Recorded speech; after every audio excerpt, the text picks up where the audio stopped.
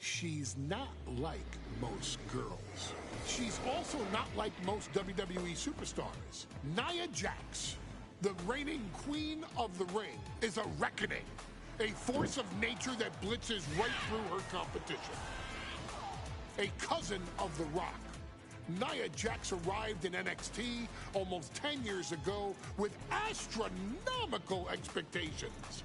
Undaunted, Nia Jax would dominate early opponents, finding herself competing for the NXT Women's Championship mere months after her debut. It did not take long for those running Raw and SmackDown to take notice. Well, our next pick, Nia Jax! And Nia Jax would join the Raw roster as part of the 2016 draft lottery. And since joining the main roster, absolutely no one has been safe from Nia Jax. She is a two-time women's champion. She is a two-time women's tag team champion. She competed in the men's Royal Rumble match in 2019. Hubieran puesto mejor su lucha con Alexa Bliss.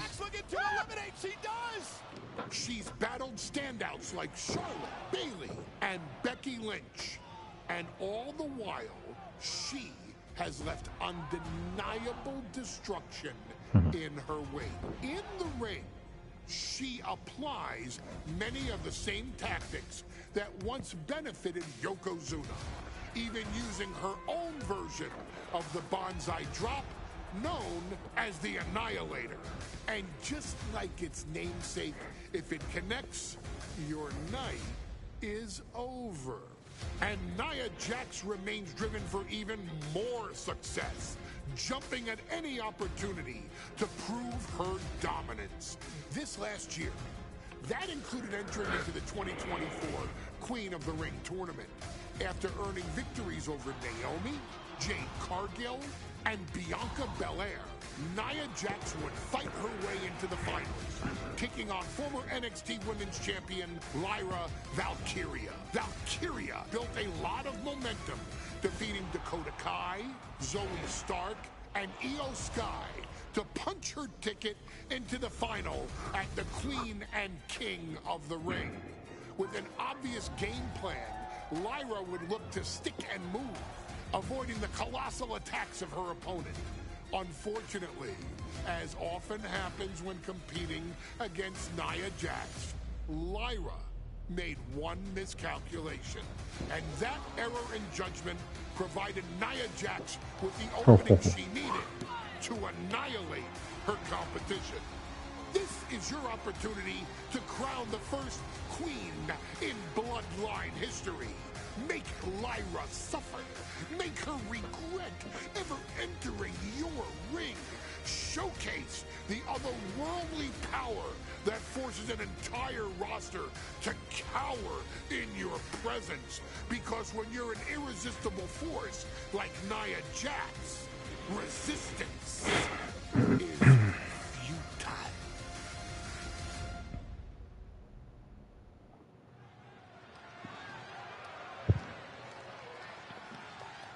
And now a dark horse will face an unforgiving titan in hopes to don the crown. Lyra Valkyria versus Nia Jax in the Queen of the Ring Finals. The following is the final match in the Queen of the Ring Tournament.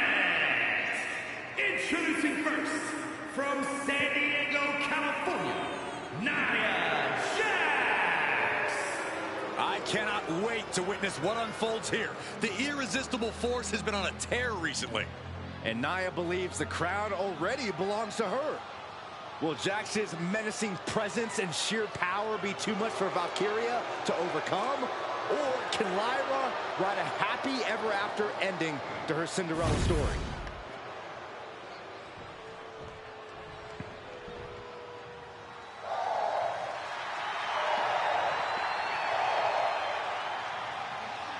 Lyra Valkyria fancies herself a Morrigan, which is an Irish goddess of war.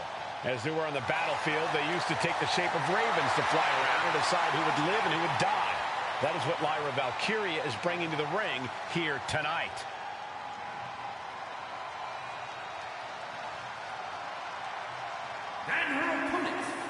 from Dublin, Ireland, Lyra Valkyria.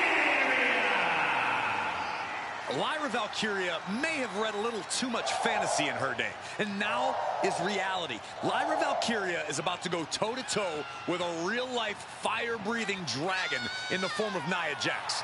Nia Jax, who's in the best physical condition of her career, tonight will make someone. Will it be Lyra? Will it be Nia? We'll find out in a matter of moments. And guys, you win the crown. Guess what waits for you in August? A date with the champion of your respective brand at SummerSlam.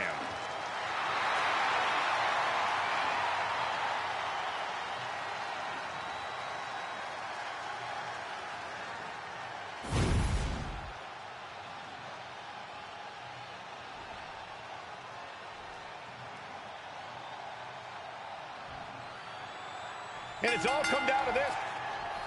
And Nia now Ay, güey, luego. over the top. Nia's got a caught though. La atiné. Lyra trying to rely on her technique to bring down the irresistible force, but having no luck at the moment.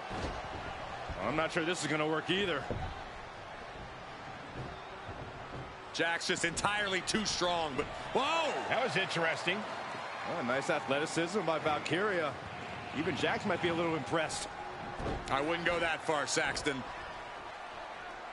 Here comes Nia, just imposing her will on Lyra Valkyria. Again, Lyra showing how resourceful she is, applying the sleeper to Nia Jax. Lyra tried to hold on. And now Nia Jax in control, and she's going to look to put Lyra away. Nobody home! Set outside the ring, and Valkyria's got a chance. Huge window of opportunity. Right now for Lyra Valkyria to strike. Lyra may actually pull this off. Lyra may become queen. Lyra has the advantage. She has Nia reeling. But Lyra can't win Queen of the Ring with Jax. Es más divertido causar daño a tu rival afuera del ring. No, vete.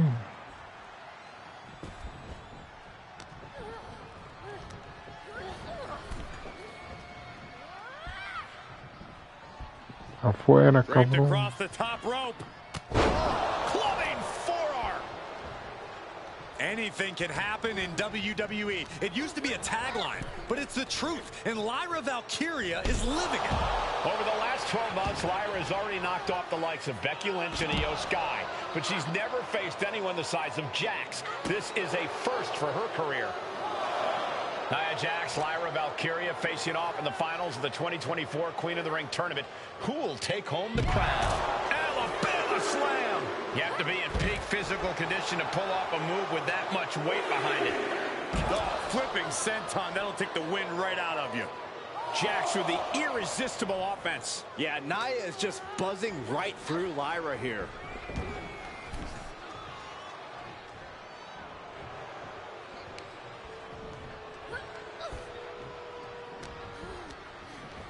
Sent into the corner. Oh my gosh. Many in the WWE universe getting their first look at Lyra Valkyria. She's only had 3 main roster matches so far, and they were all in this tournament. Big wins over Dakota Kai, Zoe Stark, and Io Sky over the last 3 weeks. That's an extremely impressive start for Lyra. Wow, undefeated for 3 weeks? When Nia Jax joined the main roster, she didn't lose a match for over 7 months. And Jax has stayed that dominant for years. Just how desperate do you have to be? Why not a fair fight, huh? Nia is just cornering Valkyria. Jax abusing Lyra, showing no mercy. I think it's a preview of what kind of queen Nia Jax would be. The kind of queen that will happily send victims to the guillotine. Corey, what do you think is going to be the key in this match for Nia Jax? She certainly made plenty of promises when it comes to No, sos mamón. Chingada madre. Strike, it seems.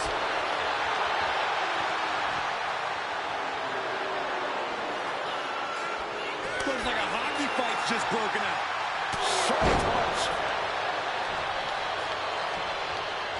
A huevo. Nia looking to end this thing. There's so many moves at Nia's disposal that she can end this match with. For Lyra, not nearly as much. Yeah, I can't imagine it'll be easy for Valkyria to pick up Nia Jax and drop her with the Nightwing. Please, let's call the move by its real name. It's a Samoan driver. You think Nia Jax doesn't have the Samoan driver scouted? What a sidewalk slam.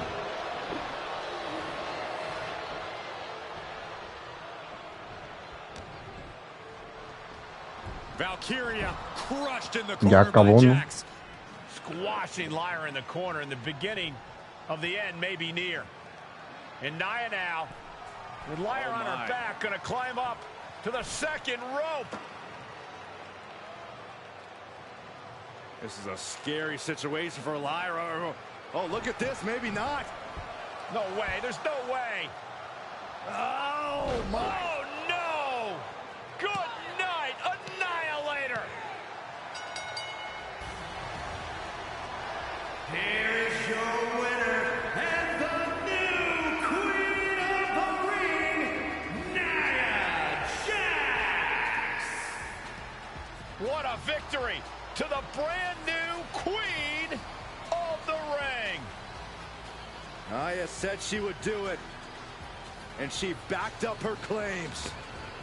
And now the Chief Content Officer of WWE and Triple H going to come in to congratulate Nia Jax, officially crown her the Queen of the Ring.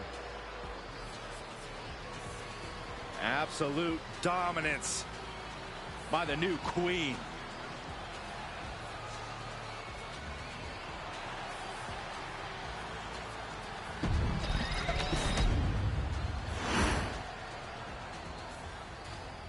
I'm sure you will agree with your wise man. Many WWE superstars say they will do whatever it takes in order to achieve success. Quite often, it's a bunch of BS. Churradas. You may run into someone who is willing to look out for the group.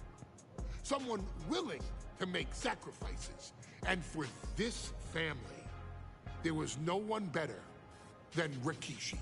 After the head shrinkers run in WWE came to an end, Rikishi, then known as Fatu, would go on a journey of self-discovery. This journey would lead to him taking on the name Rikishi, a subtle nod to his cousin Yokozuna, as well as an opportunity to start fresh with a global audience.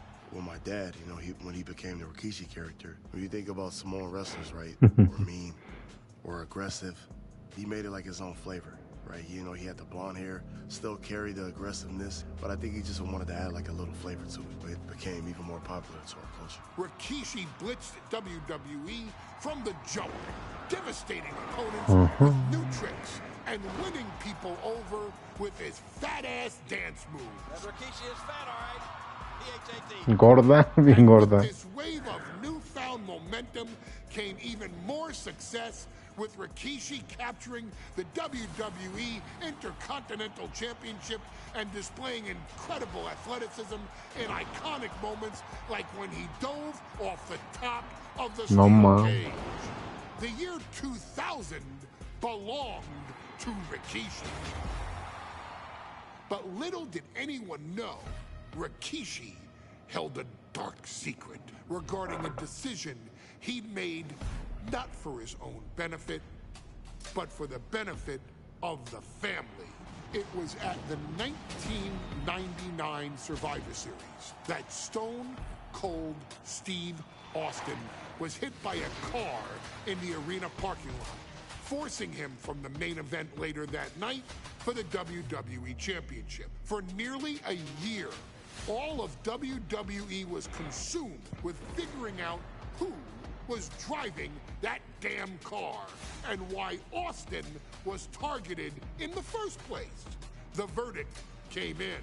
The car was driven by Rikishi. Rikishi would stand strong. Stone Cold Steve Austin. I didn't do it for me. I did it for The Rock. What? Rikishi And Naomi? would lay out a years-long gripe that WWE preferred Steve Austin to The Rock, and so Rikishi had made sure that The Rock's only competition had been removed from the picture. Rikishi sacrificed his own popularity to reach this goal. The Rock thrived while Austin was on the shelf. For Rikishi, the struggle and fall was all worth it. Rikishi knew that he would eventually have to face off with the Texas Rattlesnake to answer for his sins, and he welcomed that meeting with open arms. What Rikishi was unprepared for was for WWE to stack the deck entirely, looking to make Rikishi pay for taking out their golden goose. Stone Cold Steve Austin was allowed to drive his truck directly to the ring and was generally given the freedom to do whatever the hell he wanted in the name of revenge. We are going to make things right. This time, when Rikishi and Stone Cold Steve Austin lock horns, there will be no stacking of the deck. Someone willing to give of himself so that his family, this family, can succeed, deserves better. So get in there and showcase the never say die spirit that has led this family to victory time and time and time and time and time and time again. Use whatever weapon you can get your hands Qué buen on. micrófono tiene este güey. Steve Austin, that you will do anything for the people. Paul Heyman. Is it legal to not show up? Rikishi has brutalized Austin lately. Austin will be here, Byron. I just refuse to think anything else. The following contest is scheduled for one fall. Esa es una señora que vende quesadillas, güey. Introducing first, from the Isle of Samoa, weighing in at Qué pedo. 424 Se ve bien cagado. We have learned more about Rikishi in the last couple of weeks than we knew about him his entire career here in WWE. He said he ran over Austin not for himself, but for The Rock. Right, and now he's coming out here, and I guess if Austin doesn't show up, the general manager is going to have to come out here and declare this is a forfeit, and Rikishi's going to win it. This man makes me sick.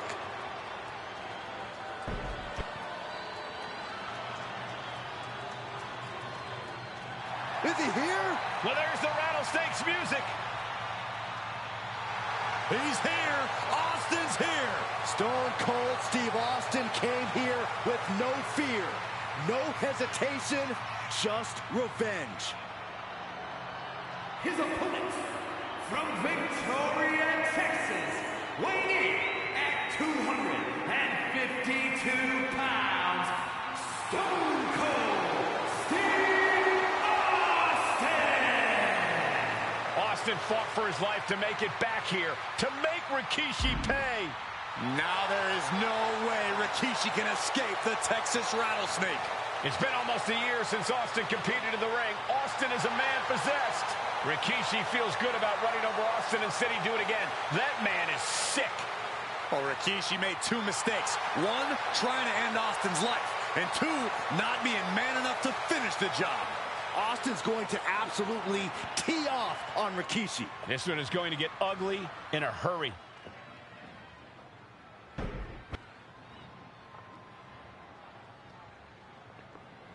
Rikishi. It's a miracle Austin survived being run over by Rikishi. Now a pissed off Texas Rattlesnake is on the loose and out for revenge.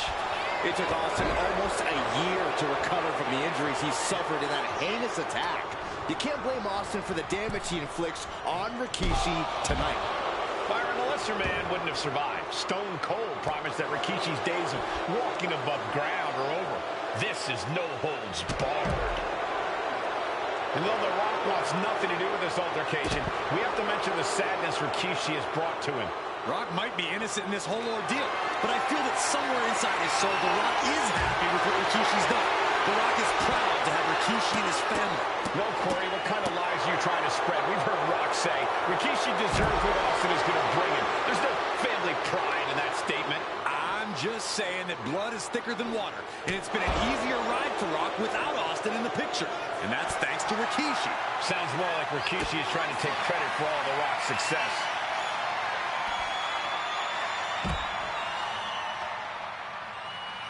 Shoulder tackle. Hey, don't go over here. Yeah, I'm sure that'll stop him. Ah, ¿no está contando? ¿Es Extreme Rules o qué pedo?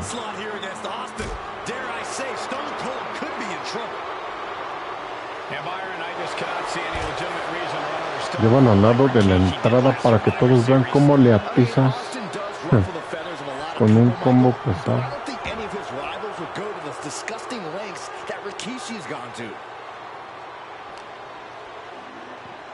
Delivered into the barricade. Oh, and he slammed his face right into the barricade. This conflict is beyond disturbing. Corey, let's go into Rikishi's mind when it comes to defeating Stone Cold. Rikishi has to be prepared to endure an emotional storm like he's never felt before. The big man must recover from that and use his weight to immobilize the rattlesnake, because we know Austin will not stay down. Now Rikishi has the firm upper hand. No one holding Rikishi's family down now, taking out all those years of frustration on Austin here. Hey, looking at my monitor, it just makes me sick to my stomach watching Rikishi. This is a man who has no remorse and feels justified for running Austin down like a dog. Look, to be devil's advocate, you've got to look at Rikishi's perspective. He's proud of his Samoan lineage and saw an opportunity to give his people a leg up in the Shark Tank that is WWE. Oh, are you serious, Corey? Rikishi ran over another human being. We're fortunate that it only put Austin on the show for 10 months instead of his whole life. It's sick that you would even condone what Rikishi did.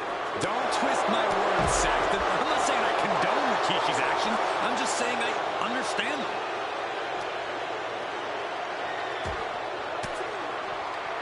Oh, he timed that counter well. We talked so much about motives leading into this match. In my view, Rikishi's are delusional. His family have been given equal opportunities, and they all took full advantage of them. Yeah, my blood boils at the propaganda Rikishi's been selling. But I'll tell you about the most legitimate motive in this story, and that is payback for Stone Cold. Austin really had his life taken from him, and there is no greater reason to stomp the tar out of somebody than that. Side Russian leg sweep. Austin with a reversal. Austin is like a man possessed. It's been almost a year since Austin's been in the ring. Shoulder down. Can he recover? And he breaks the count quickly. He's not even close to being done yet.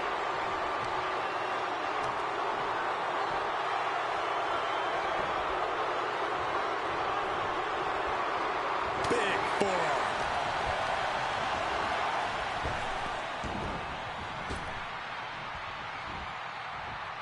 Sliced bread. Oh, countered into a power slam.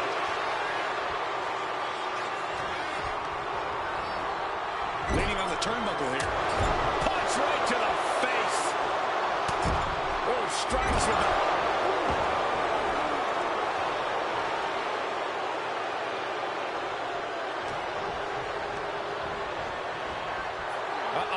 Samoan drop.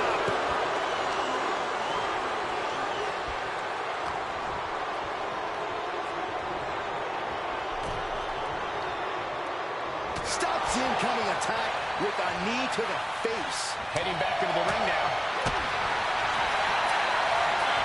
Uy, no. Fading. Wrapped around the neck. This is dangerous. This is an especially The rattlesnake bites again. Austin gets his payback. Ladies and gentlemen, the winner of this bout, Shit.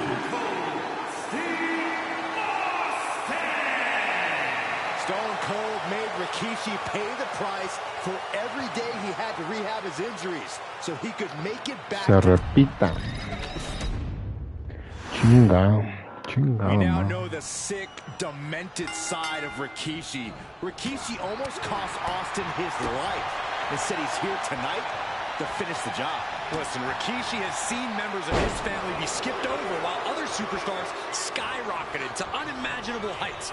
Rikishi feels it's The Rock's time, not Austin's. It's been a month of stunning revelations, all leading to the in-ring return of Stone Cold. And though The Rock wants nothing to do with this altercation, we have to mention the sadness Rikishi has brought to him. Rock might be innocent in this whole ordeal, but I feel that somewhere inside his soul, The Rock is happy with what Rikishi's done. The Rock is proud to have Rikishi and his family. Well, Corey, what kind of lies are you trying to spread? We've heard Rock say Rikishi deserves what Austin is going to bring him. There's no family pride in that statement. I'm just saying that blood is thicker than water, and it's been an easier ride for Rock without Austin in the picture. And that's thanks to Rikishi. Sounds more like Rikishi is trying to take credit for all the Rock's success. Corey, this situation is so far beyond rational thinking. It's so personal. What does Stone Cold have to do in this one to leave here victorious against Rikishi? I don't know if you can tell someone who almost lost their life at the hands of their opponent to think rationally. Austin has rage, and win or lose, he's going to unleash it all on Rikishi. Ooh, DDT delivered. Yeah, Byron, I just cannot... From the top, senton from the apron. Someone get the spatula. We have a human being to scrape up. Ah, era ahí. Austin and Rikishi trading heavy artillery on the outside, and here comes the rattlesnake. Stone Cold Steve Austin fired up and revenge on his mind. You got to think about how bad Austin has wanted this ever since Survivor Series last year. Been dying to get his hands on Rikishi. All of that venom, all of the vitriol inside of Austin being unleashed on Rikishi right now.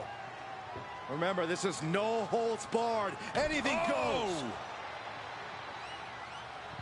Apenas me enteré que es no holds barred.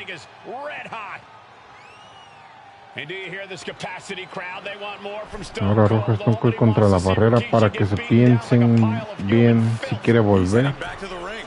La barrera. ¿Cuál es la pinche barrera?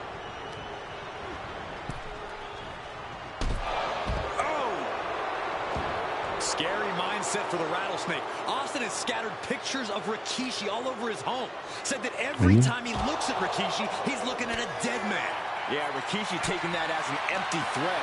Este contraste fuera del ring tiene sus riesgos, pero le costará contrarrestar dos combos ligeros.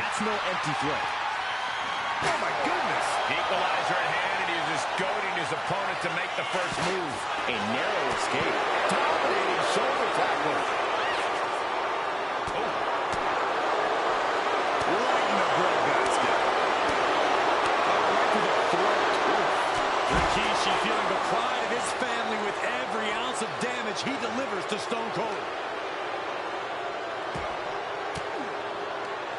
And he has an answer for Rikishi. And Rikishi lately has been calling himself a visionary, a pioneer. All a bunch of garbage, if you ask me. Well, those aren't self-imposed labels, Cole. Those labels are coming from the family, coming from a group of wrestling legends who are proud of Rikishi for standing up and making a change in this business. I have a few labels for Rikishi. Coward, liar, embarrassment. Those fit him well.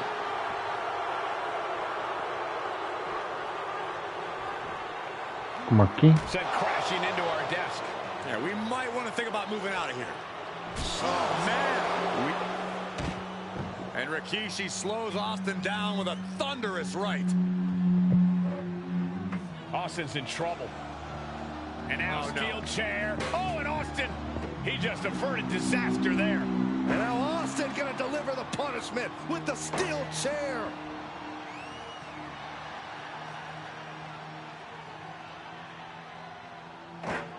A relentless Texas rattlesnake beating the brakes off of Rikishi with a steel chair. And again, thunderous blows by Austin.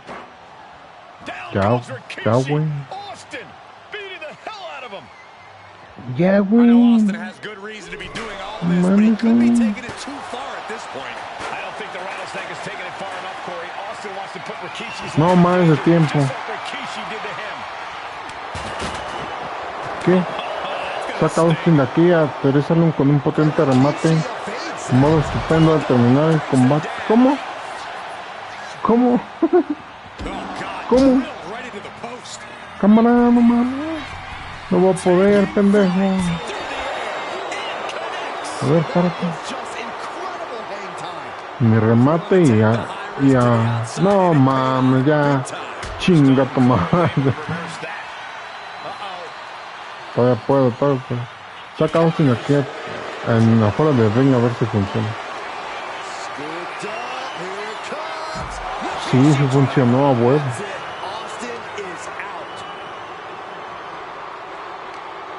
¿Es Falls con Anywhere o nada más es Extreme Rules? Ya necesito que pegue.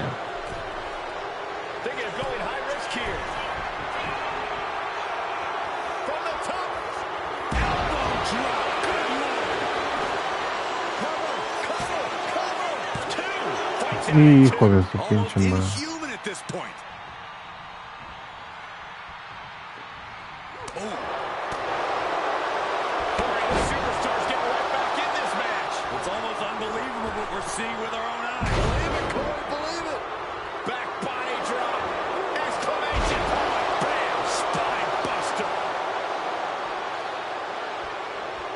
¿Qué pedo?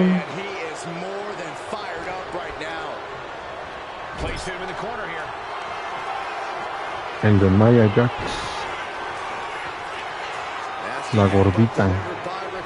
La gordita Rikishi.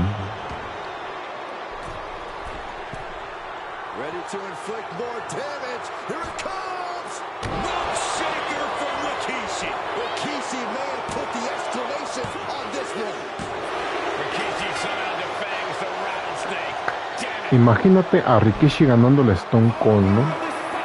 Qué mamada.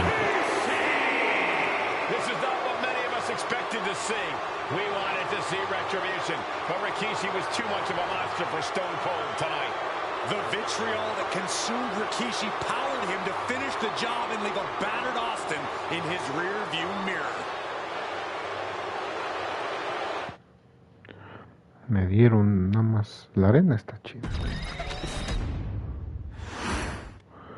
La arena sí está chida. Oh, bueno, apenas. Al fin llega un mago. Creo que será la lucha que más se me hacía chida de este showcase.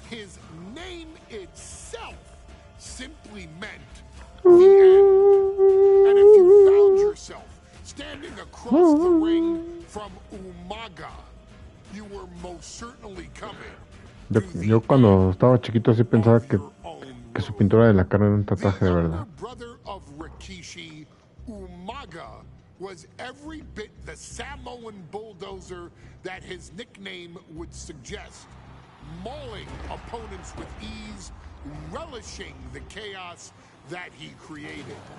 A menace to the entire roster, an unrepentant badass, Umaga tortured his prey with high-impact collisions before ultimately qué luchadorazo el Umaga, ¿eh? Su dedo punzón sí se veía creíble, no como el del Solo Sikoa. Inside the ring, man, he was just a complete monster. Anybody that stood in front of him, he was going to wreck him no matter what he had to do. He was just a crazy, wild Samoan. Outside of the ring, man, just a loving guy to be around. A fun uncle, always joking, always barbecuing at his house. I always looked up to him. He was just so cool. Perhaps an unheralded aspect of Umaga's game was his mastery of mental warfare. Umaga loved to present a wild, out-of-control savage, one who needed manager Armando Alejandro Estrada to handle all the details while he destroyed opponents. Umaga was the perfect definition of the word aura. A two-time intercontinental heavyweight champion, Umaga established himself as one of the purest forms of dominance to ever set foot in a WWE ring. His intense clashes with Batista, the Heartbreak Kid Shawn Michaels, and Triple H, along with WWE Championship battles against John Cena. Still Yo hubiera live estado on in the Jeff Hardy. memories of those who were fortunate enough to watch Umaga perform.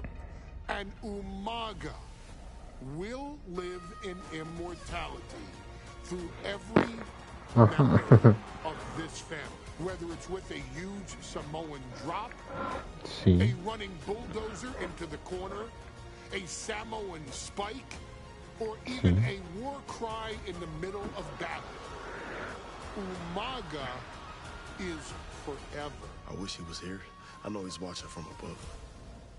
So you, our beloved Us in training, are asked one simple thing here in the WWE 2K25 showcase: to defeat John Cena. You've done that in this mode before, right? Simple. Sí, el año pasado. Revolution in 2007 Antepasado. that Umaga and John Cena first collided for the WWE title. Umaga appeared to be too much for Cena in the minds of many pundits.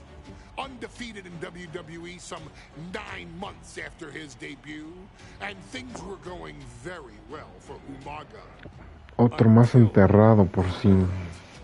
Umaga would see his undefeated streak end by, of all things, a damn roll-up after rushing directly into the outstretched shoes of John Cena. Mira qué Second of mamada. luck allowed John Cena to escape the inevitable, and now it's on you to fix it. Head into that ring.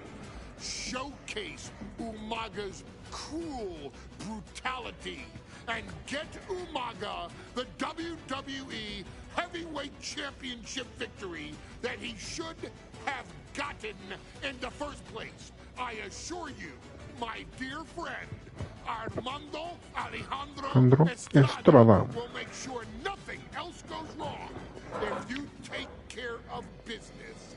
Claro que sí. The ring. Claro que sí, mi amor. Esa reina sí está chida.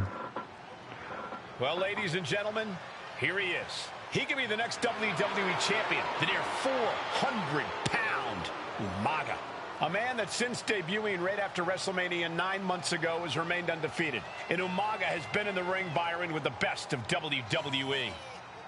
This man looks, moves, and sounds like a movie monster. Except Umaga is for real. He is a Samoan bulldozer, an 18-wheel version with a mean streak. Big, athletic, strong, and probably going to outweigh John Cena by well over 100 pounds. Since 1963, the WWE title has only changed hands twice here in Kansas City. That's twice in the last 47 years. But Umaga is a scary human being, and he can easily change that trend right here tonight.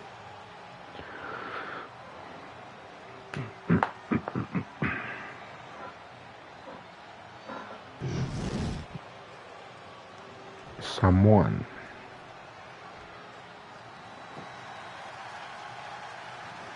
Ándale, ese John Cena también está chido.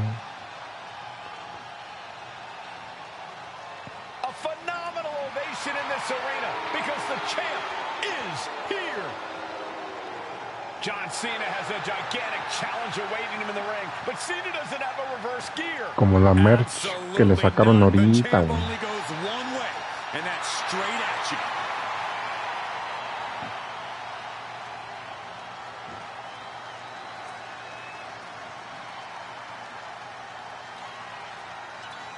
John Cena, a 3-time WWE champion, the handler of Umaga, Armando Estrada, trying to control this undefeated challenger.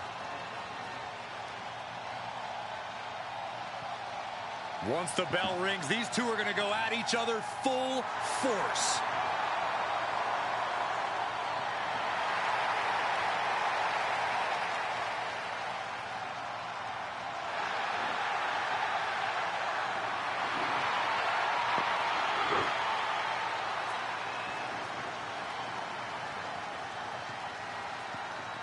to second band.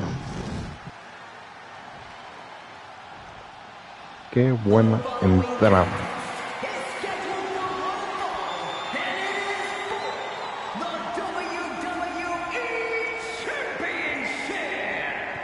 Introducing first, the challenger from the Isle of Samoa, weighing in at 353 pounds, Umaga!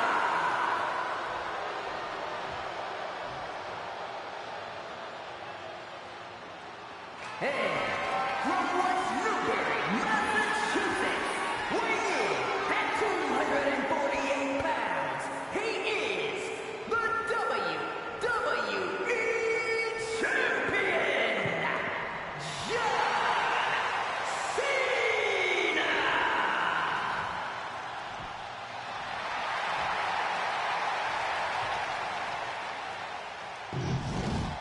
Looking at the champion, I guarantee there is no doubt in their mind as to who is leaving this match with the title around their waist.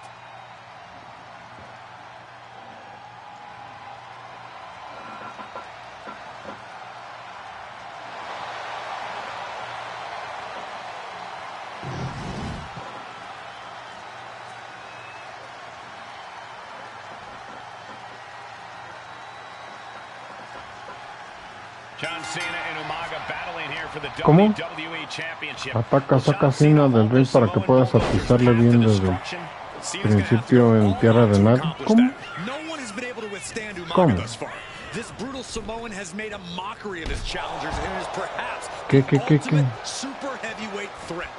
Cena could be in for the greatest challenge as champion tonight, but if anyone can overcome Hay que madrearnos lo acá afuera. ruthlessness of Umaga, it has to be John Cena. Cena tonight attempting to do something no one else bueno. has been able to do. Esas escaleras parecen dolorosas. Sería una pena que alguien usara para cortar un Irish Wish. Irish Whip. Ah, vale, vale. Umaga. Since debuting in last year's WrestleMania, he's never been pinned, never been submitted. Umaga is a man who's decimated every single thing in his path. Ven acá, It's ven not acá. hyperbole to call him a dangerous and deadly savage. Boom! Cena has no control here. Umaga is simply overpowering John Cena right now. Aquí. Ay, no mames, ya, güey. Cabrón. And you just see Cena's legs bent awkwardly off Ahora the steel trabaja el steps. cuello Umaga really y la pinpointed cabeza his target de with Cena, that attack. I don't know if it was strategic on the part of Umaga or just a result of his causando rampage. daño moderado. Taking out Cena's foundation is going to sway the power advantage in Umaga's favor now. In danger of being counted out. Now's the time to get back to the ring. And he tosses him back in now. Pinche referee. Joto. Super kick. Umaga is truly a specimen to marvel at, Corey. And his handler, Armando Alejandro Estrada, knows he has a thoroughbred on his hands. There's a difference between thoroughbreds. Acelera el ataque y arrolla a Cena con un tremendo ataque en carrera, güey. Estrada can only serve as a mouthpiece for Umaga. A la verga. Direct Umaga's blind brutality. I think even Estrada knows no Bien. one can control the Samoan bulldozer. No question John Cena has his work cut out for him taking on Umaga, who's been aptly named Ahora the Samoan trabaja el cuello. bulldozer Ay. for his relentless offense. Yeah, and while Umaga may not be as refined in the ring as other superstars, his Madam. ruthlessness more than makes up for the difference. If Umaga can connect with some truly merciless attacks, ¿Qué es? No, then Cena güey. and his title reign could quickly be in trouble. Oof. A rare position for Cena in this fight. Ah, We can't como often say chinga. that John's overpowered in a matchup, but this 360-plus pound Samoan bulldozer is more than a formidable opponent. Listen, sometimes when there's a fight, you're not always going to be the biggest. You're not always going to be the strongest. Que en ese And tiempo even ni if tenía that is ese. the case for Cena tonight, John Cena has never met Ya no me a fight sale. he didn't like. Cena will try to gain strength from this capacity crowd in Eso no, Kansas City, eh. but not even that may be enough to stop a rampaging Umaga. A completely relentless attack from ¿Por qué ya no me Cena sale? has no response for Umaga's savage ver. and brutal offense. Big boot! Incredible. ¿Qué pedo? Ya me sale. Good defense there. Hurricanrana. Take it over. Go for the win here. Cover for the title. Why on earth would he give up the pin? He's got bad intentions. What a punch. Each shot landing with a little bit more venom. It retaliates with a counter. One counter met by another. Neither competitor is backing down. Big boots. Incredible.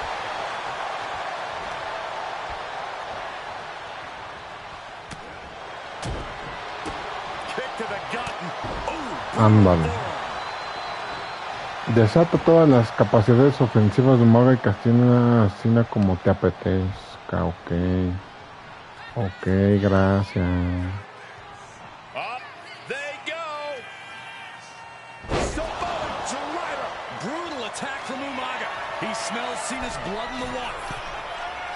From the top rope. Samoan splash. And then quickly the cover. 2. Stopping the ref's count at 2. Really had less than a second to stay alive there. A ver, échame un...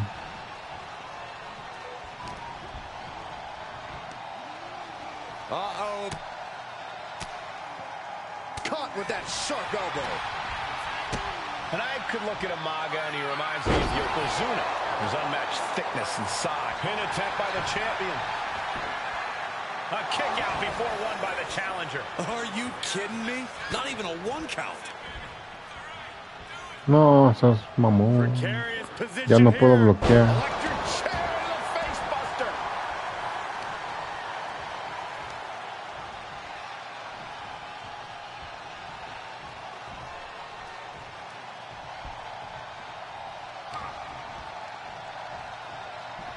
Incoming. Crash landing powerbomb. Some good offense from Cena there, but it's going to be hard for John to have any lasting effect on such a huge man.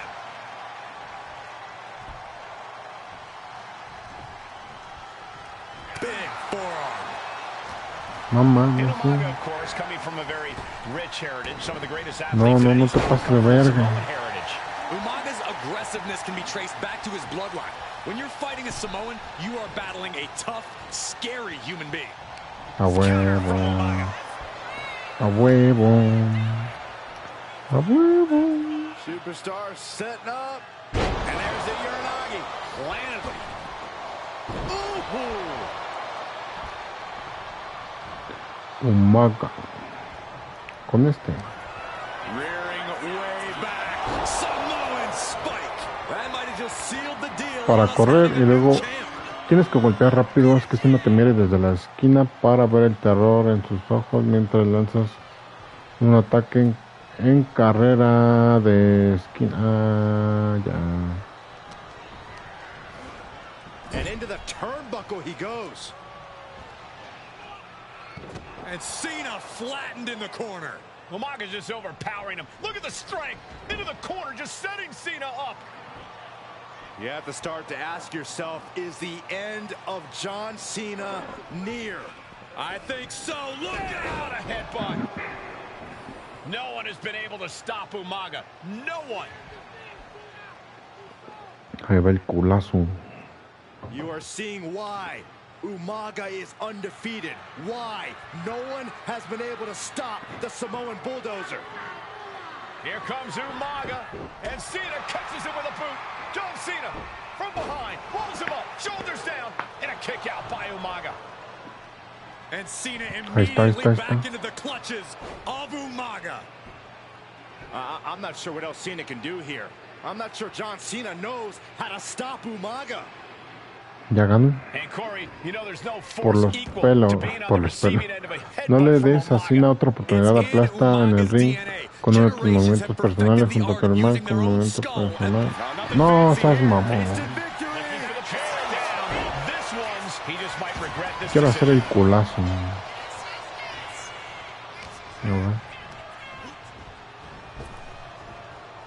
Sí. Sometimes I look at Umaga and it just scares me.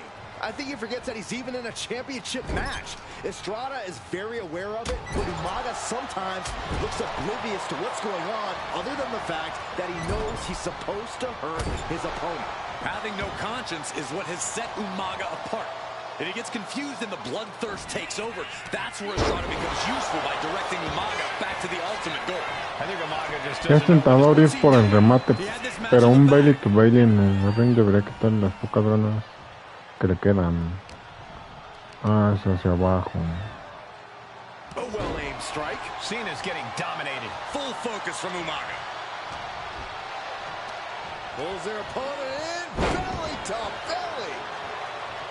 Acaba con Cena con Pinfall Submission. Samoan Spikes. There's some power behind that punch. This'll do it. Umaga.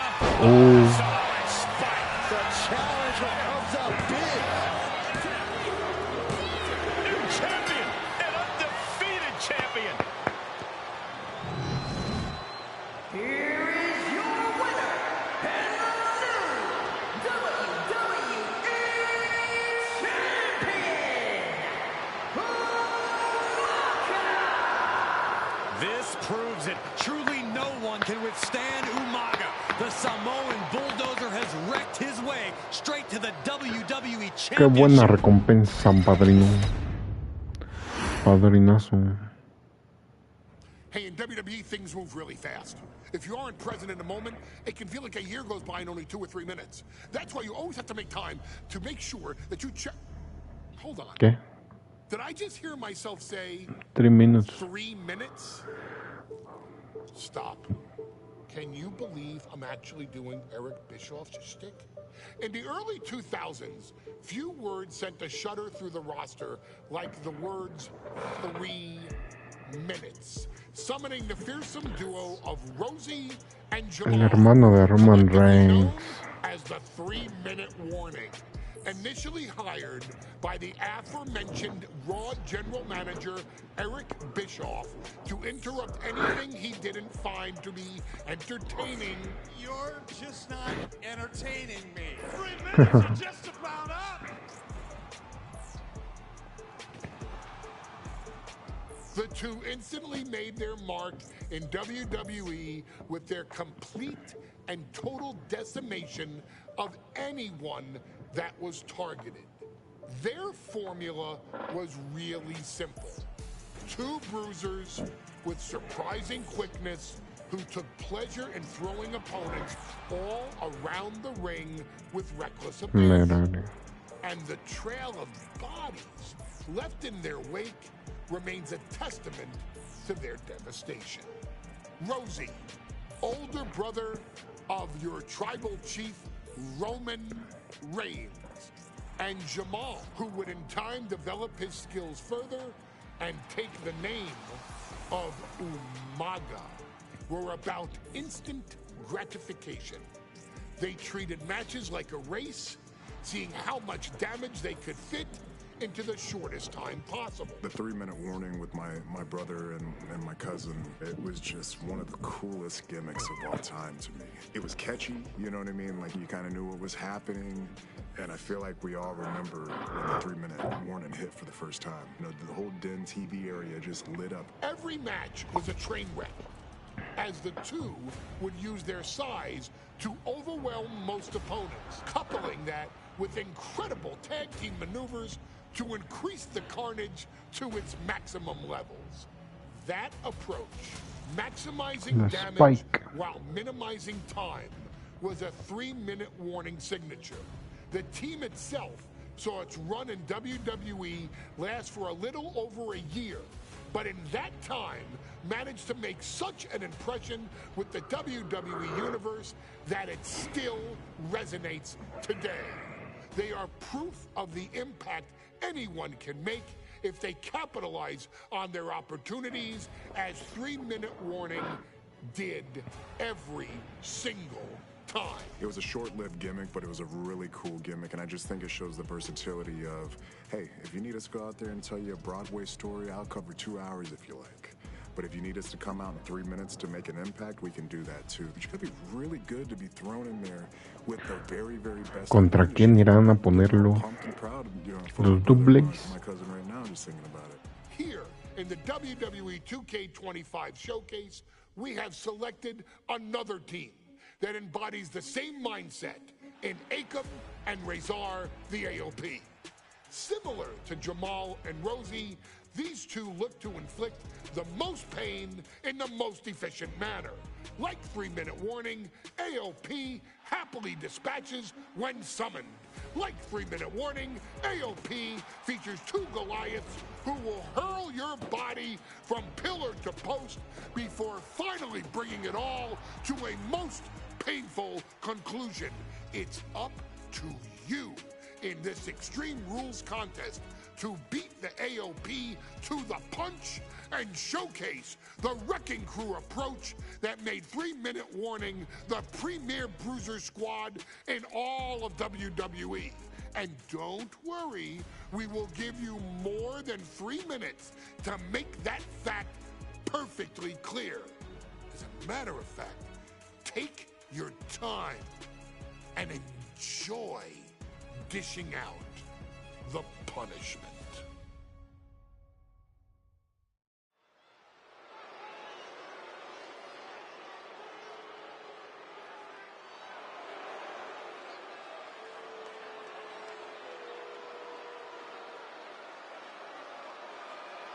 AOP is here, ready to wreak havoc.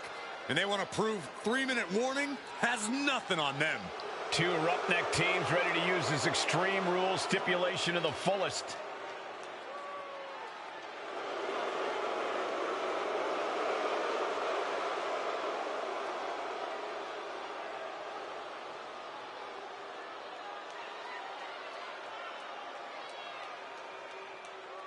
The following contest is a tag team Extreme Rules match and accompanied by Paul Ellering and a combined weight of 620 pounds. Akam and Razor, the authors of pain. AOP look unintimidated by the task at hand. They are totally prepared for the merciless tandem of 3-minute warning. You know, there's actually a lot in common between these two teams in terms of tactics and physicality.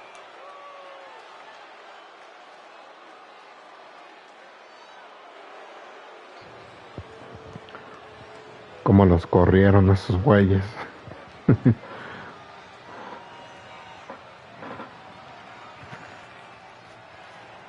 Los corrieron en el momento que Round más necesita equipos, güey. Qué mamada. Llamado. And guys, the authors of pain now have 3 minutes.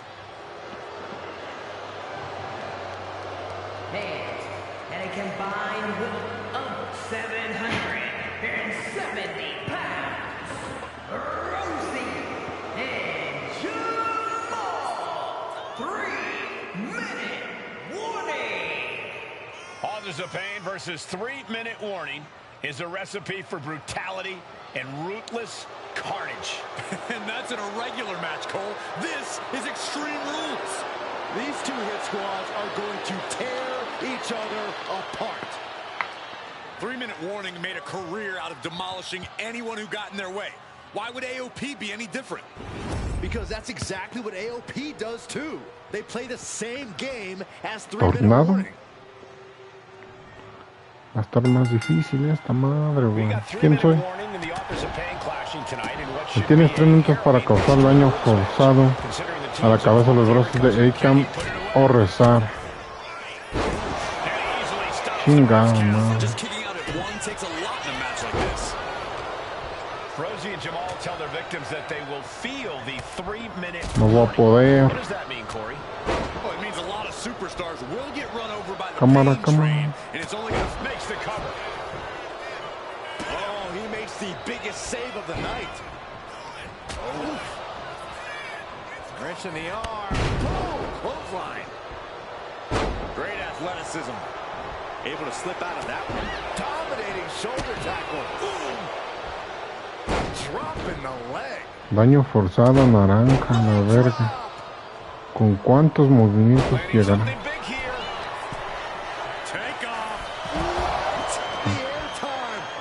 High flyer en un mago. En corto. No, man. Lastímalo ya en corto.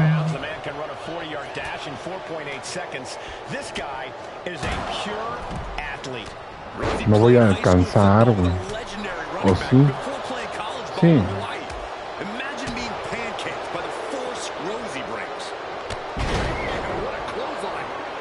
No, no te vayas.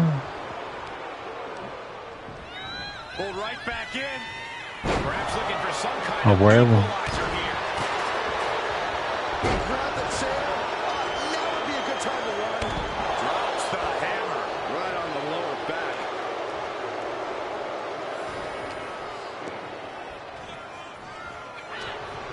Watch for the hardcore style of 3-minute warning. Both of these men are from the hood, so to speak. Grew up in the streets, brought up to be tough. Rosie and Jamal have a rough tenacity. A duo that couldn't care.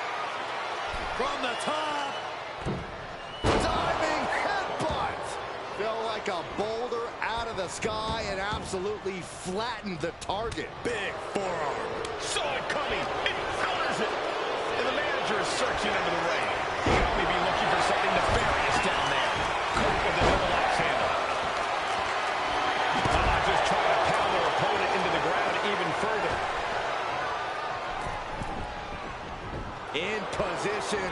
He's painting a bullseye on him. Oh my, what a splash. Axe handle from the middle rope.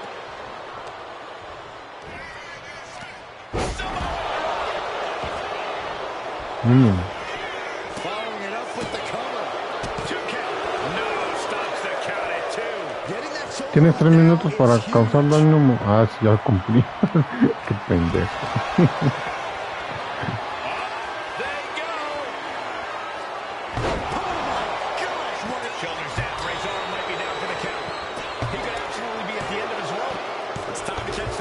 No, seas pendejo. Umaga. Chinga. Here are your winners, Rosie and Jamal.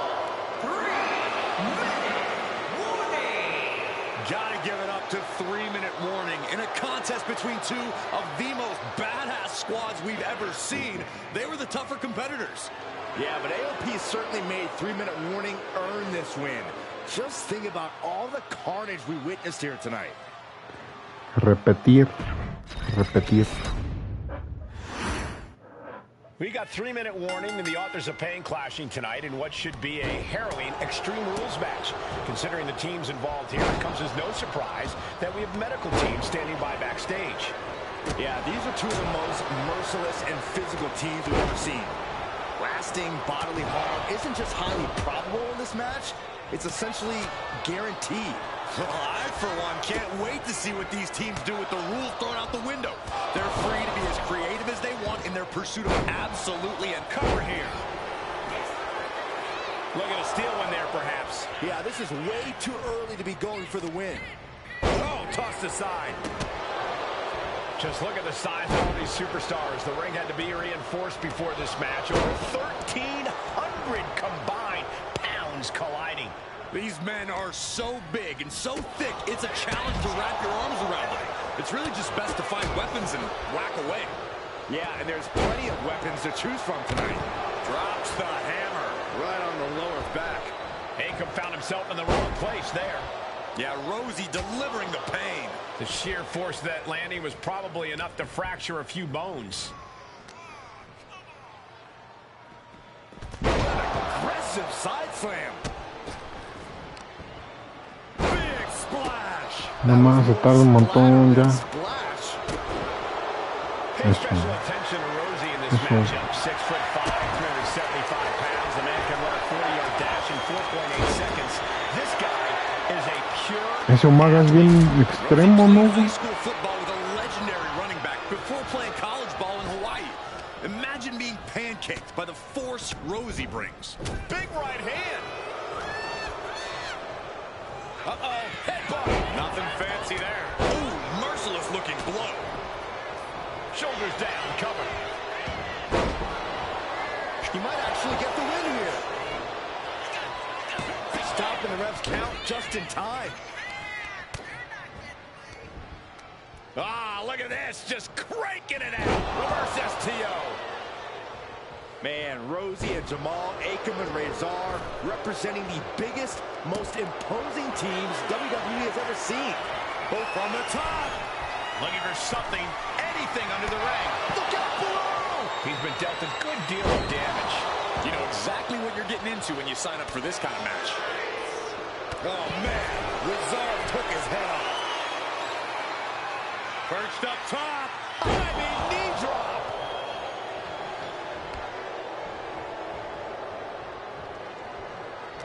He's looking for an implement of destruction under the ring. Corre.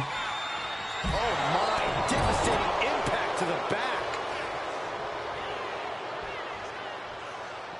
He's leaving the ring now. No countouts to worry about. The table's being set on fire. And he heads back into the ring. Gosh. Watch for the hardcore style of 3-minute warning. Both of these men are from the hood, so to speak. Grew up in the streets, brought up to be tough. Rosie and Jamal have a rough tenacity. A duo that couldn't care less about headlocks. They're just all about beating the hell out of you. 3-minute warnings, thug-like tactics need to be respected. Rosie and Jamal only care. No, o sea, and that's the winner's purse. Can this pin put Jamal away? Kick out before the count. I don't know what more this superstar can do to put him away. Boom! And Jamal looked out of his element on that one. Yeah, Akam looked confident going on the ¿Cómo? ¿Por qué no usar esos 3 minutos para ejecutar cualquier remate contra Akam Norza y facilitar la victoria junto a tu rival? Un remate cargado, no, eso es pendejo.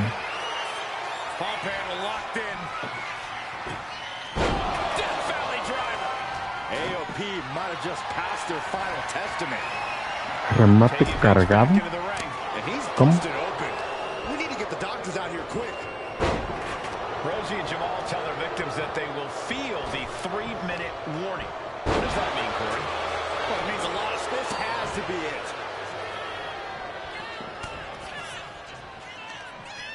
Here we go, Byron. Samoa drop. No, ¿cuál es mi remate? Vicious. Counter into a jawbreaker. Jamal pins the shoulders down. ¿Cuál es mi remate, güey? Keeps his team alive. What a save. Vicious right forearm. Launched right out of the ring. Boom! Face first. And you can see the effects of that on Razor's face now. Boom! Ram target. And Rosie's able to be tamed at the moment. Yeah, Akam looked confident going on the attack. Debe ser una plancha. Taking this fight back into the ring. Jarring European uppercut. Taking a moment to get pumped off of this crowd. Into a choke slam. And a beauty. A huevo. This is a whole new level of chaos and brutality. 3-minute warning and AOP just keep upping the ante. Sí. Watch out. Lands the splash. 3-minute warning might just be done messing around. 2. Bien, bien, bien. Perfecto. Here are your winners, Rosie and Jamal. 3-minute warning. Gotta give it up to 3-minute warning. In a contest between two of the most badass squads we've ever seen, they were the tougher competitors. Yeah, but AOP certainly made 3-minute warning earn this win. Just think about all the carnage we witnessed here. Vientos.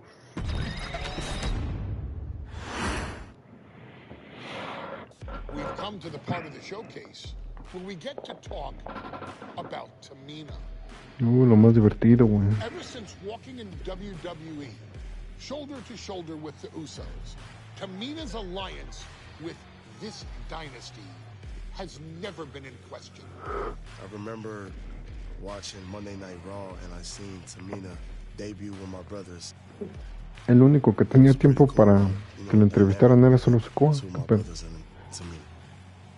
Together, Tamina and the Usos helped each other navigate through a trial-filled first year in WWE, making sure they all survived together. In later years, Tamina has formed alliances with both Naomi and Nia Jax, honoring this family's connection. While Tamina has looked to create her own name in the industry, she has never missed a chance to acknowledge her place in this family either. Porque Tamina no se fue en la ola de despidos. And Sika, the wild Samoans, Tamina was instilled with the same instincts that have carried each member of this family to wrestling glory. Her in-ring approach is similar to many in the bloodline. Quick striking, high-impact attacks, and smothering holds. As capable with a super kick or a big splash as anyone else, Tamina has maintained a remarkable level of success in her WWE career. A constant contender, Tamina has competed for the Women's Championship on many occasions. She's also held the Women's Tag Team Championships along with 9 separate reigns as the 24/7 champion. Tamina has proven capable in any environment against any opponent. Tamina is always the perfect test for a rising contender. Defeating Tamina proves that you're at the top of your game, and she will always expose those who aren't quite ready yet. Taking her lightly is the easiest way to book your visit to the local medical facility. Tamina has taken part in many memorable moments, but in the 2K25 showcase, we're going to give you the chance to make history. In the first ever women's Money in the Bank match, Carmella, of all people, would walk out victorious after letting someone else do all the work. Tamina, Becky Lynch, Natalya, and Charlotte Flair were all robbed of a great opportunity that night by Carmella. So this is your chance to make it right. Que no ponen que fue por Enzo Amore. And take out the other 4 ladies in this ladder match to become the first ever winner of the Women's Money in the Bank. Carmella might still sneak out with the win, but if she does, she's doing it on her own because we're not allowing anyone else at ringside for this match in our showcase.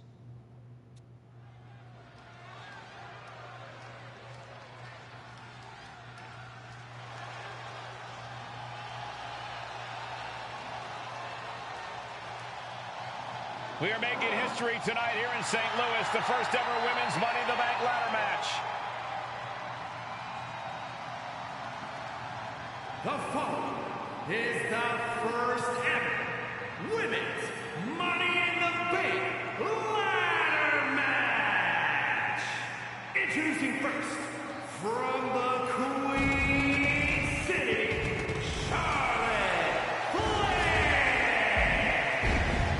Charlotte Flair looking to become a Triple Crown champion. Every title, every opportunity she has put in front of herself, she has seized.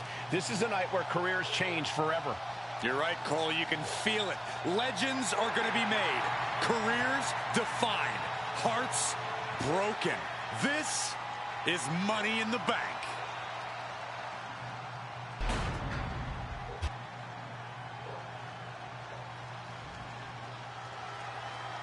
And Byron, Becky Lynch with a very astute point. I rip off arms. You can't exactly climb a ladder with no arms.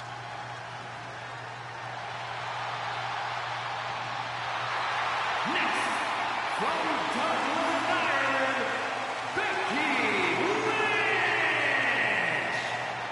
to that, Michael. I talked to Becky earlier, and I asked, are you nervous about this?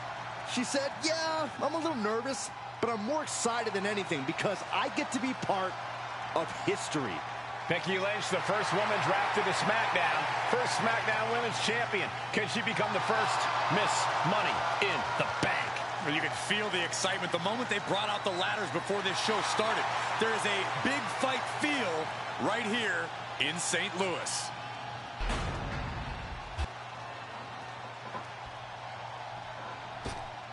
There's a big fight coming.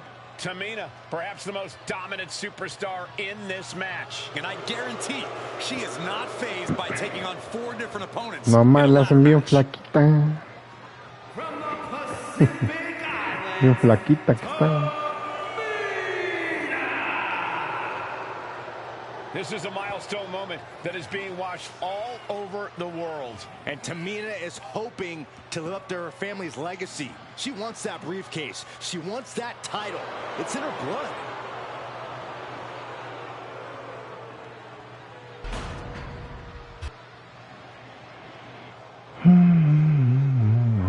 Mela is money, and she is as confident as ever.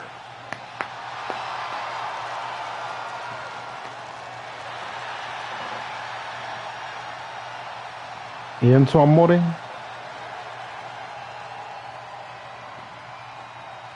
Making her way to the ring from Staten Island, Carmella. Byron, Carmella's made a couple of good points recently, saying, I was Carmella va a terminar en AEW. last summer. How big of a chip is on her shoulder? Oh, she's got a huge chip on her shoulder. And also, don't forget, Carmella has had some major victories lately, so she has all the fuel you could need heading into a match of this type.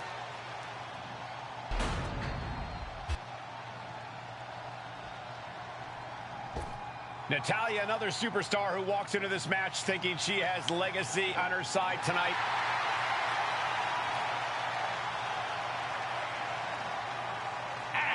From Canada, Alberta, Canada, Every last woman in this match has chased this opportunity so fiercely. They have chased the championship, perhaps none more so than Natalya.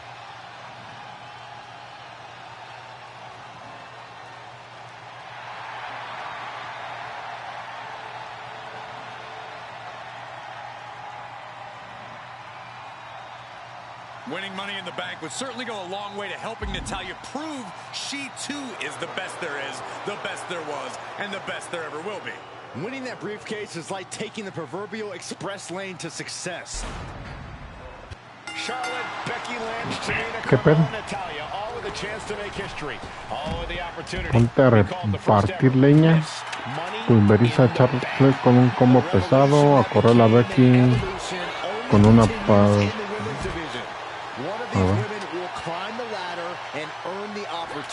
en la esquina. The contract that can change lives hanging above the ring. Probably the most profitable opportunity in our sport. 15 out of 17 superstars have successfully cashed in the Money in the Bank contract. A surprise cash-in has only failed once, and the other failed cash-in was alerted to a week in advance. You are almost certain to become the next SmackDown Women's Champion if you grab the contract tonight. Such a dangerous setting for all these superstars. Ladders are everywhere. Each competitor is only limited by their imagination. Your head has to be on a constant swivel. Ladders will be used as weapons. Anything can happen to get on the top. Double axe handle pass.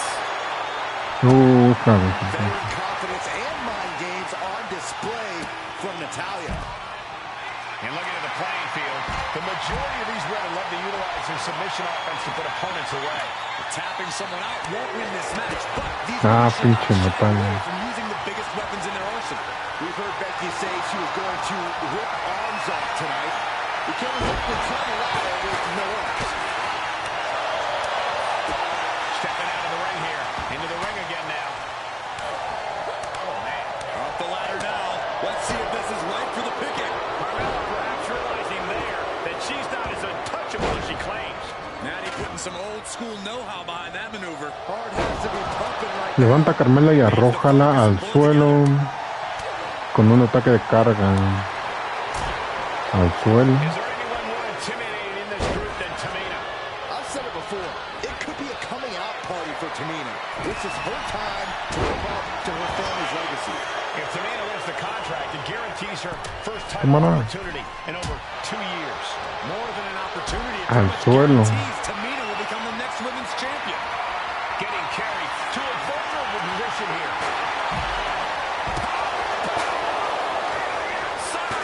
And it has got to be demoralizing just being tossed outside the ring like that. Well, they can worry about their feelings later. Right now, they're making sure every bone. Muy bien.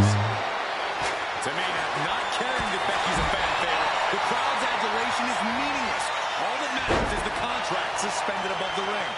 Tamina's been showing so much dominance in this match. Natalia se pasa por tu ring como si nada, ataca pesado para lamentar su decisión. A ver, ven, mami. German suplex.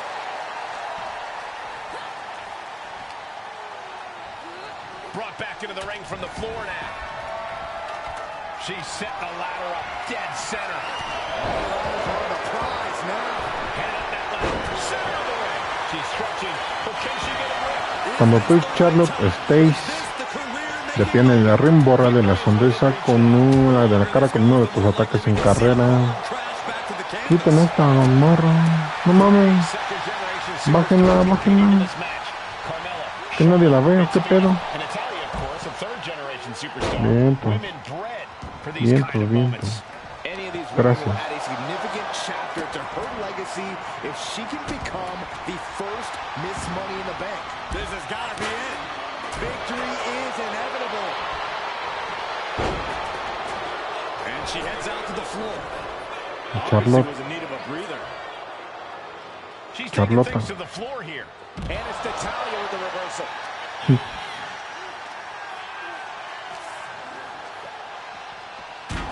Power slam. Charlota. Tururun, tum, tum. And now she delivers her back into the Aquí ring. está. A ver, mami. Bien, pues. Nice reversal by Charlotte Flair. Charlotte driving Tamina, and both tumble to the floor. Both women crashing down hard. The Queen, Charlotte Flair, the first to her feet, surveying the situation. Oh, my. Uy, Tamina uy. into the steps. Well, you are seeing a heightened level of aggression, heightened level of intensity from all these competitors because of the stakes involved. Guys, where's Charlotte going? Flair looking to up the ante now from the top. Oh, my goodness, taking out everybody. The Queen rising to the occasion. What you just saw is why we say No Charlotte manches. is genetically superior. Yeah, undeniable athleticism from the Queen. Can it pave her ¿Qué? way to the top of the ladder? 30 segundos nada más. No mames. These superstars are ready to take this fight wherever it needs to go. A huevo, sí pude. Right into the announcer's area. Things are looking a little rocky. No será fácil, pero queda una última cosa por hacer. Sube la escalera y conviértete en la primera mujer en ganar el mundo van masculino a huevo. Briefcase still hanging high. This is what it's all about. The opportunity Mi of a escalera. lifetime. What are you Mi willing mamón. to do? How much can you sacrifice to be the first Miss Money in the Bank? Ya me trabé. Ayuda. And what need is there to go looking under the apron like this? Returning to the ring now. And Lynch falls victim to some big impact there. Yeah, but when ladders are part of the match, you really can't expect anything less. That hurt. He lost some of her stamina at this stage. This deep into a ladder match, the last thing you want is to start breaking down. Oof, kick right to the gut. My God, enough.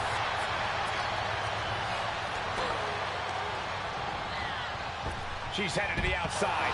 No threat of count out here. Got them off their feet here.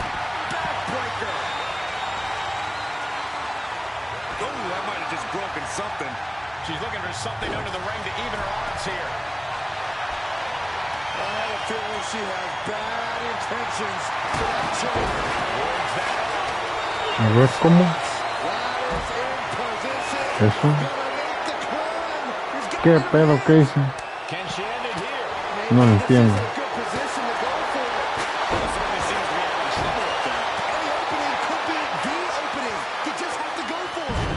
Chinga, no lo entendí.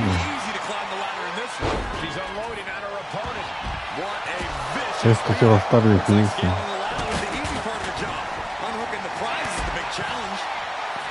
History on the line. Guaranteed championship opportunity.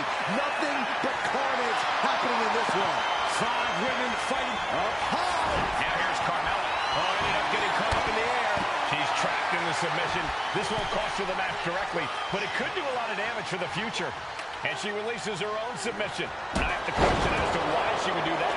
This looks like she's setting the foundation for a masterfully laid trap. Ladder set right in the middle of the ring. Starts to climb. No lo entendí. Natalia's night could have just ended right there. She might not be in any condition to climb a ladder. Into a backpack stunner. We're at a vital stage in this matchup, and this audience is fully aware of it. Yeah, they know another turning point can come at any second, and that can be the instant that ends it all.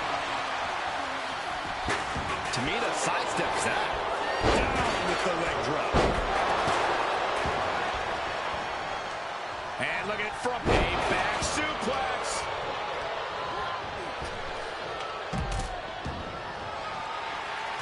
Center of the ring.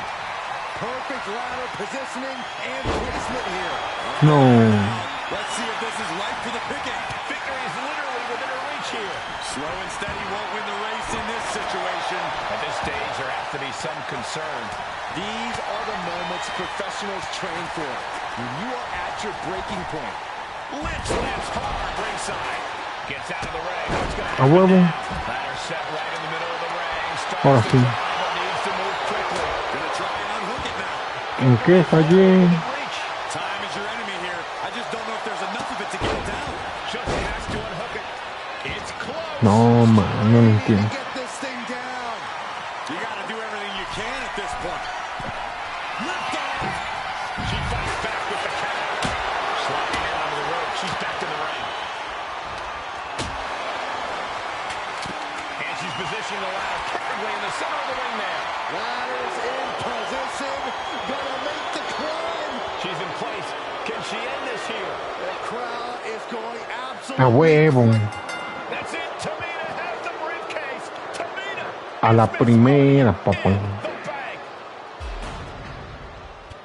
The winner of the Money in the Bank contract and the first ever Miss Money in the Bank, Tamina.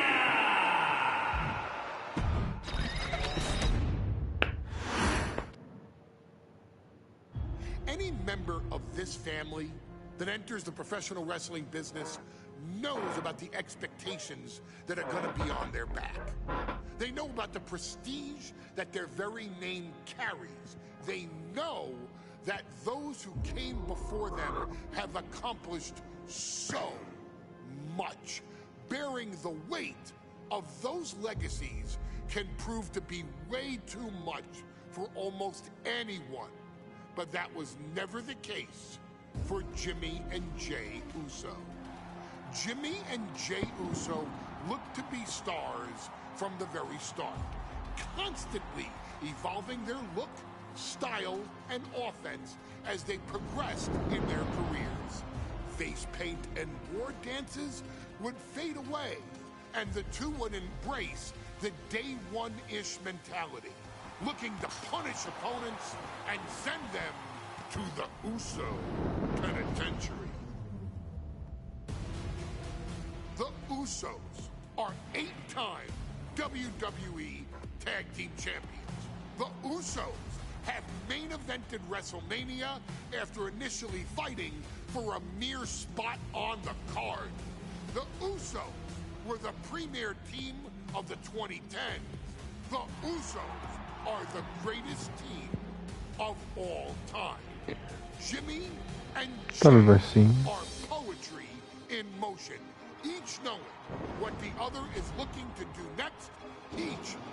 every bit of savvy they gained growing up in professional wrestling to keep their edge. And sure, in recent years, it's been difficult between the two. Jimmy did cost Jay his match at SummerSlam against your tribal chief, Roman Reigns. After months of the anger building between the two, Jimmy and Jay ended up as the first two entrants in the 2024 Royal Rumble match, bringing things to a head. But even that moment wasn't enough to settle the issue, and so they would fight again at WrestleMania 40.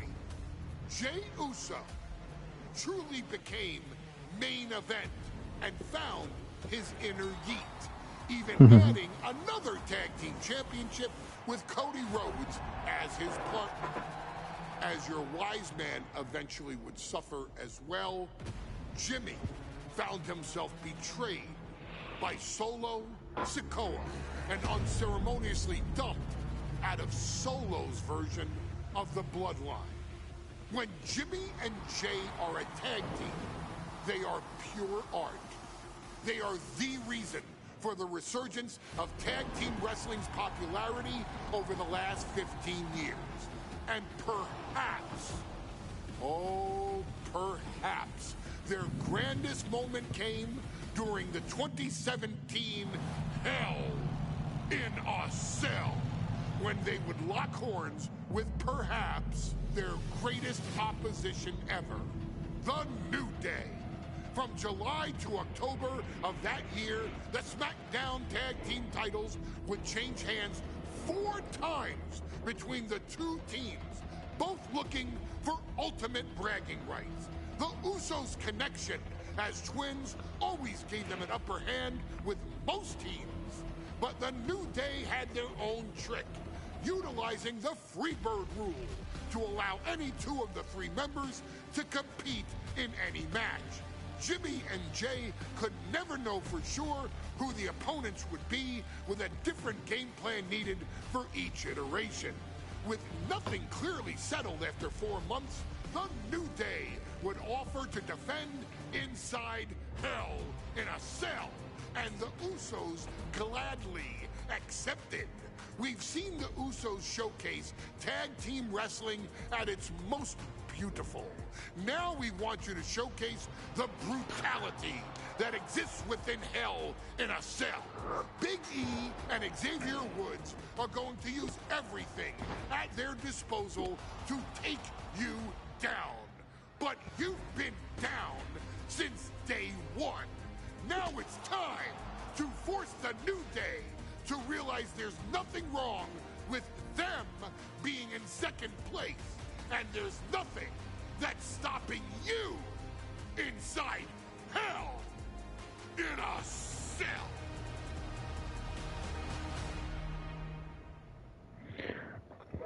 Esa lucha estuvo chida.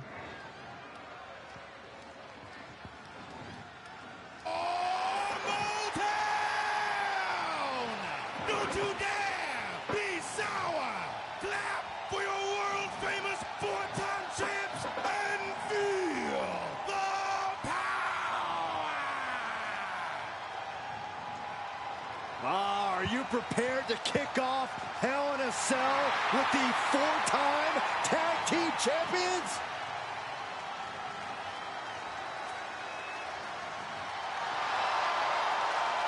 The following is a tag team Hell in a Cell match, and is for the SmackDown Tag Team Championship, and accompanied by Kofi Kingston at a combined weight of 490 pounds, the SmackDown Tag Team Champions, Xavier Woods and Big E, the Well, I can't say that I'm ever prepared for a man swiveling his hips and playing the trombone on the way to the biggest fight of his life. This is our first Hell in a Cell match of the night. The New Day actually requested this match to defend their tag titles. Who would have thought 4 months ago when this rivalry began that it would end once and for all inside Hell in a Cell? New Day about to make it evident that the time for fun and games is over.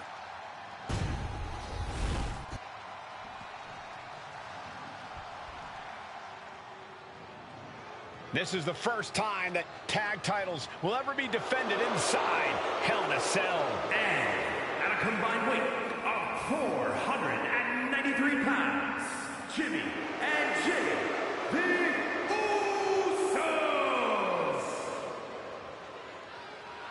Tonight in Detroit, the Usos welcoming New Day into the penitentiary. This is going to be like a Chow Hall beatdown. In every sport, you hear about super teams. Well, tonight, we're seeing two super teams of the modern era. This is going to be special.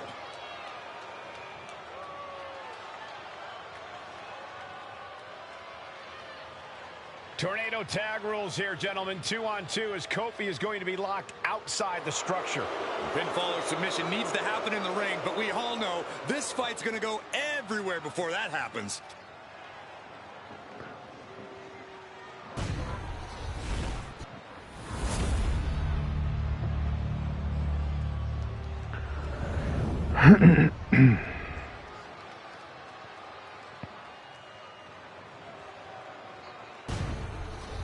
Tag team championships on the line. May the best team win.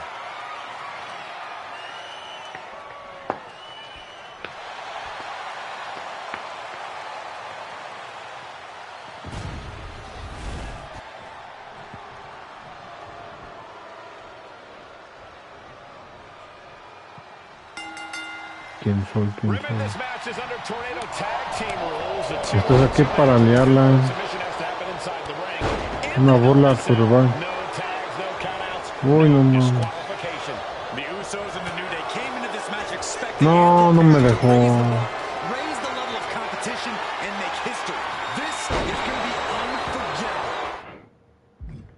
Reiniciar combate. Como con la bola, güey. Tag team rules, a 2-on-2 match with the pinfall and submission inside the ring. In the Hell in a Cell, no tags, no countouts, no disqualification. The Usos and the New Day came into this match expecting and prepared to raise the bar, raise the level of competition, and make history. This is going to be unforgettable. No se puede, cabrón.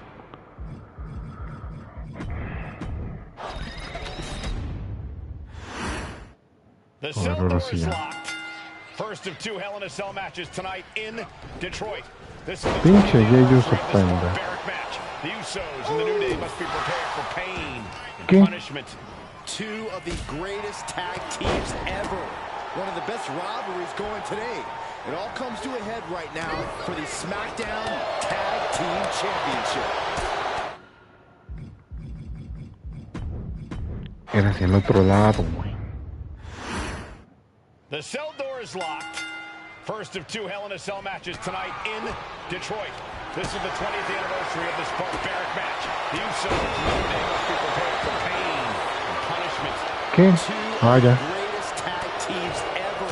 One of the best rivalries going today. It all comes to a head right now for the SmackDown Tag Team Championship. Corey, a few weeks ago, we saw the New Day walk out of SmackDown as champs in a street fight. A match the Usos handpicked. This environment is totally different. There's nowhere to run, nowhere to hide. I think the New Day played right into the Usos' hand when they selected this match.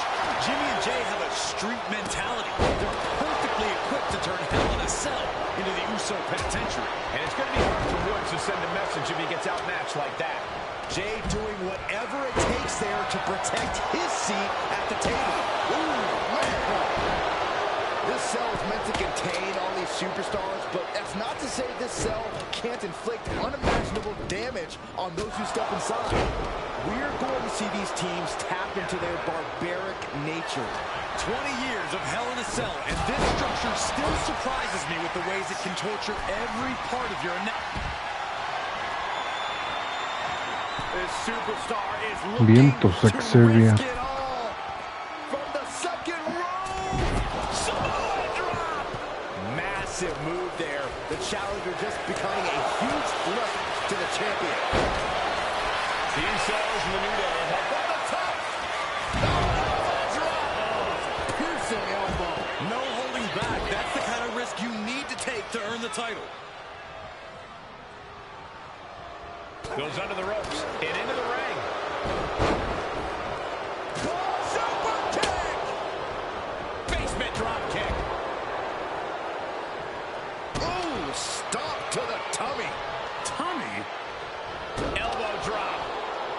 Looking to explore every inch of hell here now.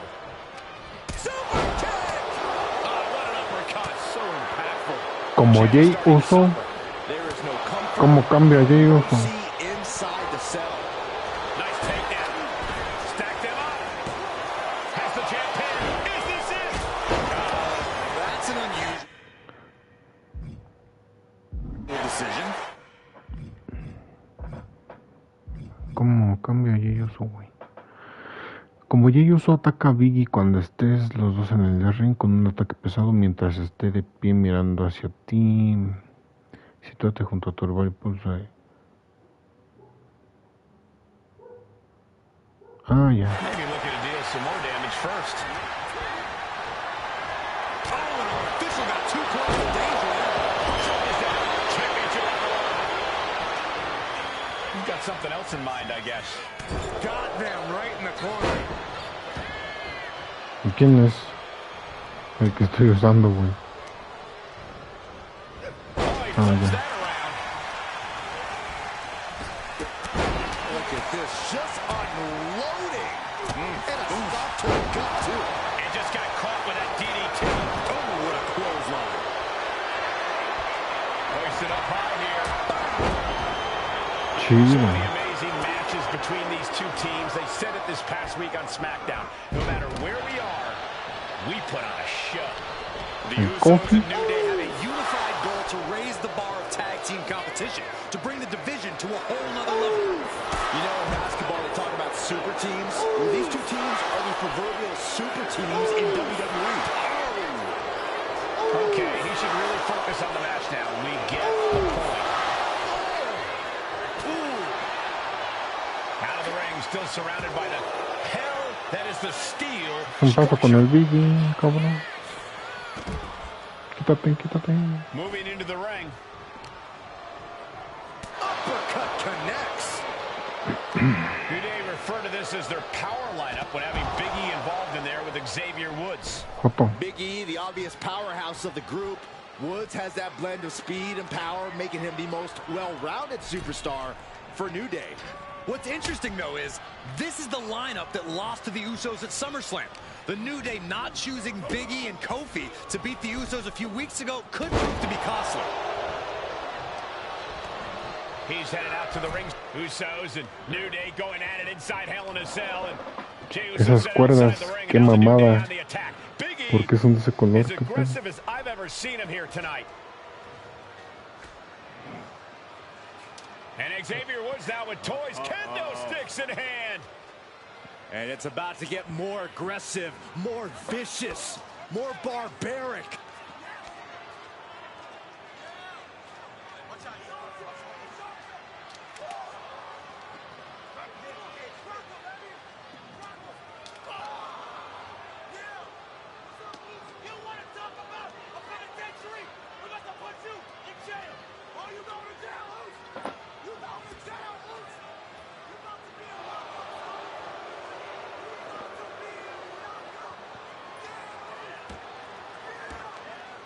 I've never seen this vicious of a side from the New Day.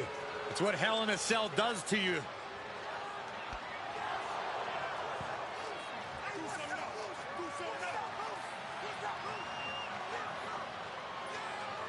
Oh, now with the kendo sticks, Xavier Woods unloading.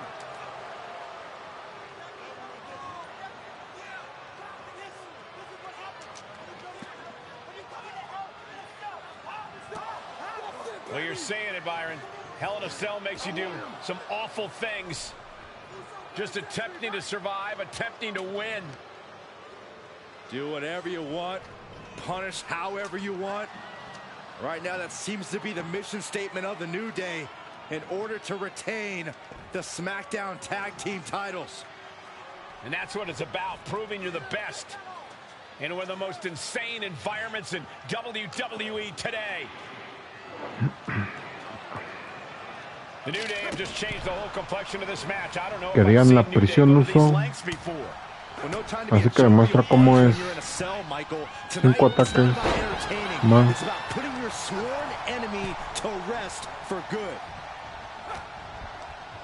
No man, no sé ni quién soy. to Xavier. He told me that one thing the Usos have taught us is that we have to embrace a more lawless culture here in WWE. A more lawless culture in this rivalry. And that could be the reason the New Day chose to have this match in the Hell in a Cell. No. Pendejo. Dangerously close to ending it all there. Ah, que la chingada.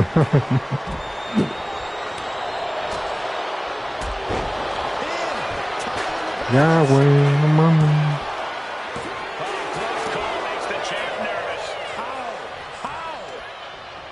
Talk about dismantling your opponent. Oh, didn't see that one coming. He'll take things into the ring.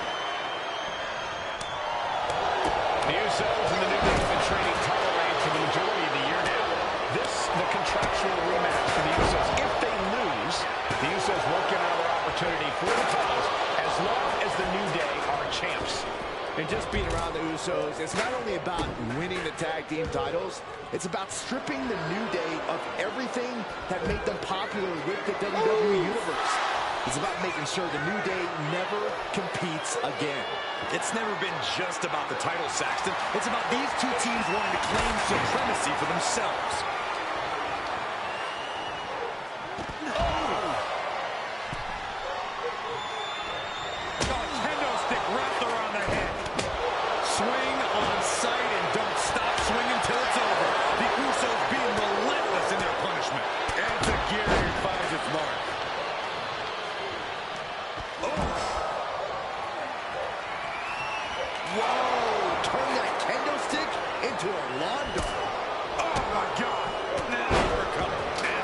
¿Eso no es Jimmy? Ah, vale verga. No. Pendejo. Idiota. Pinche idiota. Hell in a Cell just became the Uso penitentiary. It was barbaric. It was...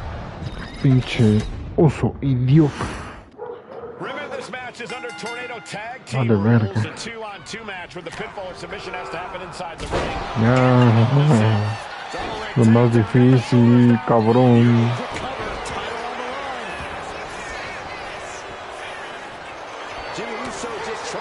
Chinga tu madre otra vez. Ah, cómo hacen emputar, cabrón. Cómo me hacen enojar. First of two Hell in a Cell matches tonight in Detroit. This is the 20th anniversary of this barbaric match. The Usos and the New Day must be doubling takedown. Just stack them up here. We got to cover, guys, for the championship. There's the old. So many amazing matches between these two teams. They said it this past week on SmackDown. No matter where we are, we put on a show. The Usos and New Day have a unified goal to raise the bar of tag team competition, to bring the division to a whole nother level. You know, in basketball, they talk about super teams. Well, these two teams no mames. Super teams in WWE. Usos challenging the New Day for the SmackDown Tag Team titles. New Day chose this Hell in a Cell match. Very heated rivalry at the top of the tag team division. These are dangerous attacks on their own, but now the damage is exponentially multiplying. I have a feeling the Usos' objective is to send the New Day to the hospital. The two teams so familiar with each other, some innovation with weapons almost becomes a necessity. Corey, for as entertaining as the New Day are, they can scrap with the best of them. Remember that. Look, don't let the booty-os and trombones fool you. New blast off. It looks like the powerhouse of positive pin to decide the championship. Right to the kidneys from behind. The Usos and the New Day have had such a back-and-forth competition. Usos and New Day going at it inside Hell. The New Day have just changed the whole complexion of this match. I don't know if I've seen New Day go to these lengths before. Well, no time to be a jovial bunch when you're in a cell, Michael. Tonight, it's not about entertaining. It's about putting your sworn enemy to rest for good. Absolutely spiked. DDT. And here he is, heading back into the ring. Now to the ring, to the confines of the chain link. Una silla, pendejo. Determination in his eyes, and now a kendo stick in his hands. There's Jimmy Uso landing awkward outside. Looking to explore things ringside now. Oof. Talking to Xavier, he told me that one thing the Usos have taught us is that we have to embrace a more lawless culture here in WWE. A more lawless culture in this rivalry. And that could be the reason the New Day chose to have this match in the Hell in a Cell. It's been such a chaotic rivalry. Therefore, only this kind of lawless match could finally put an end to it for good. Just one right after the other can't be stopped. These are the kind of attacks from way up. Ahora enfréntate a tu New Day y continúa con el salto Uso. Ah. The shoulder up and one. There is no quit in this man tonight. Oh, ouch. Massive miscalculation on that one. Ooh, knee right to the spine. Make your legs go numb. The Usos and the New Day have been trading title reigns for the majority of the year now. This, the contractual rematch for the Usos. If they lose, the Usos won't get another opportunity for the titles as long as the New Day are champs. Con Jimmy golpea a Vivi. It's about stripping the New Day of everything that made them popular with the WWE Universe. It's about making sure the New Day never competes again. It's never been just about the title set. Vientos, vientos. Slugging it out, middle of the ring. This has been a vicious, brutal match between two of the great tag teams today. Here comes Jey Uso into the fray alongside of his brother. Bang! Double super kick. And the Usos now looking for that patented Uso splash from the top rope. Uso splash! The cover to win the tag team titles, and Woods handcuffs it all, breaks it up. At the last possible second, Xavier Woods saving this match for his team. Credit to Woods for his never say die attitude, but Xavier Woods is outgunned right now. Ahí va el final, ¿no? And there's no. still fighting back. Yeah, with the handcuffs. Using The the Super handcuffs as a Woods. weapon. That's smart.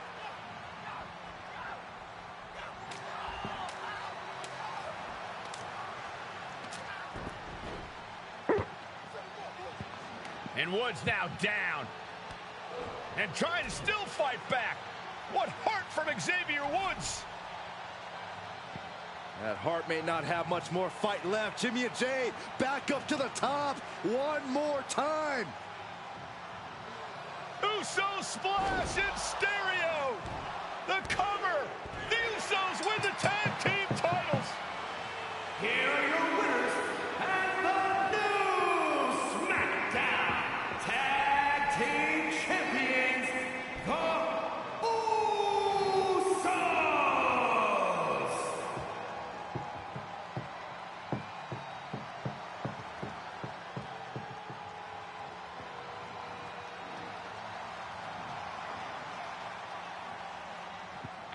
Vientos.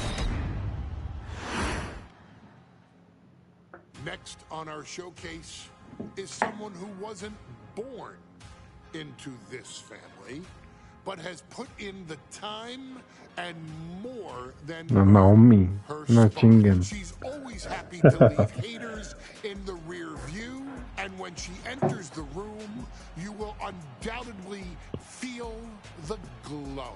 Of course, I'm talking about Naomi, who many of you may know has reigned as Jimmy Uso's wife and queen for over 10 years. There's the old saying that behind every good man is an even better woman, and this could not ring more true than Naomi, who I will say is an absolute Innecesario. Jimmy will frequently speak during old bloodline planning sessions about how much her support and love drove him to improve as a superstar, always stressing her importance not only to the WWE Women's Division, but to his career and his life as well. In the ring, there is no denying Naomi's skills. The former women's tag team and two-time SmackDown women's champion has the mental tenacity to push through the toughest part of any match and possesses breathtaking physical skills.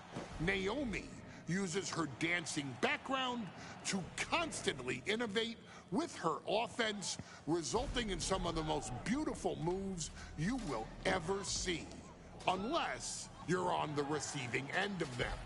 Naomi is an inspiration to so many of our younger members of the WWE Universe, showing a new generation that anything is possible if you just put in the work and never stop believing in yourself. Naomi has battled against the very best in the women's division, taking on foes like Charlotte Flair, Bayley, Shayna Baszler, and Io Sky. My favorite moment of Naomi was when she won the title in her hometown, Orlando, at WrestleMania. To compete against that caliber and maintain the level of success that Naomi has for her entire WWE career is something worth, shall I dare say, acknowledging. Naomi has even teamed with fellow family member Tamina through the years, proving the family you choose can often be the most important. And in true Uso fashion, Naomi shows an unrelenting desire to win, to achieve greatness, and to dominate her opposition. Many mistake her smile as a sign of kindness, but they quickly realize their mistake as Naomi unleashes a flurry of kicks, flies at them with moonsaults from all angles, and then ties them up in knots. Naomi is having fun, but Naomi is never playing. And now, we take you back to the 2020 edition of Super Showdown, which saw Naomi challenge Bayley for the SmackDown Women's Championship. ¿Eso cuándo pasó? A ridiculously lax referee decided it was just fine for Bayley to basically do whatever the hell she wanted. Bayley, oh my gosh, she's trapping Naomi's legs in her shirt. And Naomi wound up suffering an embarrassing loss after Bayley used wardrobe to her advantage. Well, Bayley, we can pretty much guarantee that trick won't work again. This is your chance to help guide Naomi to a third SmackDown Women's Championship, and to do it by defeating one of the greatest competitors WWE has ever seen. Your wise man has nothing but respect and admiration for Bayley's abilities, but those abilities are eclipsed by Naomi's extraordinary trinity: smarts, strength, and aerial attacks that should give all of you everything you need to get the win and the title. Okay, a Naomi. Ah, la arena sí está chida.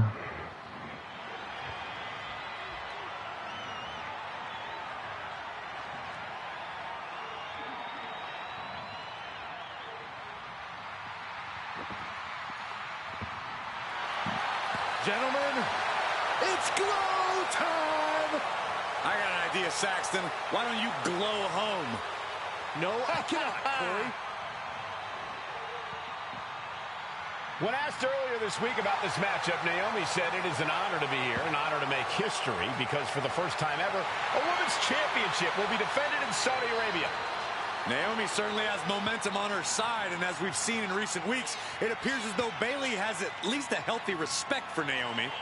Well, so much of Naomi's career has been predicated on making history. You think back to Naomi being the winner of the inaugural WrestleMania Women's Battle Royal, being the first African-American SmackDown Women's Champion, and tonight, once again, an opportunity to make history in her career.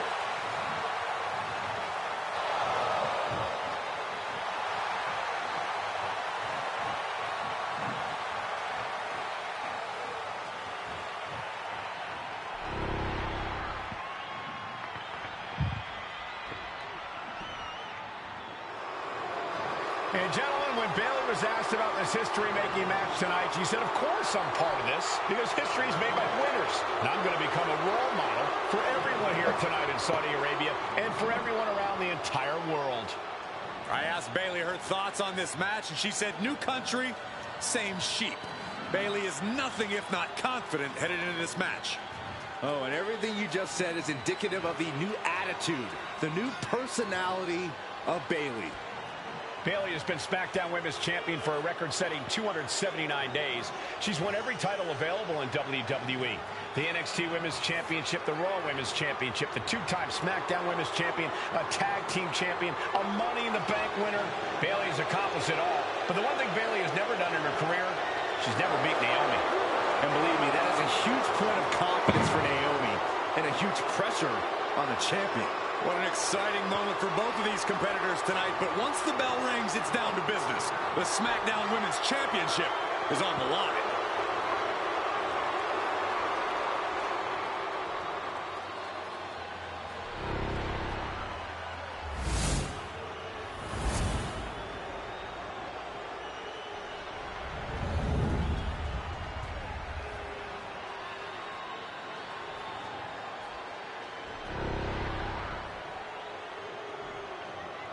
The following contest, scheduled for one fall, is for the SmackDown Women's Championship.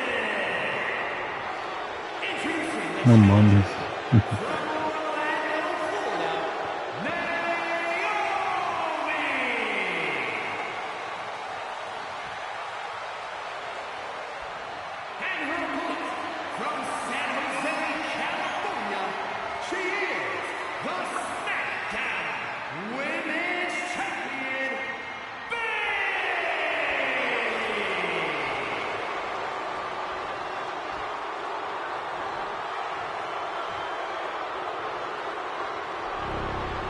For the first time ever, we have a women's championship match here in the Middle East, in Saudi Arabia.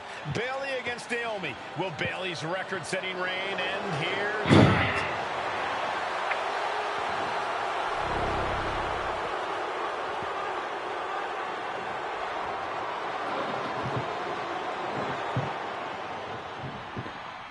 Bayley versus Naomi, SmackDown Women's Championship on the line. Literalmente conecta 3 ataques en carrera. La verga. A la verga. Vente, vente, vente, vente. Ah. Bayley having every reason to be confident heading into this matchup. No, sos pendeja. A huevo. Mantén una estrategia de alta intensidad y realiza una plancha desde la cuerda hacia el exterior. A huevo. Ataca y moverse, Naomi. Mantén a Bayley desequilibrada con un combo ligero que no veo venir. Órale. The challenger being the aggressor here, but remember, the title can only be won Jeff Hardy. or submission inside Eso. the ring. We know that Naomi's going to want to pick up the pace in this match, but Bayley's going to look to wear Naomi down. Parece la de la de la serie del oso. Ay, güey. Opportunity was a difficult one. Needed to defeat former SmackDown Women's Champion Carmella. We know Naomi has a heavy desire to become a 3-time Women's Champion. No me deja. Cabrón. She needs her title back. Across the top rope. Oh, God. Here we go. It's popping off. Ooh.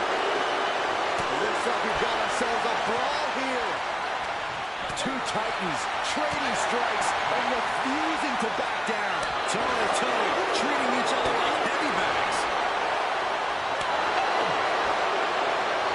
Naomi finds her target with that one. We've said it time and time again. Naomi, maybe the most athletic woman we've ever seen compete here in WWE. ¿Otra vez? Yeah, Naomi wants to depend on athletic moves, while Bayley wants to be more methodical and fight a more classic wrestling style. Drop kick on target.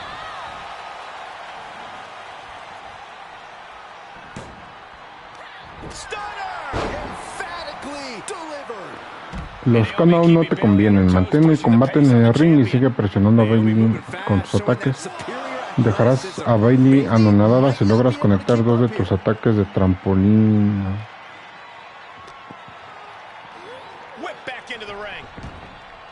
Detén su ataque con una inversión, una ruptura que... ¡Ay! A huevo. I just did what I had to do, and look what I've done. Well, you're right. Love it or hate it, Bayley's doing what she's had to do by hook Otro. or by crook to maintain a stranglehold on the SmackDown Women's Championship. Naomi, feel the glow. Sienta a Bayley sobre la cuerda superior de cara a ti y sacúdela con un ataque pesado. Sienta a Bayley sobre la cuerda superior de cara a ti y sacúdela con un ataque pesado para que vea las estrellas. Ok. Esas descripciones están medio cagadas. Ay, güey, me salvé. And Bayley connected nicely there. Side headlock applied. Oh, and a right hand for good measure.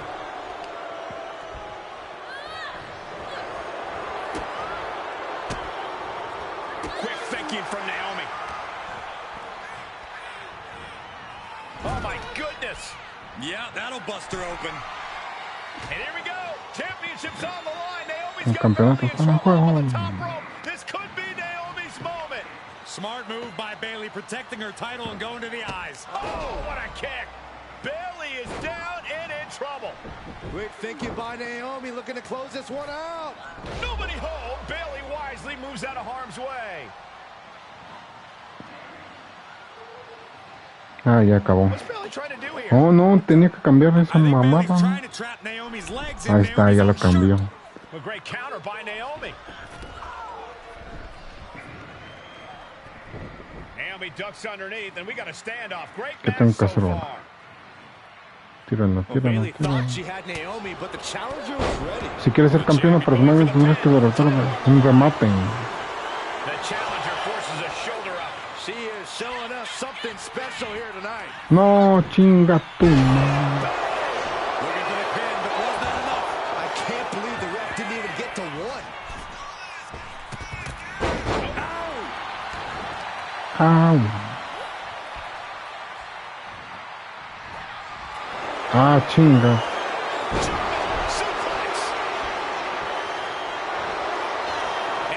No, me va a rendir. Chinga tu madre. Chinga tu madre, Bayley. Locked in tight. Applying the... Bayley retains the title.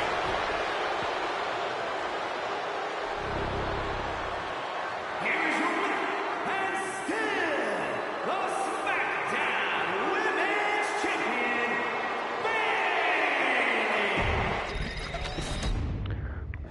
Bayley. Esto fue una Guys, a very important component of this mamada. match. Bayley has won Mamadas. every title available in WWE. Bayley has accomplished it all. But the one thing Bayley has never done in her career, she's never beaten Naomi. And believe me, that is a Chinga huge tu point of madre. confidence for Naomi. And a huge pressure on Bayley. Yeah, but Bayley thrives under pressure. Her resume speaks for itself. Oh, man.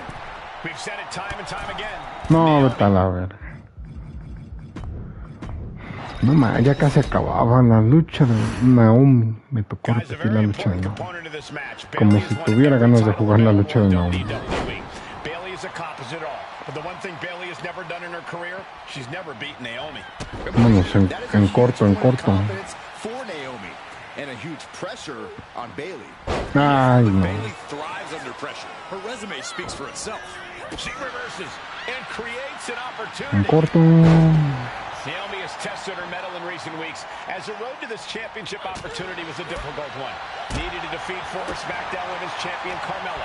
We know Naomi has a heavy desire to become a 3-time Women's Champion. Other superstars say they want the title. Naomi has said she needs... From the top rope. Good Lord, taking flight. I can't believe what we just saw. I can't believe that didn't miss. Otra vez. Naomi going for broke.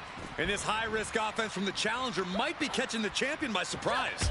No, man. The challenger being the aggressor here, but remember, the title can only be won by pinfall or submission inside the ring. Drop kick. The challenger's fully aware of what it takes to become a champion. Naomi has to use her superior athleticism. And Naomi keeping Bayley on her toes, pushing the pace on the champion. Naomi moving fast, No te showing that conviene. superior athleticism. Bayley might not be able to keep up here. I don't think I've ever seen a champion feel as disrespected as Bayley has. These two are clearly fired up, going blow for blow.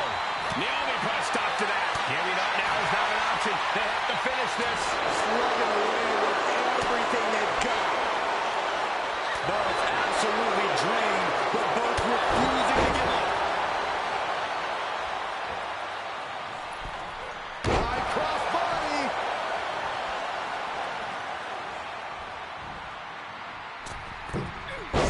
No, mames. Nobody home. Maybe woozy after that impact. Naomi out of harm's way.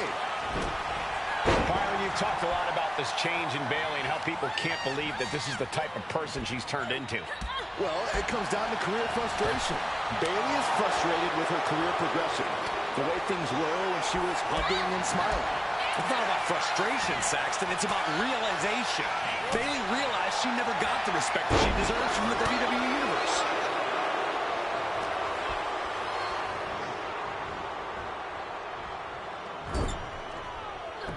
And able to beat Bayley to the punch. Oh, that right there will rock you.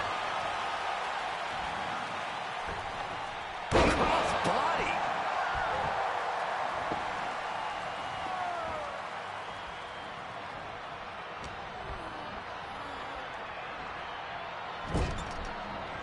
Being placed onto the top rope. And here we go. Championships. Well, Bayley thought Ya she lo had vimos. Naomi, but the challenger is ready. Well, the ¿Qué? champion has to find a new strategy in a hurry. Sunset flip applied. Not done there. And she breaks her own submission hold. We don't Ahí see me that quedé. often. That Feel can the either glove, psych dice out her opponent or Ricardo come back to Martínez. bite her. Feel the glove. No. Cross body. Pues sí, pero no puedo. Caution to the wind, and it paid off big time. And gets tossed back into the mat. A ver, vamos, ahora sí. Ahora sí, feel the glove. Her moment could be at hand. She's ready to attack. Eso. We might see a new champion crowned. Goes for the pin. No, we did it. We have a new champion. Here is your winner, and the new SmackDown Women's Champion, Naomi. Bayley's stranglehold on the SmackDown Women's Championship has ended. The Glow era has begun.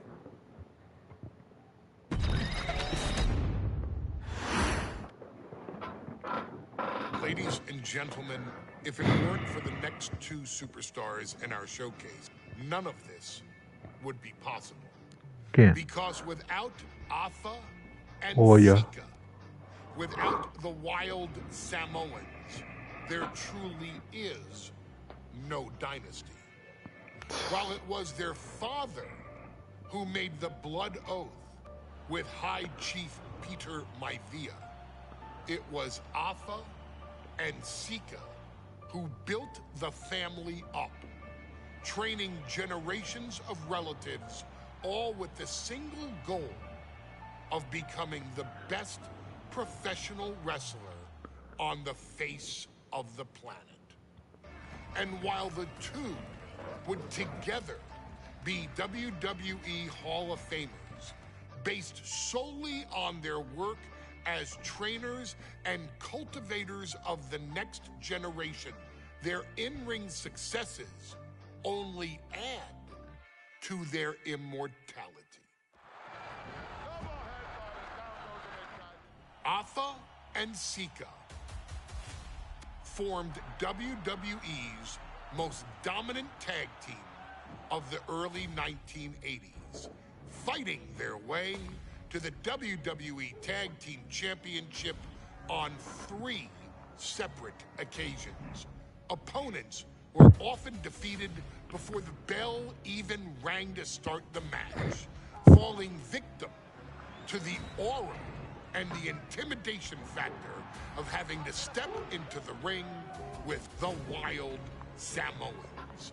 Accompanied by Captain Lou Albano, the trio formed a masterful group that was able to take all opponents off their game, be it through Albano's devious schemes or the overpowering nature of the Wild Samoans.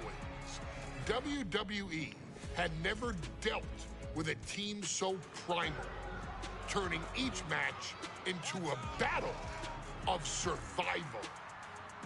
Most feared, the deadly Samoan drop, a move that has been imitated by many, but duplicated only by a chosen few.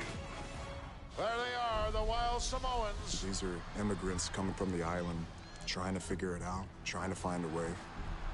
I couldn't imagine being these men. I couldn't imagine taking on these responsibilities of setting the tone in a whole new country, and then trying to break into entertainment on top of that. But they made it work. And that's what we are. We're workers. We make it work. These tribal elders set the standard for all of their descendants to not only follow, but they also taught their descendants how to surpass it. So beloved were the two that perhaps no moment holds more significance to your tribal chief, Roman Reigns, than when he was presented the Ula Fala by his father Sika and Uncle Afa after the 2020 Hell in a Cell event. You see, it was their acknowledgement that gave Roman Reigns the unshakable confidence to continue his journey to becoming the greatest of all time. The utmost respect, love, and gratitude for those men. Because if my father and uncle don't do what they do, we're not here. We now humbly present to you the honor of walking in the famed footsteps of the Wild Samoans, finding a tag team in WWE's long and storied history that we felt would test the Wild Samoans was not an easy task. But then, a thought came to your wise man. Why not give the audience exactly what they want? Why not put the Wild Samoans against one of the greatest tag teams of all time? Why not present Afa, Sika, the Wild Samoans versus Bubba Ray and Devon, the Dudley Boys? And if we're going to go that far, let's do it in a tables match. Showcase that savage brutality that made both teams the eternal legends we know them to be. No pinfalls, no submissions, no rules. Just be the team that avoids being put through the table, and you will emerge victorious. And with these 4 men, you better believe that things are going to get extreme. Ok.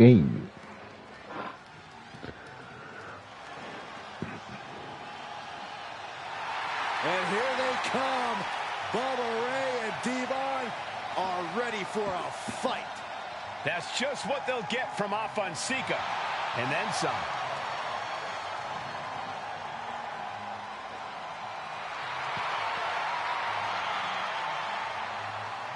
The following contest is a tag team tables match. And a combined weight of 603 pounds. Bubba Ray and Devon, the Dudley Boys. It takes a strong brotherly bond to agree to go into battle against the Wild Samoans, but that's exactly what Bubba Ray and Devon have. I have a strong feeling this match isn't going to be for the faint of heart. Well, look, the Dudley Boys may not be all there in the head, but they're easily the most highly decorated tag team in pro wrestling history. They've beaten the best, they've beaten the toughest, and they're ready to come in and beat the wildest tonight. Both the Dudley Boys and the Wild Samoans are coming into this tables match with something to prove. Who's the best tag team of all time? Who's the more cohesive, brotherly unit? Who's more savage? Who's more extreme? Gentlemen, we are moments away from finding out the answers to these questions once and for all.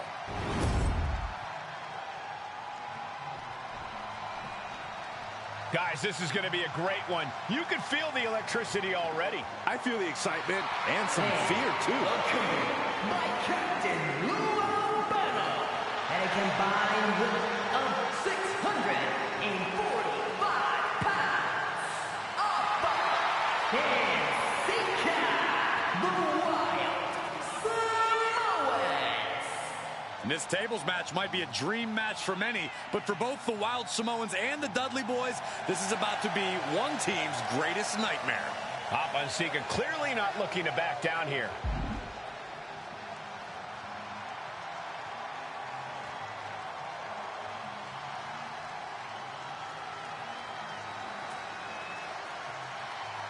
The Dudleys can certainly handle their own, but they've never faced anyone or anything like the Wild Samoans.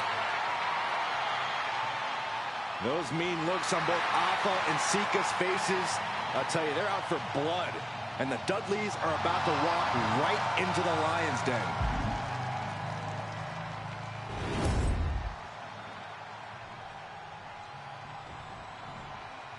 Están bien cagados. Here's the battle, and it's the Wild Samoans. Afonseca taking on Devon and Bubba Ray Dudley. The Dudley Boys. Two sets of brothers, two sets of absolute madmen, ready to get the tables and get Daño downright extremo. savage.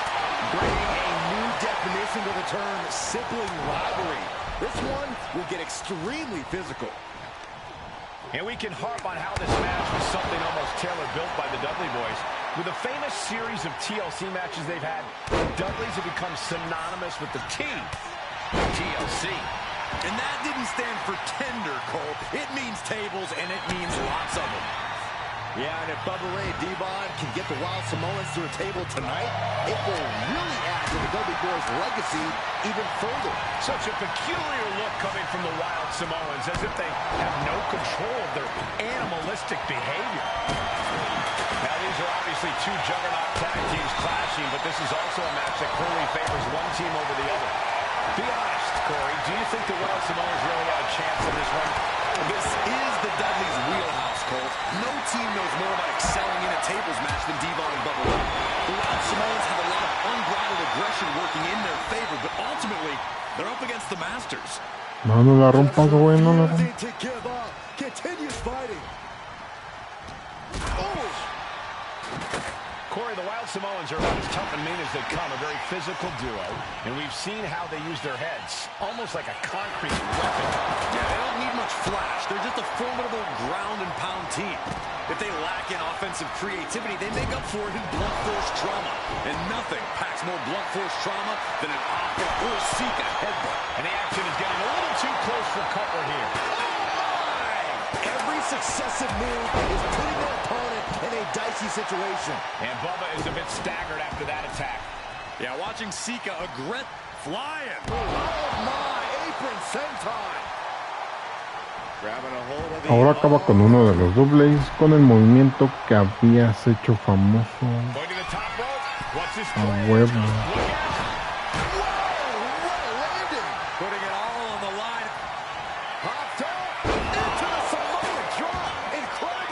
¿Qué?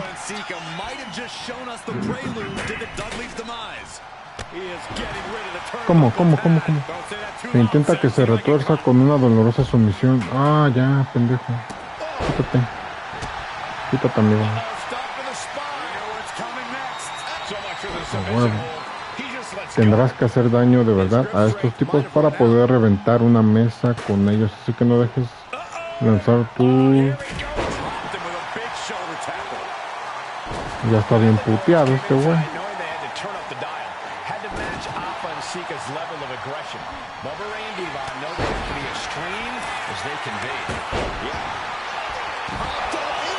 Solo hay un modo de ganar las tablas. Chica demuestra que nadie es rival para Alpha y Chica.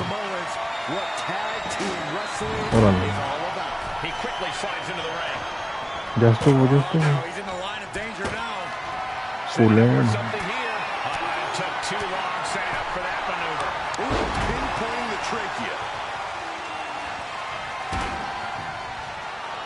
Turn your lights out in a hurry.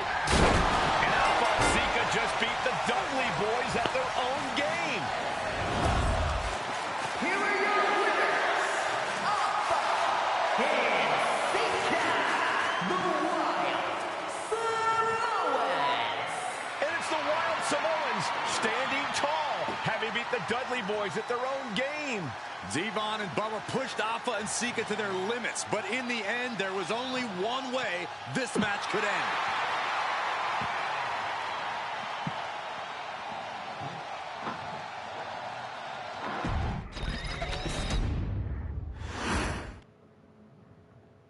From the very moment he arrived as the enforcer of the bloodline, Solo Sikoa has taken every brutal, savage element of his predecessors and refined them into a near-perfect smashing machine. Even in the year before his arrival, Solo raised eyebrows and garnered buzz while competing in NXT. But nobody could have predicted just how smoothly his transition to the main roster would go. And before I go on any further, let me make one thing perfectly clear. I'm only saying what I'm saying about Solo Sikoa because I am a wise man. I'm a professional. And because I'm being handsomely compensated for my stellar work as your host of the WWE 2K25 showcase. I haven't forgotten what Solo Sikoa and his rogue bloodline did to me. But I also know better than to let personal feelings hinder your professional endeavors. So with that being said, since his arrival at Clash at the Castle in 2022, Solo Sikoa has consistently been involved in WWE's biggest moments and biggest matches. He's been victorious in War Games. He's repeatedly enforced the Bloodline's will to maintain Roman Reigns' status as undisputed WWE Universal Heavyweight Champion. I brought Solo in as an insurance policy. Solo was here to protect me. Solo was here to maintain the Promised Land. He's violent. He's strong, he's fast, he's all those things. And he betrayed me. Any man who would betray me must be a very dangerous man. Solo defeated John Cena. Solo elected to betray your tribal chief, Roman Reigns, in an attempt to bestow upon himself the title of tribal chief. When I refused to acknowledge Solo as my tribal chief, you are not my tribal. He, Tama Tonga, Tonga Loa, and Jacob Fatu put me through a table in Madison Square Garden. And that led to opportunities to compete for the undisputed WWE Heavyweight Championship.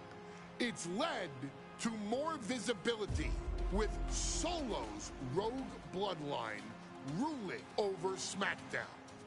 Every choice Solo made only furthered his standing in WWE. He has the bloodlust of the wild Samoans, the brutality of his cousin Yokozuna, and the single-minded focus of Roman Reigns, all rolled into one.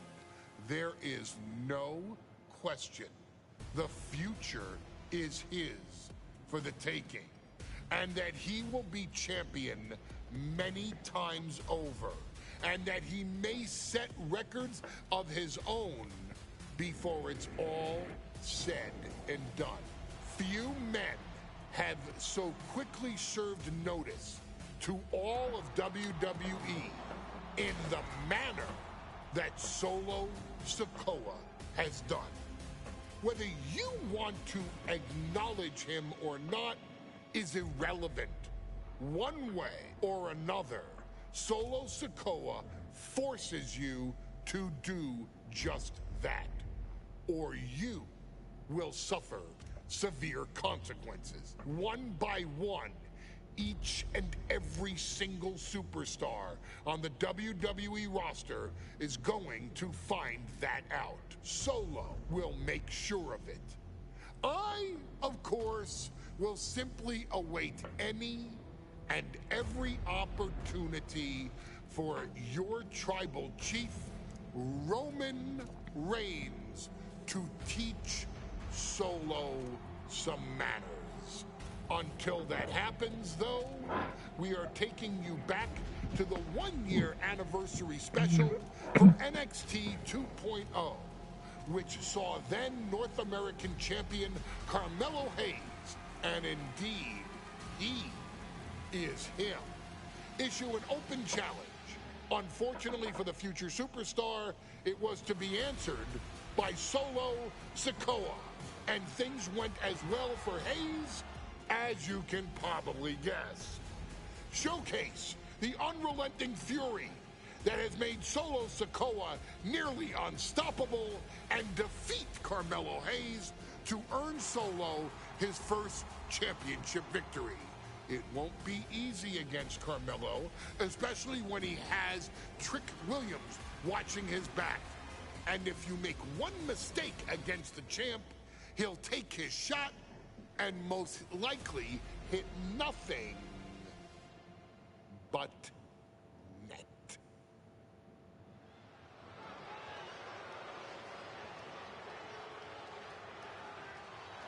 Here comes the A-Champ.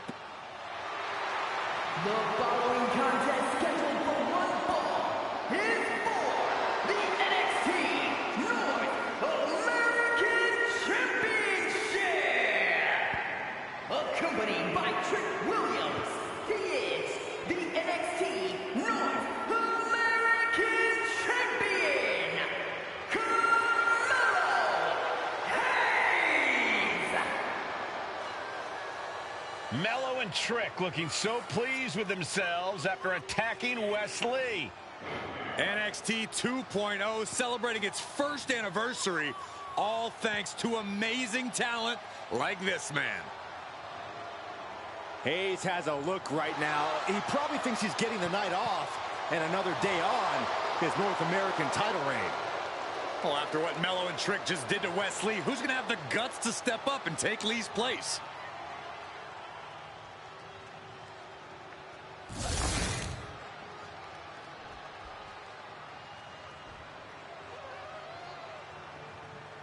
What? This place is shaking! We never thought we'd see Sikoa again. His opponent from Las Vegas, Nevada, weighing in at 250 pounds, Solo Sikoa. ¿Quién va a usar a ese Solo Sikoa? I really didn't think we'd see him again. We saw him at Clash of the Castle 10 days ago where he cost Drew McIntyre the WWE Universal Championship. Well, as far as I'm personally concerned, Sikoa isn't welcome around here. Melo needs the night off. Well, Melo talks about wearing the biggest crown in the WWE, but it's Sikoa who sits at the biggest table in WWE. Well, he wasn't exactly invited to sit at this table now, was he? We said to expect the unexpected. Is this title match going to happen?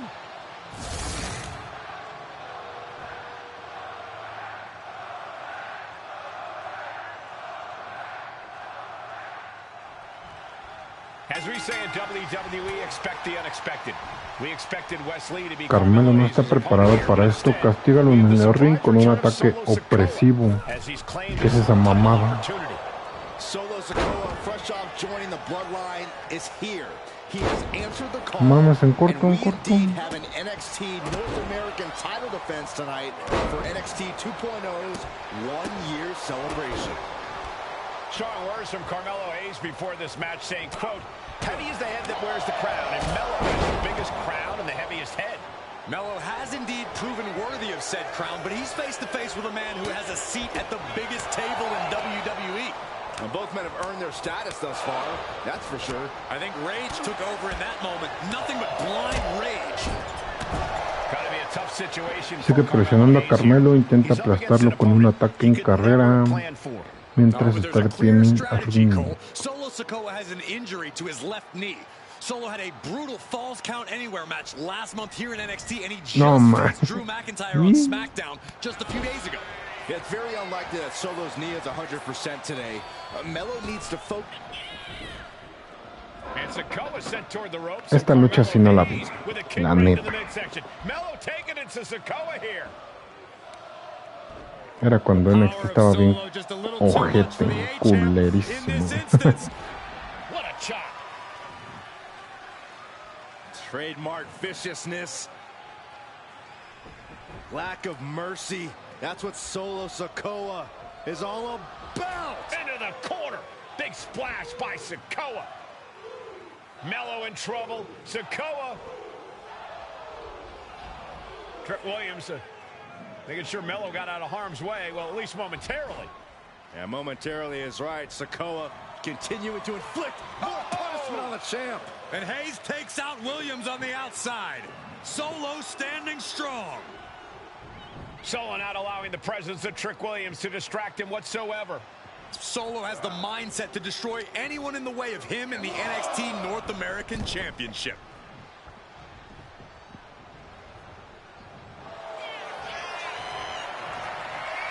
Bear hug. And he decides to let his opponent out of the En el suelo, Felt cabrón. like he was losing a grip and didn't want... Thinking about a submission here, Case. Boston Crab. And he just decides to end the hold. Wonder what he's thinking here.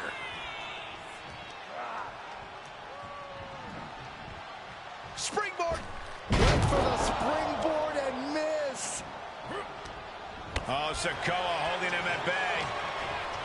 Trick Williams cheering on Carmelo Hayes. You cannot deny the impact Trick has had since he joined his childhood friend's side. Yeah, that decision to bring Trick Williams into NXT 2.0 Ahora correr a Carmelo en la esquina y propinarle un tremendo ataque. Trick told Melo 12 months ago, forget about pandering to the NXT universe, just focus on yourself. And that was the day that Melo truly became the A-champ. We saw Solo Sikoa join the bloodline just 10 days ago. But this bond between Melo and Trick might be even thicker than blood. Carmelo is losing his grasp for this match now. And the power of Sikoa proving too much for Hayes right now. I got right to the gut.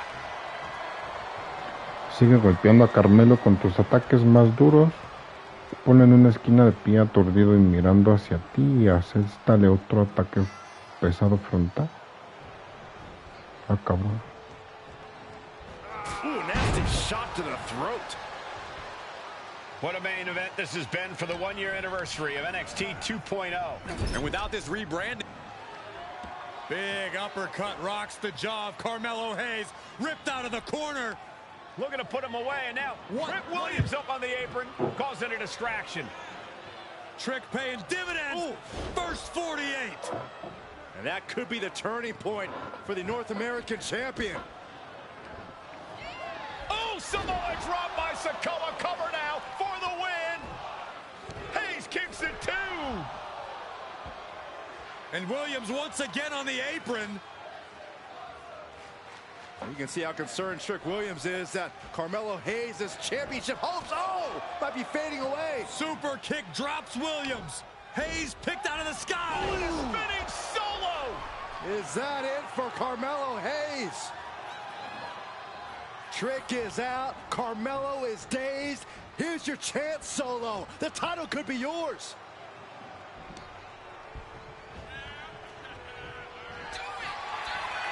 Winding up. Samoan spike. He might be moments away from crowning a new champ. What the? Sikoa is the new champion. Here is your winner, and new NXT North American Champion, Solo Sikoa. Solo is your new champion. It is the North American title now going to Bien, SmackDown. bien, bien.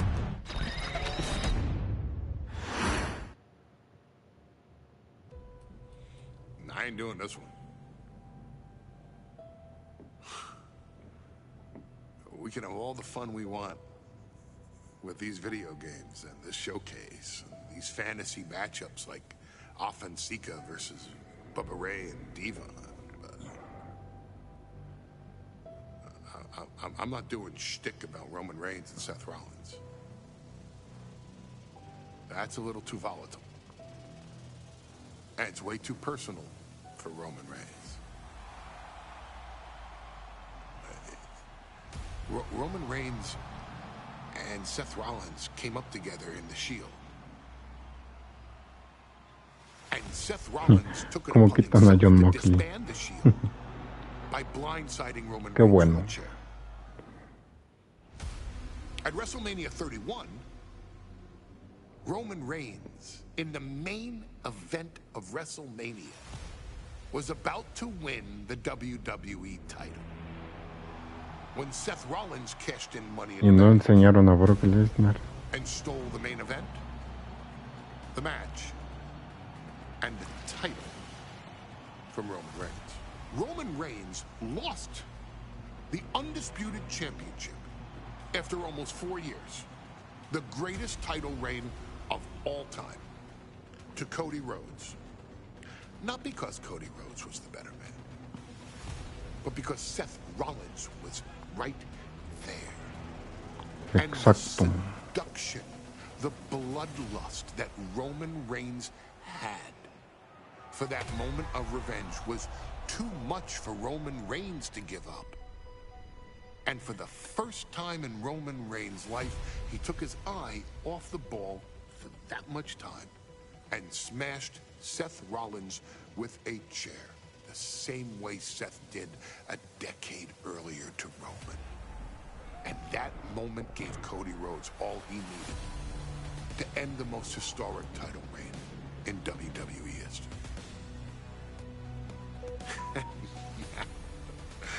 I'm supposed to do shtick about Roman Reigns versus Seth Rollins for a showcase? I mean, it's smart, because the next time Roman Reigns steps into the ring with Seth Rollins will be the last time Seth Rollins steps into a ring. Next time Roman Reigns gets his hands on Seth Rollins, you won't have your architect anymore. You won't have your visionary anymore. You won't have your revolutionary anymore. You will have your tribal chief, Roman Reigns, but you'll never again have Seth freaking Rollins. Roman Reigns will put an end to Seth Rollins in WWE. And then the only way you'll ever be able to see Roman Reigns versus Seth Rollins will be in the WWE 2K25 showcase. Roman Reigns versus Seth Rollins from the 2022 Royal Rumble. And that's not a prediction.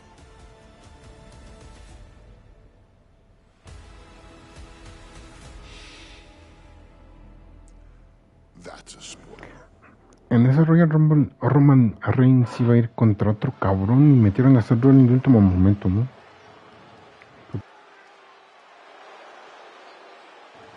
El Goldberg, el Brock Lesnar, no. Sepa la chingada.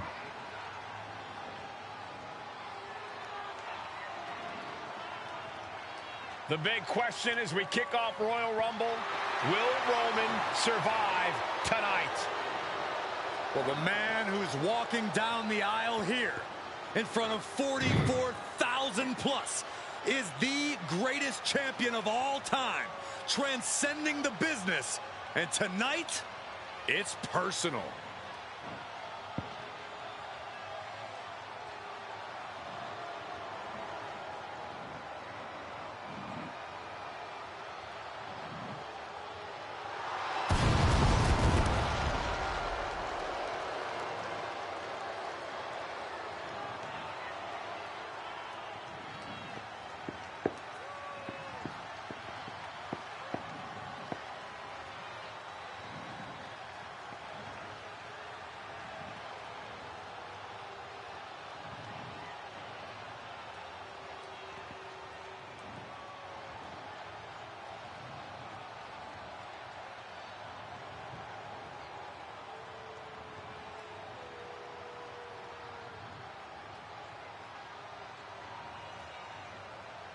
For 17 months, Roman Reigns has dominated everyone.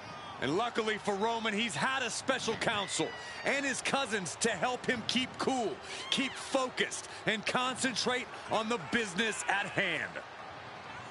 Now Paul Heyman is gone, and the Usos are barred from ringside. And without those calming forces, Corey, cracks started to form last night in Roman's armor. No telling how Roman's going to handle things on his own. It's been years since he competed on his own. But that's the situation we're seeing right now for the Tribal Chief.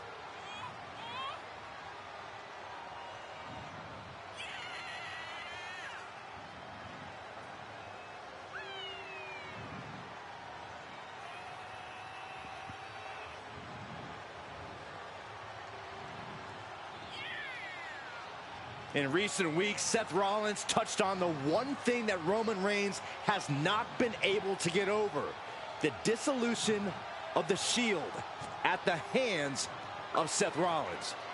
Roman Reigns is a loyal man, a family man, and what Seth Rollins did to his family was cowardly in the eyes of the head of the table, the Tribal Chief, the man who is blessed by the gods of sports entertainment.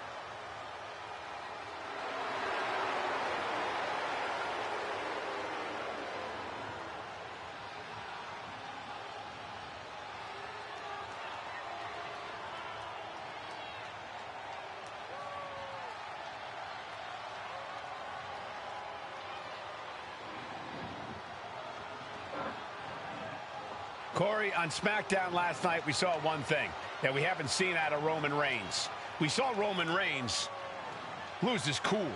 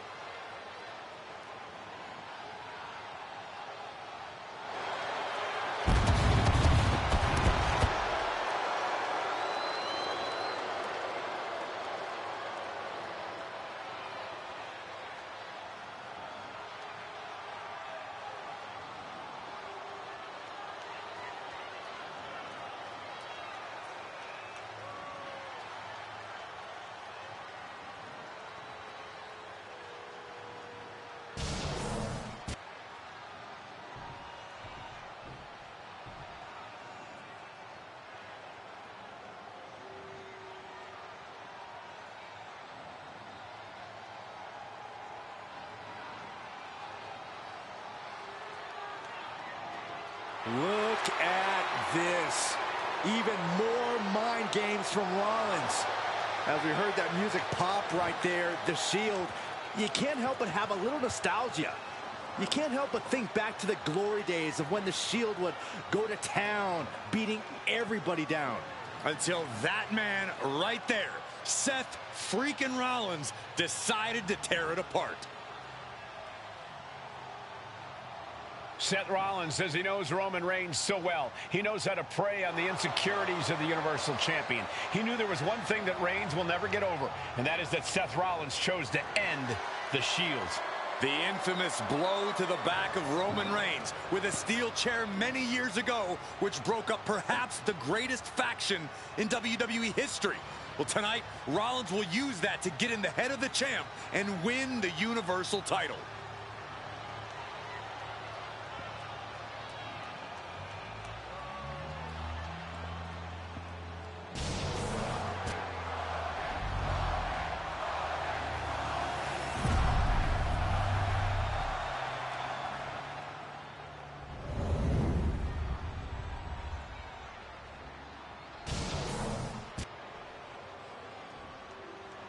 The following contest, scheduled for one fall, is for the Universal Championship. Introducing the challenger from Davenport, Iowa, weighing in at 217 pounds, Seth freaking Rollins.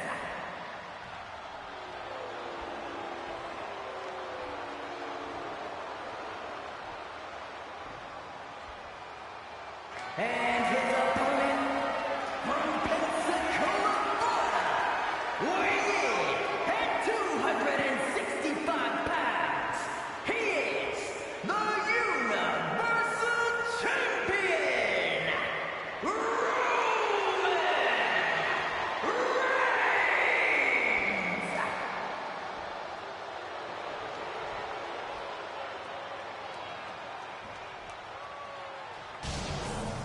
It's been interesting watching Reigns throughout these introductions, muttering to himself at times. Honestly, Rollins seems to be in Roman's head.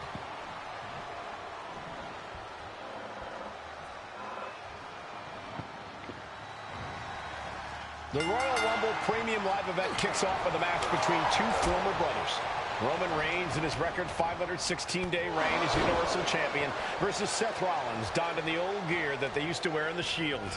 Rollins looks very comfortable in that tactical vest yet again. But he's even more comfortable inside the head of the tribal chief. We haven't seen Roman with this type of look, this type of confusion in 500+ days.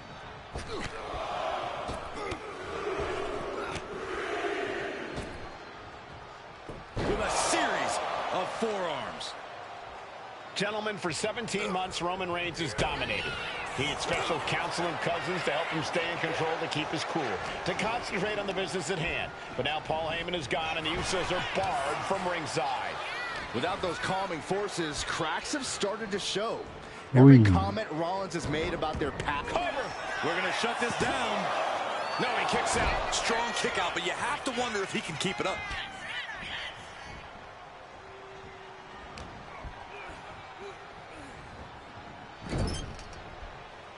Oh, look at this. Raining right hands. No escape from these punches. Oh, look at this. So ruthless. And the wise man, Paul Heyman, will be at ringside for a championship match tonight, just not this one. And that's just sickening to me, Cole. Reigns had just cause for firing the wise man, and now Paul's right back with his old client. Heyman has zero loyalty to the bloodline. Okay, Corey, did you forget the fact that Roman attacked Heyman? Anyway, Reigns just needs to forget all of that tonight.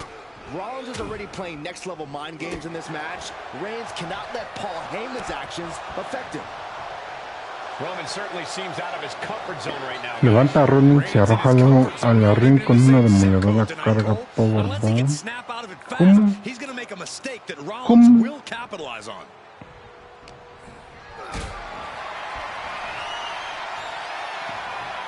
Lifted and completely helpless here. All the way Castígalo de todas las maneras posibles, lo que incluye arrojarlo contra la barrera con un buen Irish Whip. Y ya que estamos aquí, afuera, lánzalo contra las escaleras con otro Irish Whip. Ok.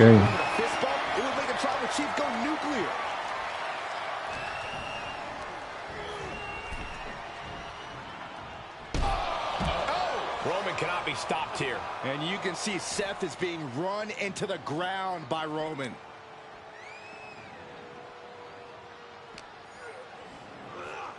Driven into the barricade. Ooh, hello. Catches a punch.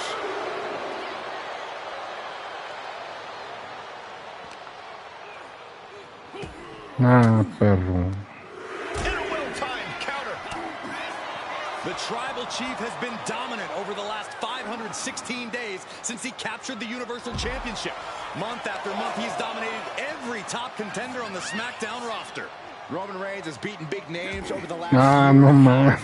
Braun Strowman, Rey Mysterio, the Ya métenos, güey. No mames. bothered by the fact that he has never been able to knock off Rollins in a premium ladder match in his career.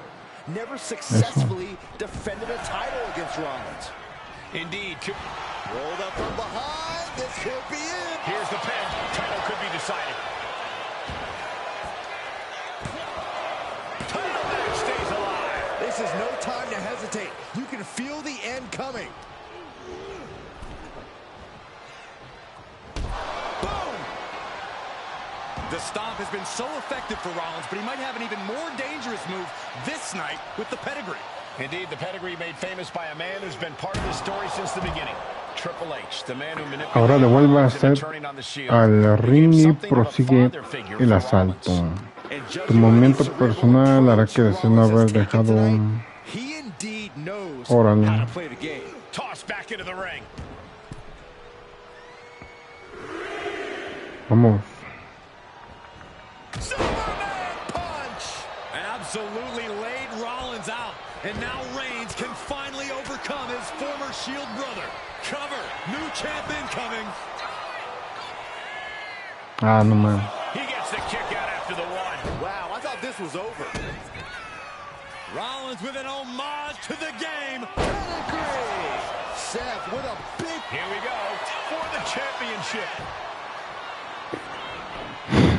And the champ beats the count early. Truly cannot believe. ¡Ay, güey! Cuerda. Makes a cover. The rope saving. Well spotted by our official. Misses the target. Vamos. It's a pretty cold move for Rollins to just take the years ¿Qué? of history the Shield has. Lleva la acción de nuevo fuera del ring a partir de... Ya es un spear. A la verga, córrele, córrele. No mames, chinga tu madre. Ni puedo salir. A la verga, a la verga, a la verga, a la verga, a la verga. No, chinga tu. Otra. A huevo. Sabemos que no soportas su risa y su sonrisa de suficiencia. Así que devuelve a Rollins al ring y descarga toda tu furia contra él. Un ataque frontal. Tu rival en pie. Órale. No sé leer en español flipante. Español España, tío. That could end it for Rollins if Roman could just make the cover. Roman trying to fight through the pain. Oh my, guys. Guys, look at what Rollins is doing.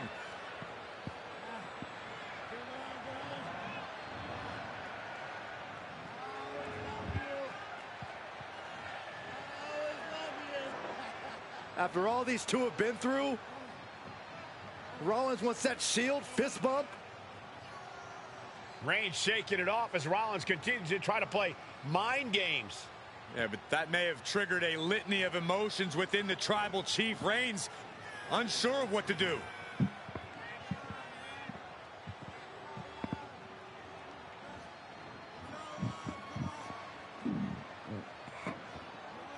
Roman Reigns determining what to do now. Will he Dale slay caña. his former brother? Reigns now. Look, gonna lock in the guillotine. Submission, there's your answer.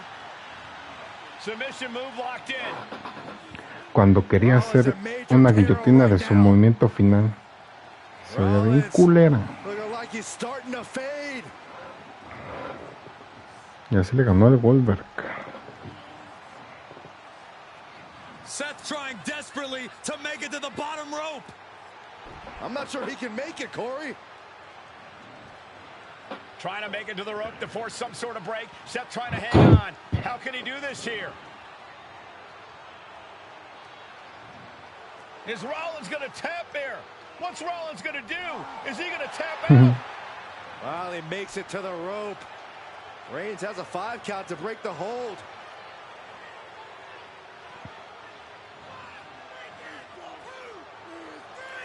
And Reigns breaks the hold here.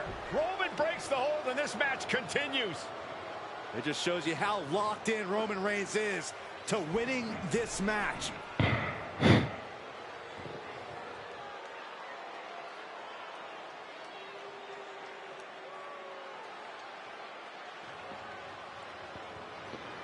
¿Y ahora qué? Te has controlado lo bastante para evitar la descalificación, así que no lo eches todo ahora por la borda. Acaba con Rollins con un pinfall en una sumisión. Rollins está fuera de combate, no puedes frenar con 3 remates cargados. Oh, ¿cuál es esa mamada? Ay, güey. Con 3 remates cargados, mientras corres a tu rival cuando este se encuentre en pie aturdido en una esquina. Ah, ya. No, vete a huevo, tenacidad. Sí, porque estoy bien pendejo para las sumisiones. Ahí. A ver, ahora sí. No, qué pendejo la cagué. Se me resbaló el dedo. A ver, ahora sí. Bien. Hermoso, hermoso.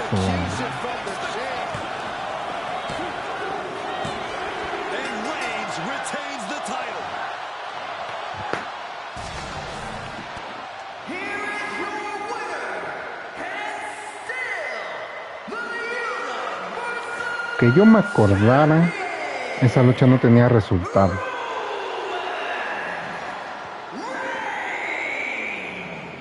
Roman Reigns has finally done it. Finally earned that title defense against Seth Rollins.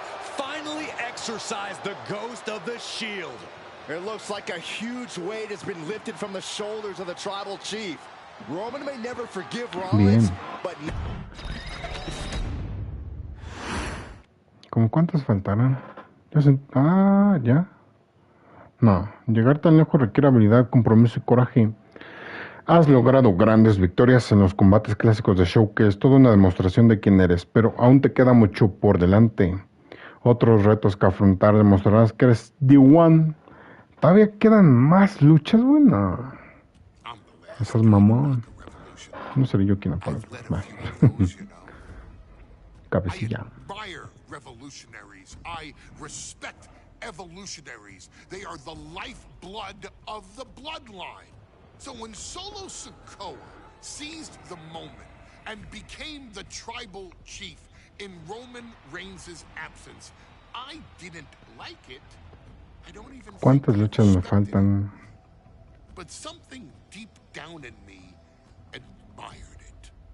That took some forward thinking. I'm the chief now! Now we all know what happened when the OG bloodline, led by Roman Reigns, faced the new rogue bloodline, led by Solo Sikoa, in the War Games. There was a discussion here while planning the WWE 2K25 showcase that has me, your wise man, admittedly a little intrigued. What War Games was limited to only OG Bloodline, no honorary uses, versus Solo's Rogue Bloodline, no honorary uses. It's 4-on-4 Roman Reigns. The Usos, Sami Zayn versus Solo Sikoa, Tama Tonga, Tonga Loa, and the most dangerous new competitor WWE has ever seen, the Samoan werewolf Jacob Fatu. What happens then? This is your moment to determine who is the real bloodline. This is your moment to determine who is the only bloodline. This is where the bloodline's legacy and the bloodline's future is in your hands. Ok, gracias. No, pues como que aquí pues alzo el hocico a papá.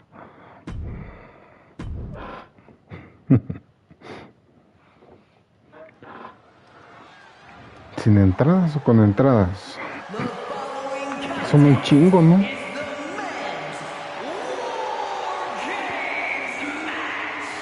Ah, nada más 2 entradas.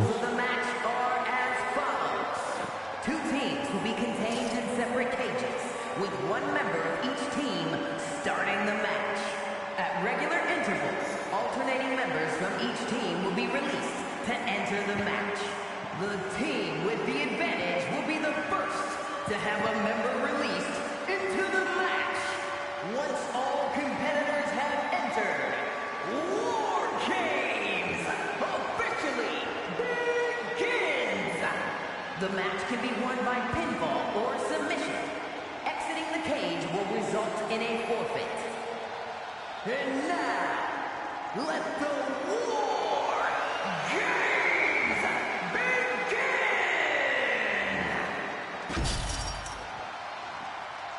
¿Quién entró primero?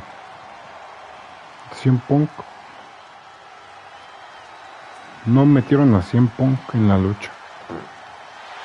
The bloodline is in chaos. This wrestling dynasty is on the brink of collapse. This conflict goes far beyond acknowledgement, Michael. This man and the original bloodline are fighting for their livelihood.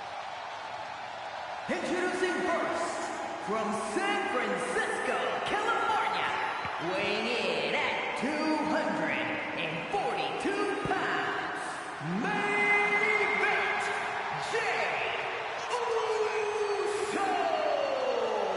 This man and the rest of the original bloodline is under attack. The new bloodline will do whatever it takes to wipe out the old guard. But this man and the rest of his crew will not go down without a fight. This is a power struggle that could not be contained by a traditional 20-by-20 ring. He's ready to bring the heavy fire to the new bloodline.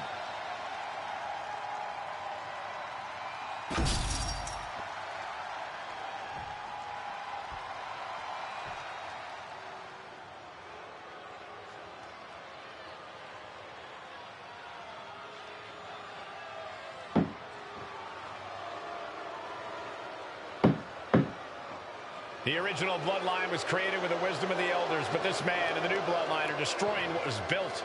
Well, this conflict was unfathomable until now.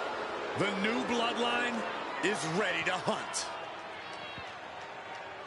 And from Sacramento, California, weighing in at 285 pounds, the Samoan werewolf, Jacob Fatu. The new bloodline does not live by a code. They do not act with honor. This man says the OG bloodline will suffer the consequences of their disloyalty. We are looking at a heavy hitter with pure malice in his eyes. And he's looking to make his name at the expense of the old guard of the bloodline. The OG bloodline have never faced a threat like this. The island of relevancy is no more. The OG bloodline is fighting bloodthirsty savages who will feast on whatever they can. There will be no hesitation in pulling the trigger, and the OGs have got to match that ferocity.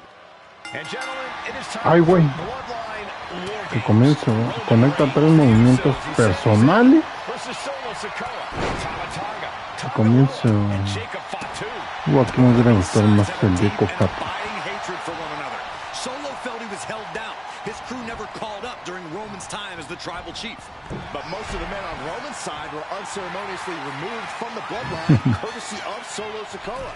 And those who weren't have faced continued attacks from the new bloodline. And the winners tonight are very likely to be considered the true bloodline by the WWE. ¿Y de dónde voy a sacar 3 movimientos personales, mamón? Tonight, 8 men in this war, but one seems to be fighting his own internal battle. That man, Jimmy Uso. He's currently on Team Roman. Ponlos a This might jitear, be an papá. instance of the enemy of my enemy is my friend. Well, Jimmy had clashes with Roman. He went to war with his brother Jay, but the men who put Jimmy on the shelf for months stand across the ring. Jimmy's out for every member of Solo's squad tonight, and he'll deal with the rest of his fractured family later. A lot to prove from the new bloodline tonight. Gentlemen, do you think they can do it? Absolutely, Cole. Solo Sikoa, Jacob Fatu, Tonga Loa, and Tama Tonga have been competing on a different level as of late. They have won some major matches and earned titles too, but Ya se me juntó not uno. as ready for War Games as Roman's crew. There's a lot more big match experience in general on Roman's side. No, that may be true, but Solo's side has youth and a devil-may-care attitude that can work out tremendously inside War Games. I Martillo expect pa' qué, Solo's side to go all out here inside this sadistic structure. He just grabbed what could be a game changer, Dale una adding an mesita. advantage on top of an advantage. Solo Sikoa, leader of the new bloodline, has called himself the head of the table, called himself the tribal chief. Ya me... And when he asked the WWE Universe top rope through the ring door No, no. and adding a bit of leverage to the situation. We've seen that look before. Jay in position. Ooh, sharp kick. Strikes with a kick. Oh, man. That hit connects from Sami Zayn. What a barrage of stops.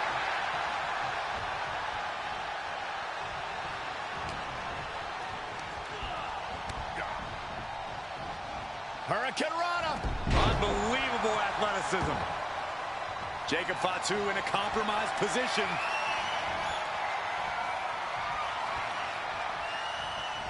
Well-placed super kick. If there's one man here with the most to prove, it's got to be Tonga Loa. We've often seen that the man with the most to prove ends up being the difference maker in War Games. Many folks think Tonga Loa is just a foot soldier for Solo. But let's not forget, this man is the son of Haku. Just like his father, Tonga Loa truly excels in a brawl. And there is no bigger brawl than War Games. Rainmaker connects. That'll do some serious damage. So precise with the super kick. Never saw it coming. And you can see that offense was aimed directly at his skull. Solo Sikoa's moving at a decided disadvantage. His side has less experience inside this structure. But look at how young and hungry Team Solo is. In particular, Tama Tonga is a real wild card. He's like a hyena locked in a cage with a bunch of raw meat. I even asked Tama backstage if he was looking forward to this match, and he just said to me, yeah. Great journalism there, Byron. Thanks, Michael. And now, from 20 feet up, There's no way. Not from there. Oh, no. I don't know how you can pick yourself up after crashing and burning like that. Wait a second. Uy, cabrón.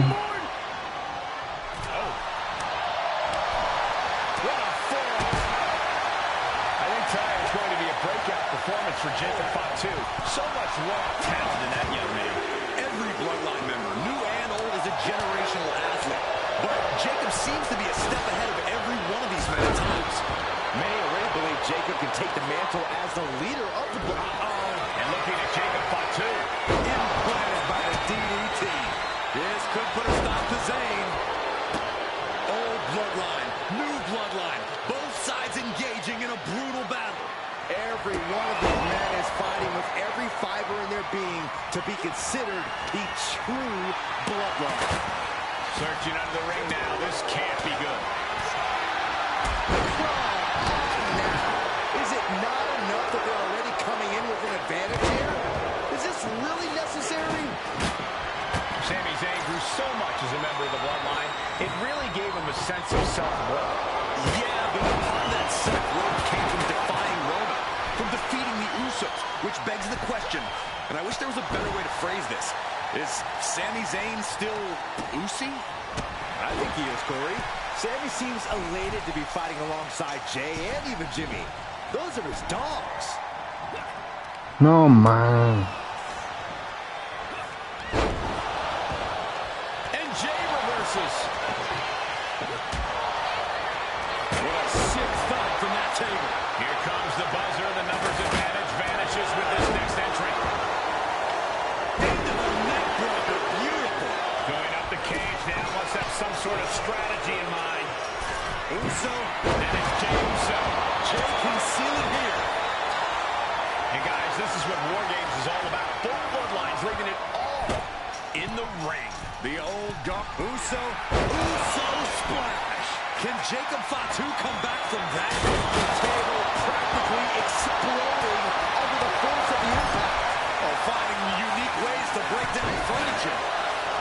The noise surging through this arena is ridiculous. It's the echoes of the universe witnessing a war. And the focus of the attack continues to be the head. It's a very effective target in the long run. Blast off! He could be starting to really struggle in this match. Haz que lo lamenten, descuartiza a tus 4 rivales hasta el rojo. Absolutely, Michael. Solo Sikoa took his spot at the head of the table. He says he's the new tribal chief. And that is Roman's legacy. Those names, this group, they mean something. But the bloodline represents all that Roman has built in his career.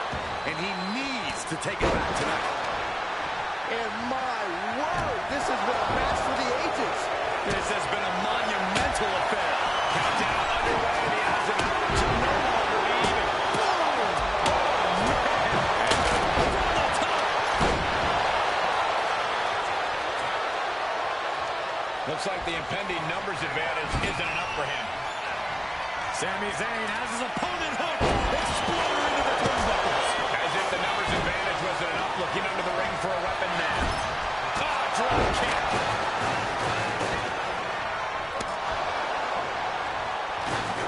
And now officially in the fray.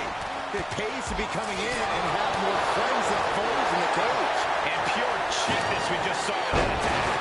Ooh, let's take about Fatu's intentions here. Jacob about to end. Crucial moment for Tonga Logo.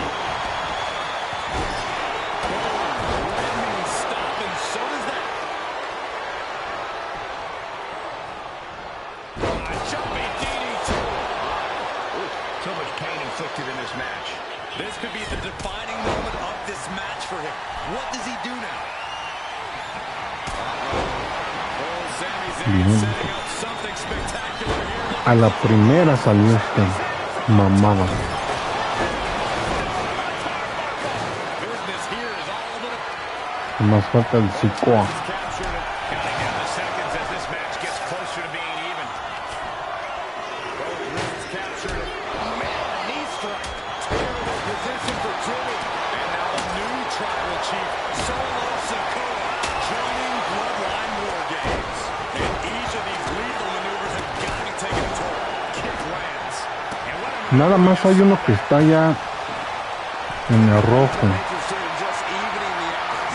He wants the advantage, and that weapon gives it to him. Meanwhile, we have Sami Zayn. Look at this! Sami Zayn, Blue Thunder Bomb.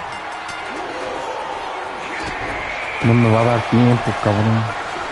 Ahorita alguno va a ser el El pin va a cagar todo. No. Si voy a hacer yo.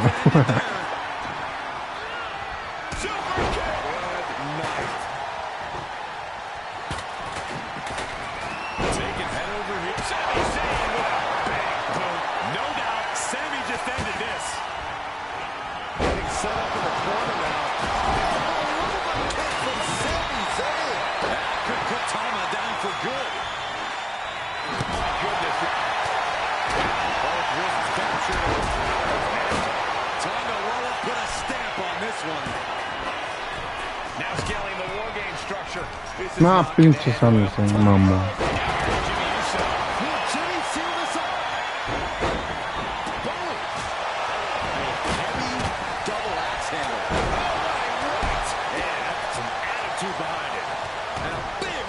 Ya hay dos lastimados. ¿Quién sabe? Rico Fato y Tongalo. Falta... Ya todo, no. Obviamente falta esto.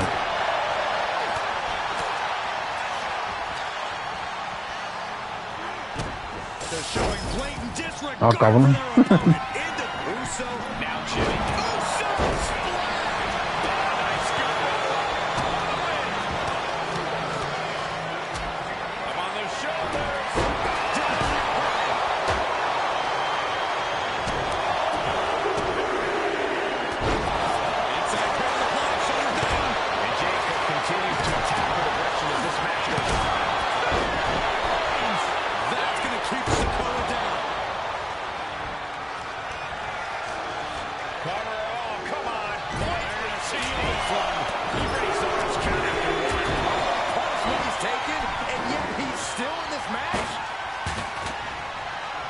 Able to avoid damage with an evasive maneuver. Michinoku driver.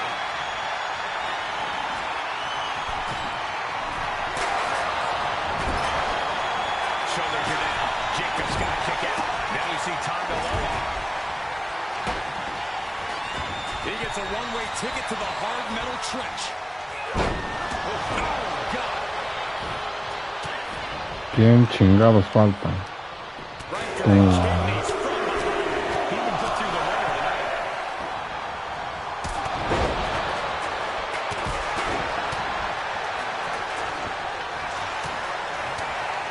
No mames, otra vez.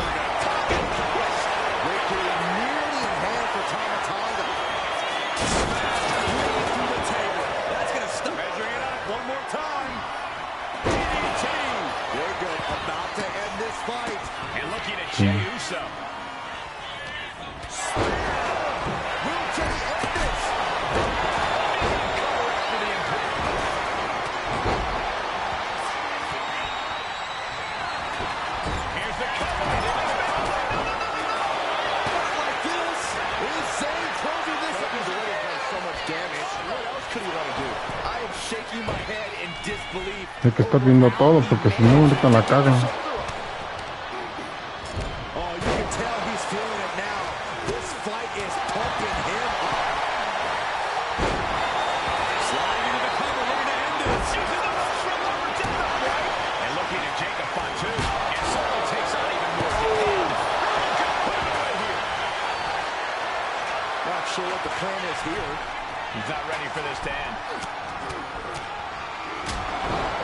¿Quién falta, güey?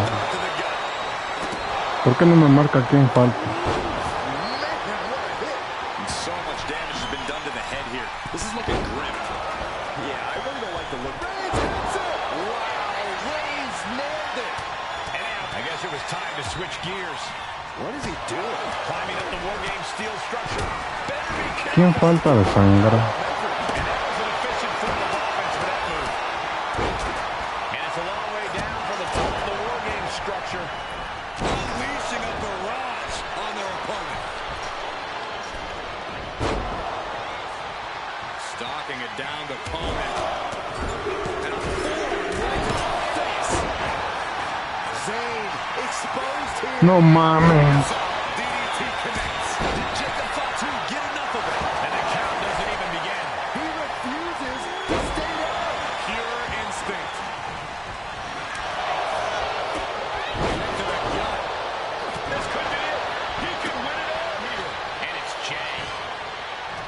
¿Quién falta aquí? Yo ni sé quién falta, man.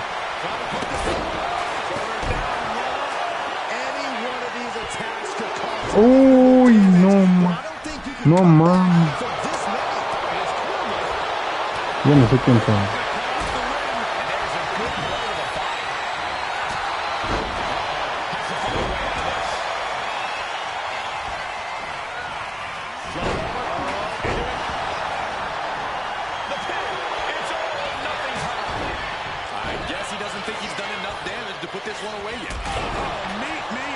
¿Quién chingados faltan?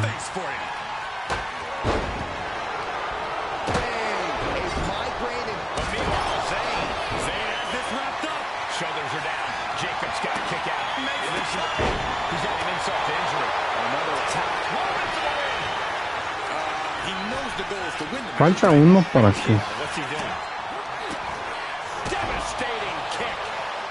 Pero no mames, ya todos sangraron, cabrón. ¿Quién falta?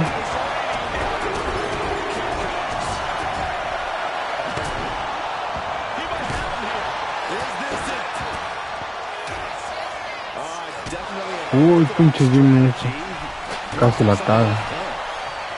¿Quién falta, pendejo?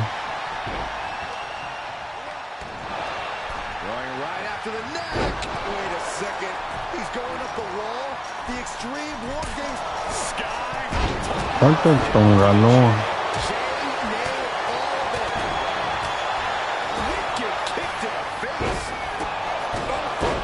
Ya. No. No mames. Ya, güey. Ya, a huevo. Ya estuvo.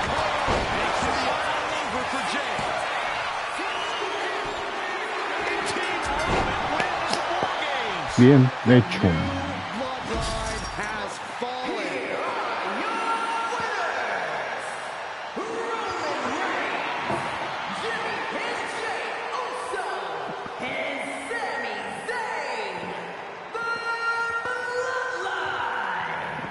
Unbelievable.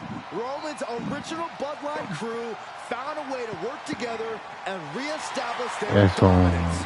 You may not know who your brother or enemy is by their last name, but when you're in battle, look to your left, look to your right. That's family. And this is the one. Solo esa recompensa me dieron. Tanto para esa recompensa. Okay, a little bit out of character for your wise man, but that was a little bit difficult for me to watch. Seeing this family splinter into two groups, fighting against each other, it breaks my dark heart.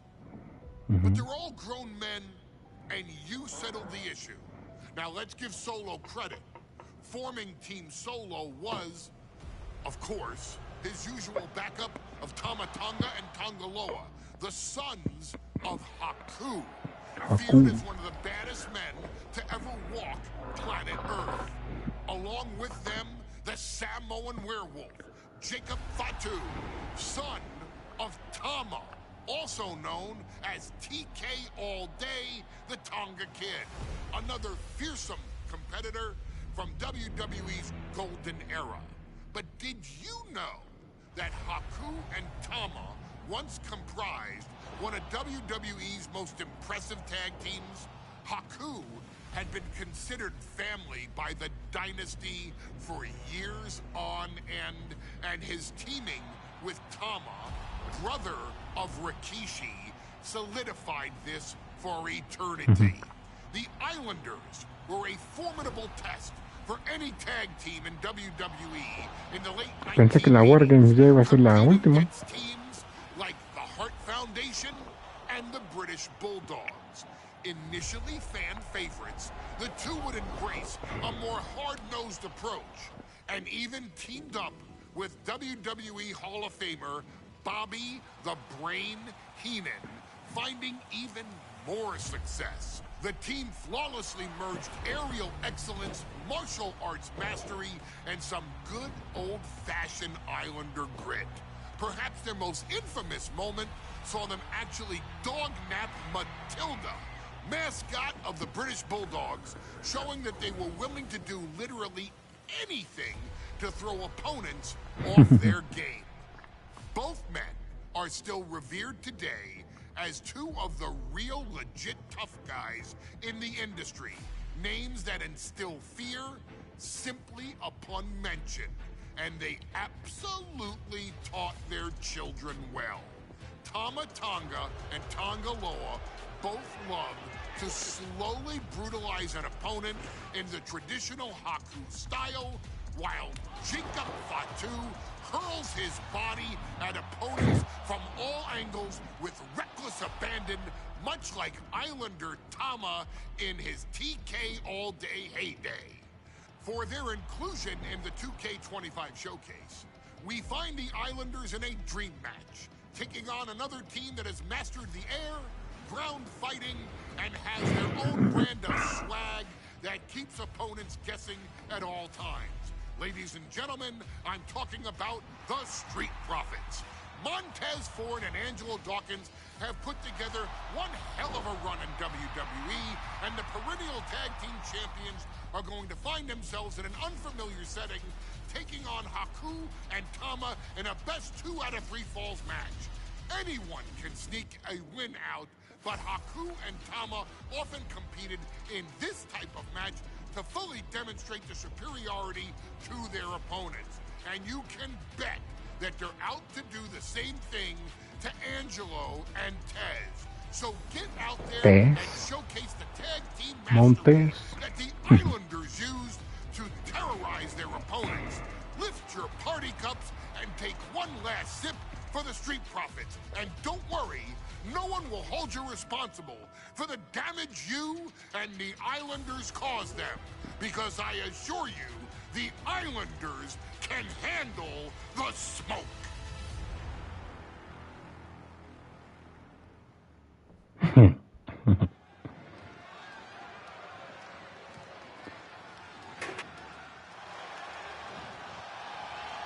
It is time for the Street Profits to get themselves some of the Islanders. Well, with all due respect to the smoke and the party cups, but AD and Tez need to up their game. This could be the Profits' night, but it's not going to be easy. The Profits possess tremendous athleticism, but so do the Islanders. And let's not forget, the Islanders have Bobby Heenan in their corner. The following contest is a 2 out of 3 falls match. On the way to the ring, at a combined weight of 492 pounds, Montez Ford and Angelo Dawkins, the Street Profits. The Islanders are known for innovative double-team offense, but they're looking to do more than just beat the Profits.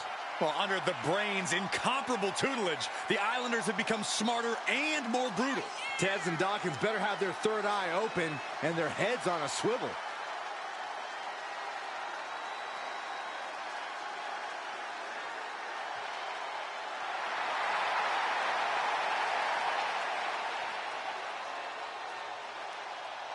I expect to see expert-level tag teamwork from both the Profits and the Islanders, with supreme athleticism from all 4 competitors. What this match could boil down to, guys, is which team picks up the first pinfall. It's not going to take long for chaos to rule. The Profits and the Islanders are ready to see who is the best tag team on Earth.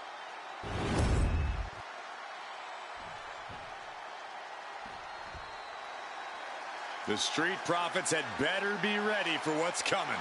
Tez and Dawkins have to be ready to deal with any shortcut the Islanders can find. Their opponents, accompanied by Bobby Heenan, at a combined weight of 499 pounds. Come on! And Haku, the Islanders! We know the Islanders are as vicious as they come, but the Street Profits excel in all forms of chaos. Yeah, Corey, but the Islanders have a plan and will stop at nothing to carry that out. Well, the Profits will have to truly compete as a team to overcome the odds in this 2 out of 3 falls match. The truth is, I don't know if Ford and Dawkins have faced a team as dangerous as Haku and Tama. The Street Profits are going to have to execute a next-level plan to take down the Islanders and Heenan. Haku. Nada más conocía a Haku, a Tama no lo conocía. The Islanders versus the Street Profits in a best-of-3 falls match. This matchup represents two teams who want to rule the tag team division and have sharpened their offensive arsenals. So, cover! Kicks out on the pinfall attempt. Those 1 counts. Creo que ya no hice lo primero. Something that Tez and Dawkins need to watch out for tonight is the presence of Bobby the Weasel Heenan. He'll do anything for his clients. Don't you dare disparage the brain, Saxton. Heenan is indeed a wise man who has quickly brought the Islanders up the ranks. They'll be tag champions in no time. Two dangerous duos going at it here. The Islanders versus the Street Profits in a 2 out of 3 falls match.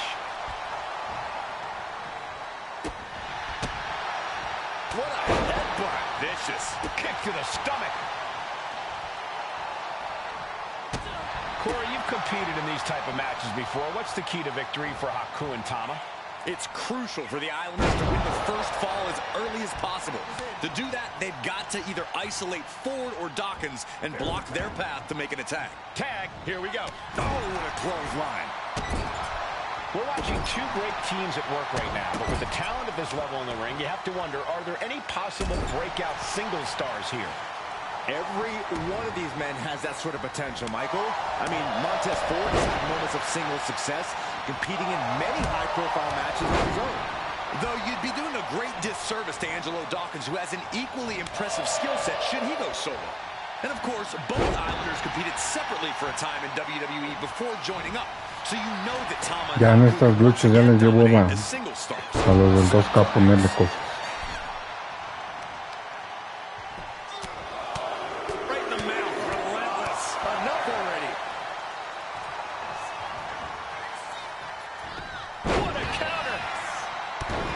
So many accolades for Dawkins and Ford. Triple Crown Tag Team Champions, multiple WrestleMania wins.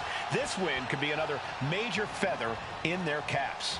It could be, but for the Islanders, all of those accolades are motivation. Haku and Tama know they're the best tag team around, so they want to knock off the Profits and prove it.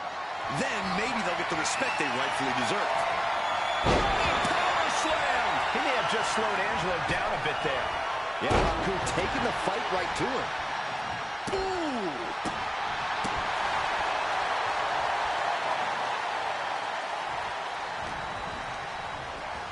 Has him in the corner, thinking of the next move. Big headbutt. Counter. He knew just what to do. Look, I get that the Islanders are brutal, but when I look at Haku, Hijo de su madre. I kind of see something. And he goes to the pin. Early kick out, referee right on top of the action. Just powered out. Uppercut, man. Book. What a punch. Power slam. That move had the amount of force akin to a natural disaster. The WWE Universe is pouring wolf. Oh, there may be no escape from this. Up with a tongue. Esa mamada de remate que the hole there. And a clothesline. It gets the tag, and here we go. The complexion of this match is about to change. Sunset flip. A 2 out of 3 falls match is a different beast and a bit of a rarity in tag team competition. But one of these teams actually has a bit of a history with this stipulation. Yeah, Cole, the Islanders have a history of success in multi-fall matches and in high-profile situations, no less. They competed in the main event of the first Royal Rumble event in this kind of match and won it in 2 straight falls. They also won a 2 out of 3 falls match on Saturday night's main event. Bottom line, the Islanders are more than ready for this. Hopefully, the Street Profits are quick learners. Makes the much-needed tag. He just flipped the script there. The lariat. Escaped that in a hurry. ¿Qué? Propped up in the corner. And he saw that coming from Montez. The wear and tear of this match is clearly starting to get to him. Picked up and being carried around now. Outright presentation of power there.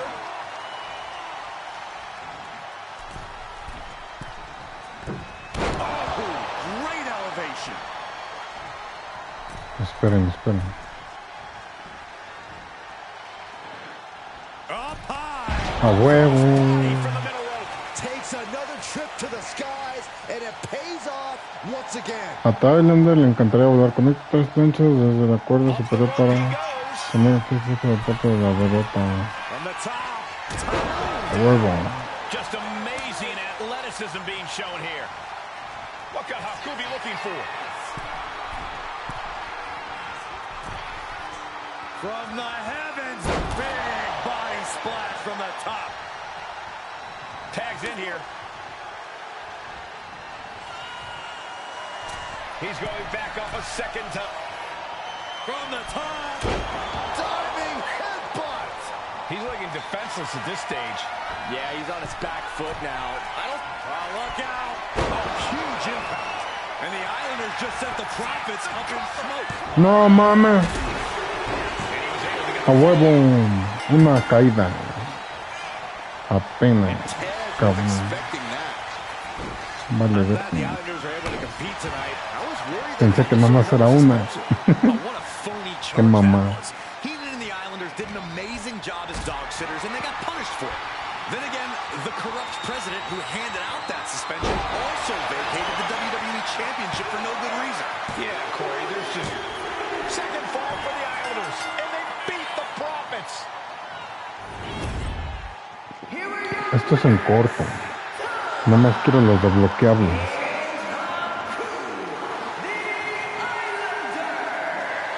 What a matchup. The Islanders met the Street Profits at every turn in the air and the ground. This loss is going to hurt Dawkins and Ford for a long time. Look, we saw tremendous tag teams do what they do best, but only one could win. And the Islanders stepped up and got the job done. Tama and Haku just proved they are the best tag.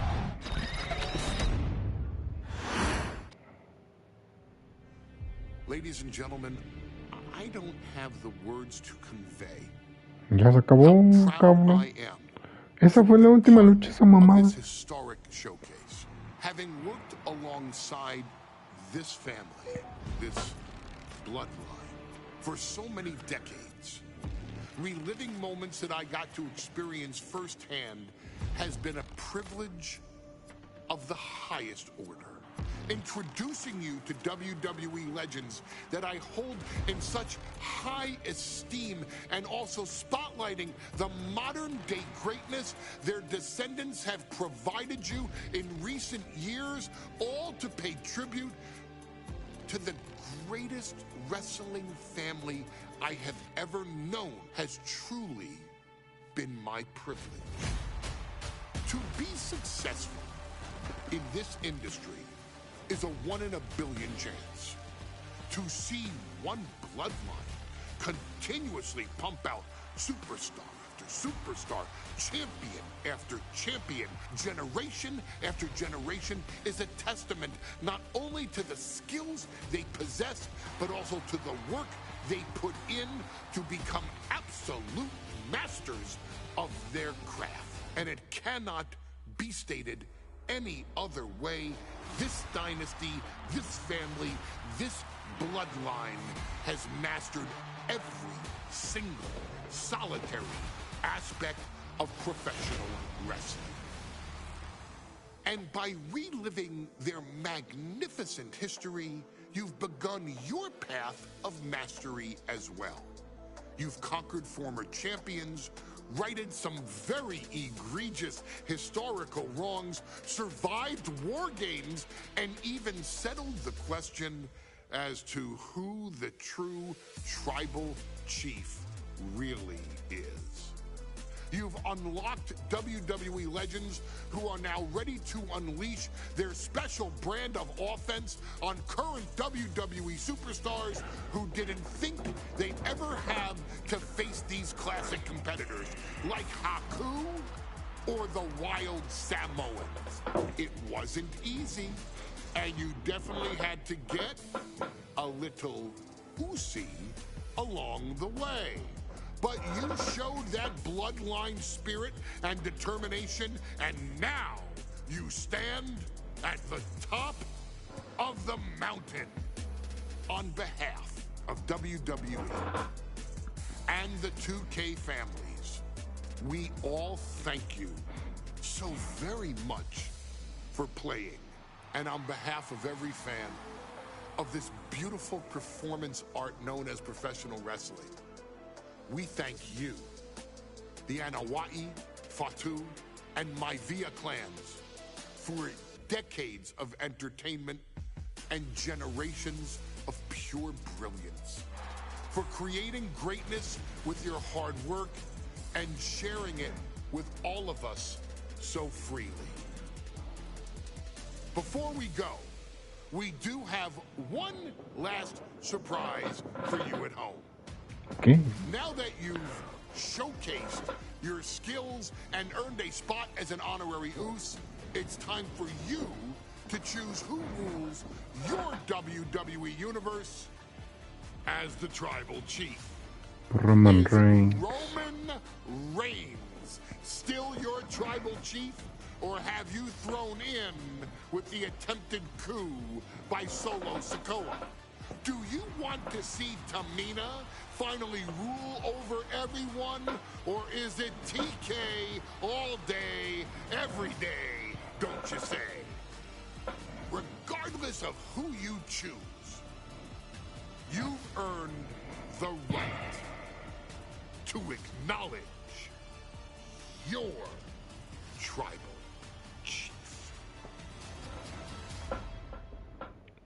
Bien, bien. Pues creo que será La Roca o Roman.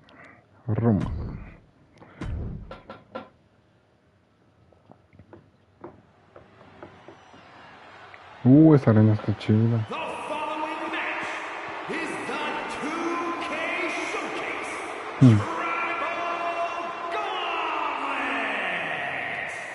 The winner of this match No, will be no. acknowledged as your Tribal Chief. The rules of the match are as follows. 2 superstars will start in the ring. When one superstar is eliminated, a new superstar enters. Tengo que eliminar a todos. Eliminations can occur by Va. submission, disqualification, En or corto. countout. The Todo match por esa will be arena. won Está if the chido. first entrant eliminates all other entrants in the match.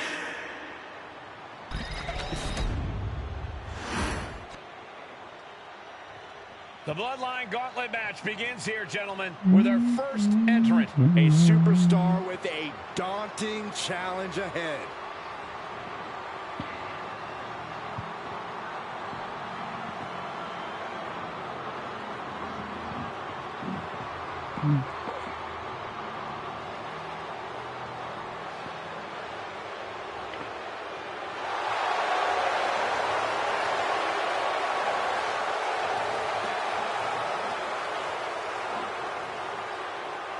Qué buena arena es esta.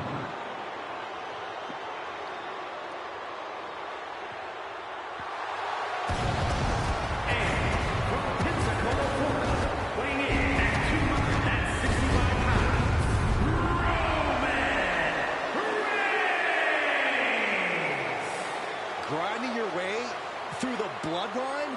One of the biggest dynasties in history? Is it even possible? Well, it's highly improbable, but nothing's impossible in WWE.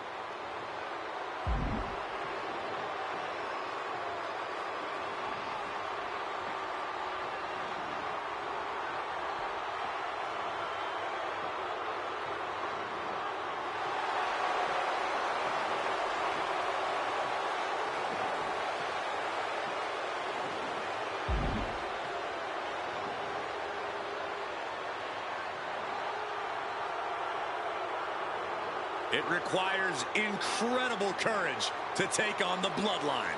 And there's no tougher challenge than taking on the entire Bloodline in a gauntlet match. Can't imagine what's going on inside this superstar's head.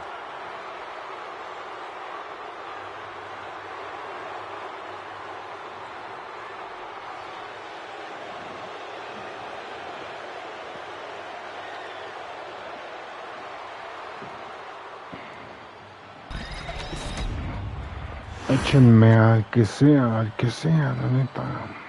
Wow. Fácil, padrino. Opening opponent in a gauntlet match. Makes you want to throw in the towel before the bell even rings.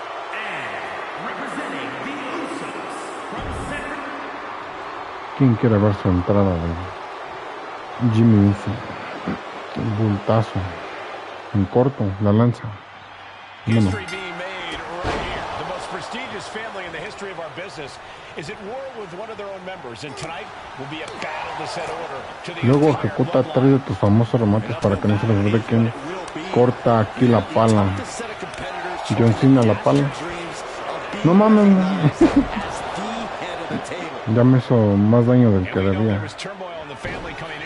So much so they decided a gauntlet match was the only way to set the narrative straight. Let's call it what it is, Michael. The family wants to put this member in their place. Wants to bring them down a peg. To me, elimínalo ya. Punishment for having ambition. And a stop to the gut, too. Oh, no. Getting in position. What's he planning to do here? This is locked in deep. Look at the agony. With a single leg camel clutch and a great counter.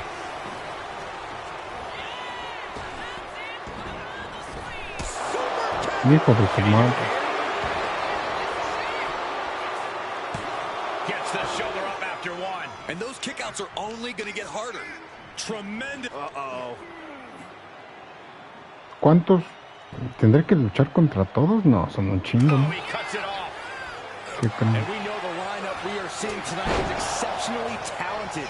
Each one is capable of taking anybody to their breaking point. Yeah, but I think our prime challenger has a chip on their shoulder. As dangerous as this lineup looks, I do believe the most dangerous individual. Hold on a second. Could be a matter of time. Submission being locked in. This could be it. We could see a tap out any second now. It's going to take a lot of fortitude to get out of this. And he very quickly counters. Reigns cuts him off. A la verga.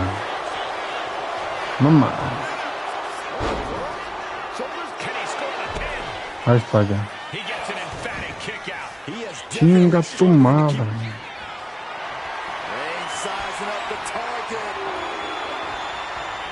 En corto. Vámonos.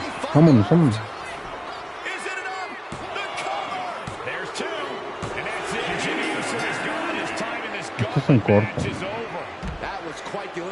But we are far from the end of the road here. Looks like Jax is eager to enter this gauntlet. Otra en corto.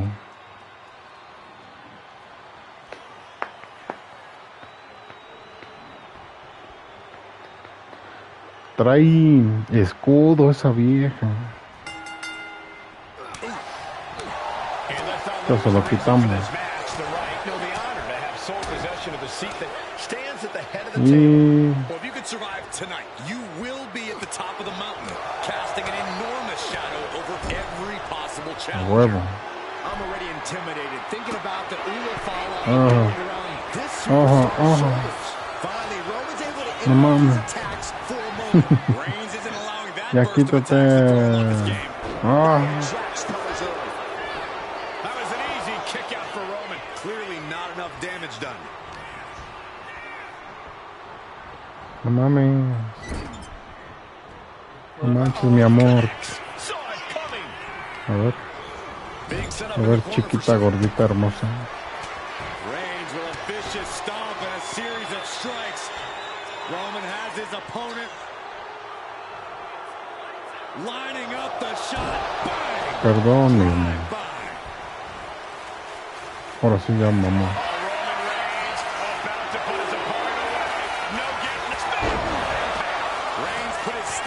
Vámonos.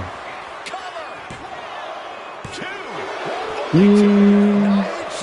salió más fuerte que el Jimmy. Impressive resilience from Jax.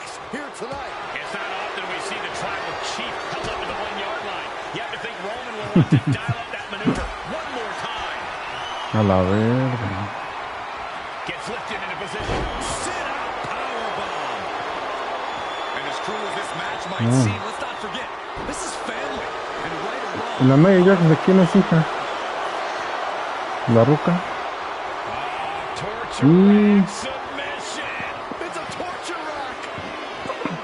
Estoy bien güey para este juego, Por si me someten. No mames, ya valió verga. Pinche vieja.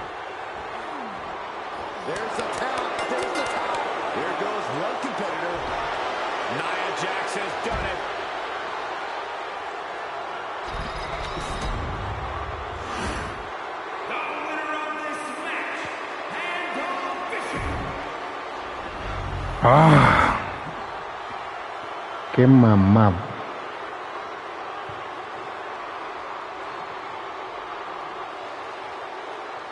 Ese juego de sumisión no me gusta. Se les puede ganar por conteo. An uphill battle is what it will be. You have the toughest set of competitors trying to dash your dreams of being recognized as the head of the table. Cuéntale, cabrón. Suplex launched.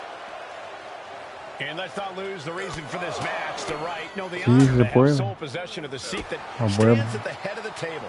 Well, if you could survive tonight, you will be at the top of the mountain, casting an enormous shadow over every possible challenger. I'm already intimidated thinking about the Ula Fala adorned around this superstar's shoulders. Oh, he slammed his face right into the barricade. This is a situation you want to avoid. Oh, no, no, no, no. The powerbomb's not meant to be pretty, but oh, man, does it get the job done. Yeah, pretty sure they don't want to be taking any more of those. Referee continues the count. Not much time left here. Sent straight into the barricade. Reigns is trying to pick his opponent apart physically and mentally. So long to Jimmy Uso. You couldn't finish the gauntlet tonight. Around and around Sí, muy we go. bien. I got lost in the entry pool, but believe me, this Ahora thing's sí la far revancha, from pinche over. gordita. Next in the gauntlet is Nia Jax. This should be interesting. Ahí viene mi crush, banda.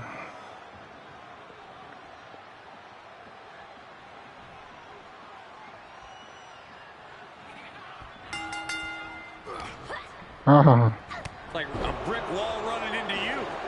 se me olvida que trae su And as cruel escudo. as this match might seem, let's not forget, this is family. And right or wrong, however a family... No, nothing fancy here. Tasted victory. Cover here. Que ganar ahí. No más, qué chingón. Turning the pin around. Going in the cover. And Nia Jax powers out. Looking for a speedy pin. Ay, no mames.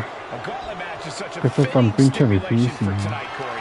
It's almost a tribal trial by fire of some sort. It absolutely is, Michael. You don't get put into this match with any expectations of coming out the victor.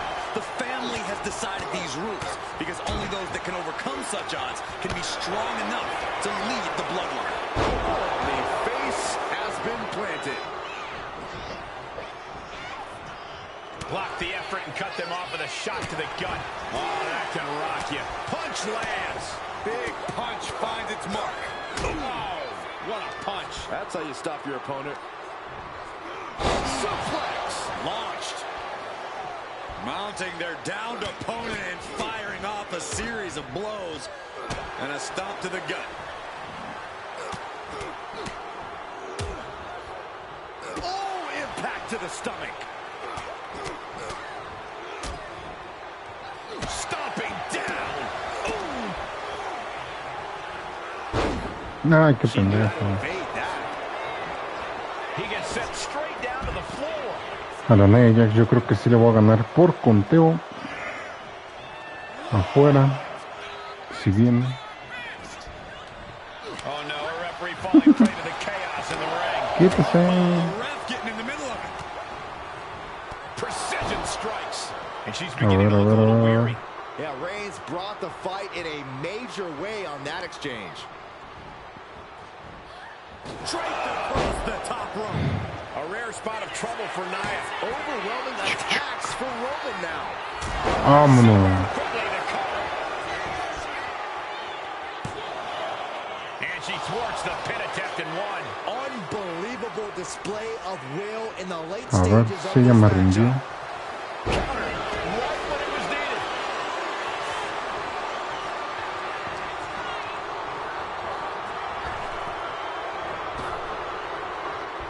A huevo.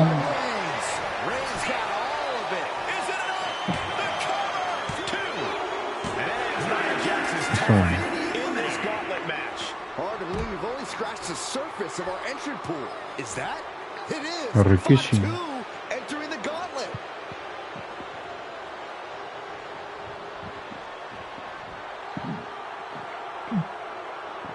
A este se le tengo que meter una putiza.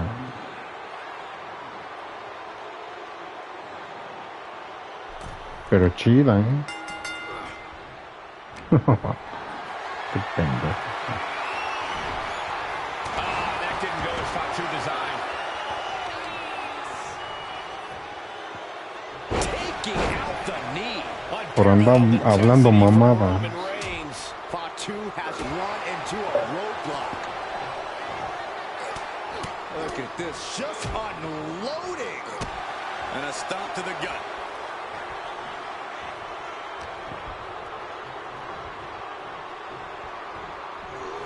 Right to the back of the neck. What a blow. Good night.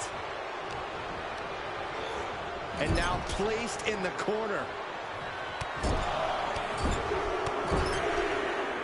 This is ugly.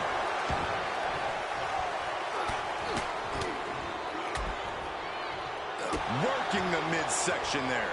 Fatu is having problems here. Reigns is picking up steam. Trapped in the corner. No escape from these punches.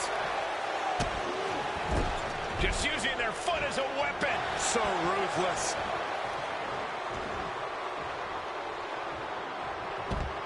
Por conteo quiere que le gane.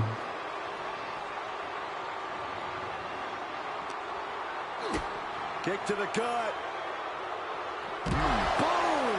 DDT.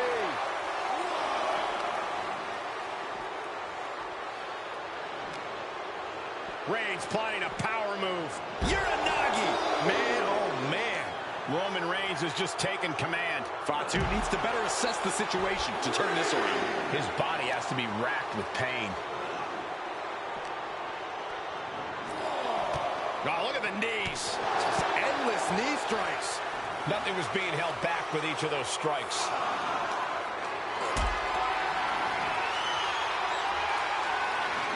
Carried in a jeopardizing position here. No. Ball out of the apron. Roman is in the zone and letting the opposition know it.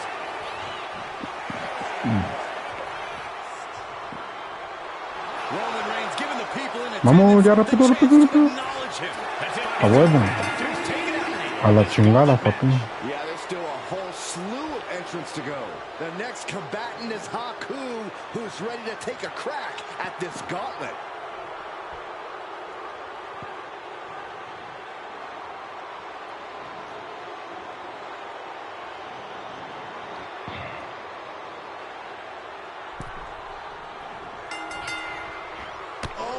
No mames. Stopped dead in their tracks.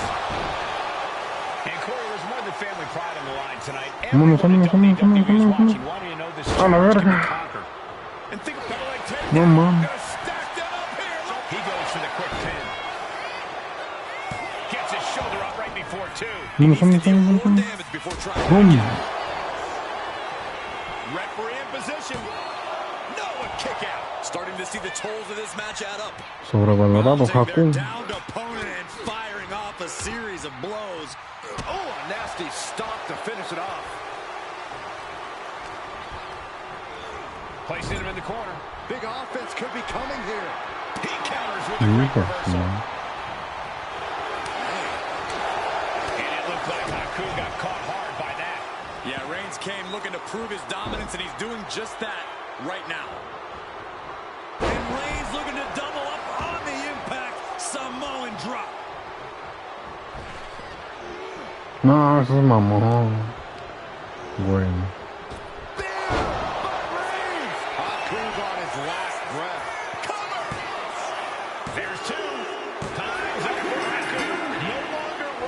El más fácil hasta ahora. Interesting. Jay has a very good chance in this gauntlet match.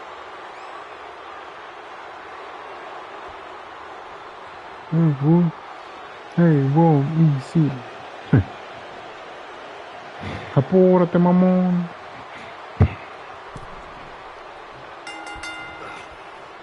Ay. Ay, ay, ay, ay. Me corto. And bit by bit, Reigns chipping away at the competition. Placed against the turnbuckles. Corner, a couple back elbows to follow. Mount. No, güey. Jay puts a stop to that. And that might be the start of the momentum swing that Jay needed. Yeah, Uso able to momentarily stop the bleeding, but will he also gain command of this match? Right on the arm. A huevo. Timing on that counter. Boy, takedown. Oh, no, wait a minute. Oh, I felt the vibration of that one from all the way over here.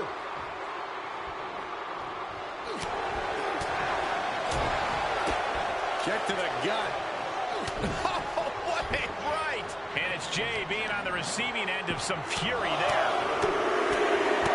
Just grounded and pounded. Ah, pinche joto.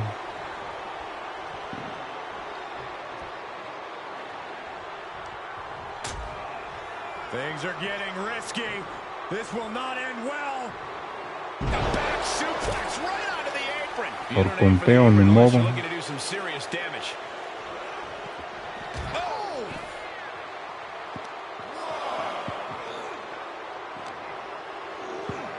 Off the barricade.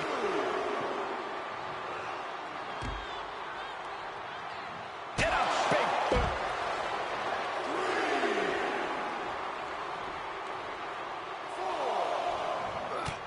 That's mounted with punches and not, oh, a nasty stomp to finish it off. Momentum has pivoted towards Roman. And this is why Jay needs to never forget to acknowledge Roman. Carrying the opposition. What's the thought here? Oh, no, no, no, no. And Jay Uso on the wrong end of some ruthless offense there. We can see a count out here. Clearly lost in the moment. Apúrate. Snap out of it.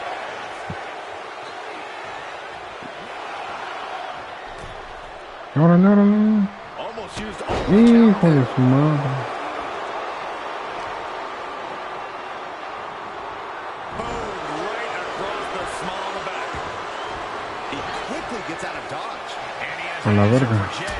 Reigns unleashes the Superman punch. Good Lord, scarily close to 3. Puto. Mounting their downed opponent and firing off a series of blows. And a stomp to the gut. And he is directed into the corner. Ooh, he fends that off. Big counter from Reigns.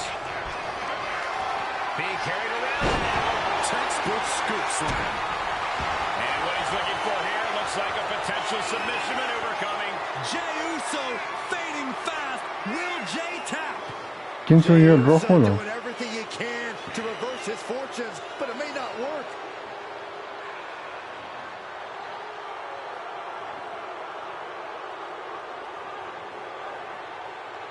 Ya, güey, ríndete, cabrón.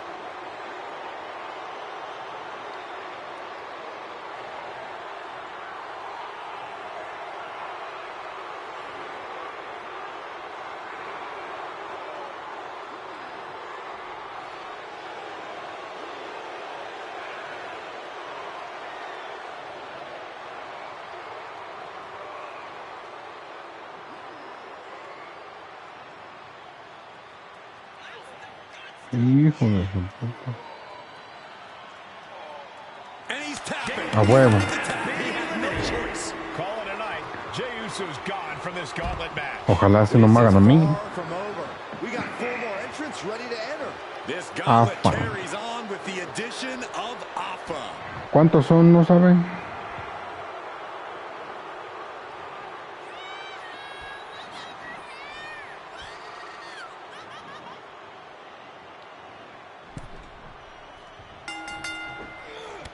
Textbook jumping clothesline. And a kick.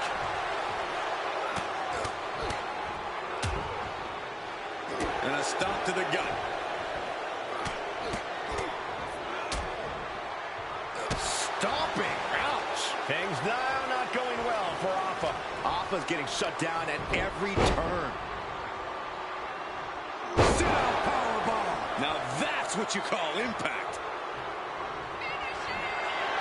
Reigns in the corner, ready to strike. Spear. No coming back from Reigns after that. Goes into the pin. 2. And he's still in the Ay, I güey. do not know how you survive that. Staying alive there is unheard of. And after all that, Roman Reigns still has an end to this battle. Cover! 2. He got him. Oh, it's been knocked out. Out they go, but we still have 3 more superstars chomping at the bit to win this gauntlet match. Oh, this gauntlet just got more interesting with Solo Sikoa entering the match.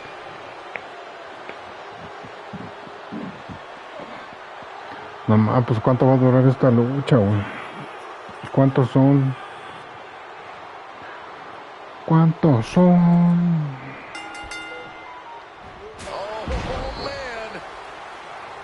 El difícil va a ser la Roca. Are you gentlemen stunned by how long this combatant has been able to survive? Look, you should never Y underestimate este the güey fire también, of a lo the mejor. Samoan. In any other circumstance, I wouldn't be surprised. But if you look at the caliber of relatives Voy a ganar a eliminated, Sikoa you can't help por but be conteo. impressed. Vámonos. Neither one of these men are showing any signs of staying down. Yeah, but it can't last much longer at this pace.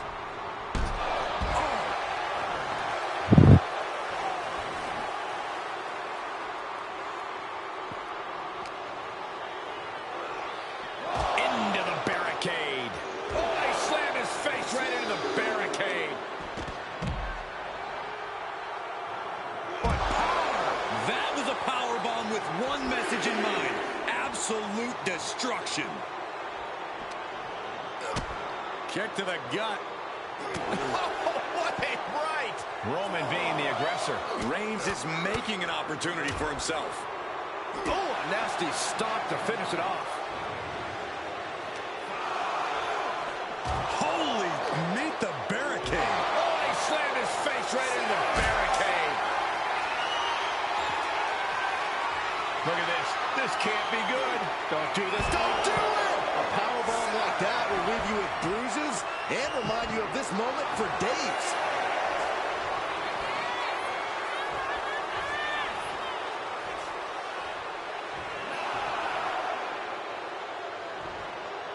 It's all over for Solo Sikoa. No match for the gauntlet. They are out of here, but we still have 2 Y more su participants hermanito. hoping to run the gauntlet. Is that? It Ni is modo. Rosie entering the gauntlet. Una putiza le voy a poner.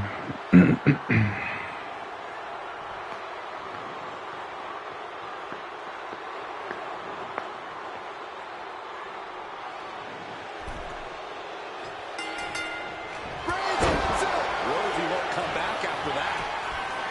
Is it enough? There's 2. He's taking some serious hurt, but somehow he's still in this. I think he managed that kick out on pure instinct alone. Roman has been denied. This is not something we're used to seeing, and by the looks of things, neither is Reigns. Kicks to the cranium of their opponent. Hijo de su madre. And as we get deeper into this war for the head of the table, the WWE Universe has gained hope. They're starting to believe a miracle is possible tonight. The energy in the arena has shifted. Members of the Bloodline may have expected things to be over by now, but somehow one of their own has proven to be defiant in the face of all challengers. What a headbutt. Look at this, just unloading. Oh, a nasty stop to finish it. And here we go. The Boston Crab. the back position. He is struggling to find an escape, but to no avail. Will the pain be too much? Will he submit?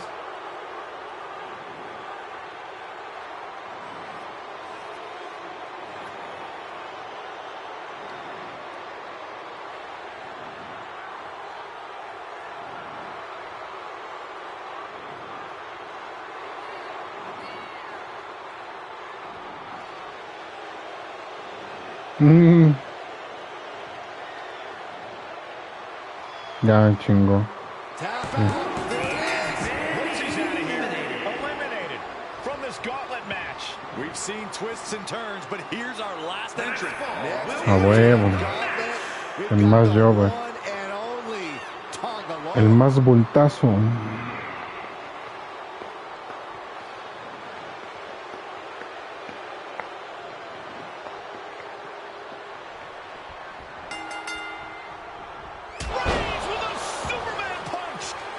The tribal chief has acquired the target.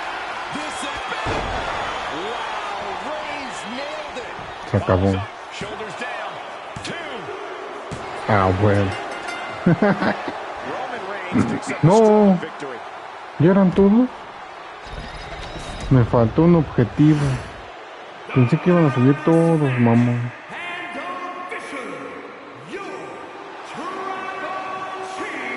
Pensé que iban a salir todos. The battlefield was laid out. The Si hubiera sabido que nada más eran 10, no hace esta mamada. Scars will remain for life, but in this family, you will rule your own kin Y from a qué seat pendejo estoy. at the head of the table. Hasta aquí llegó el gameplay, amigos. Ahí nos vemos. ¿Se duró? ¿Se duró?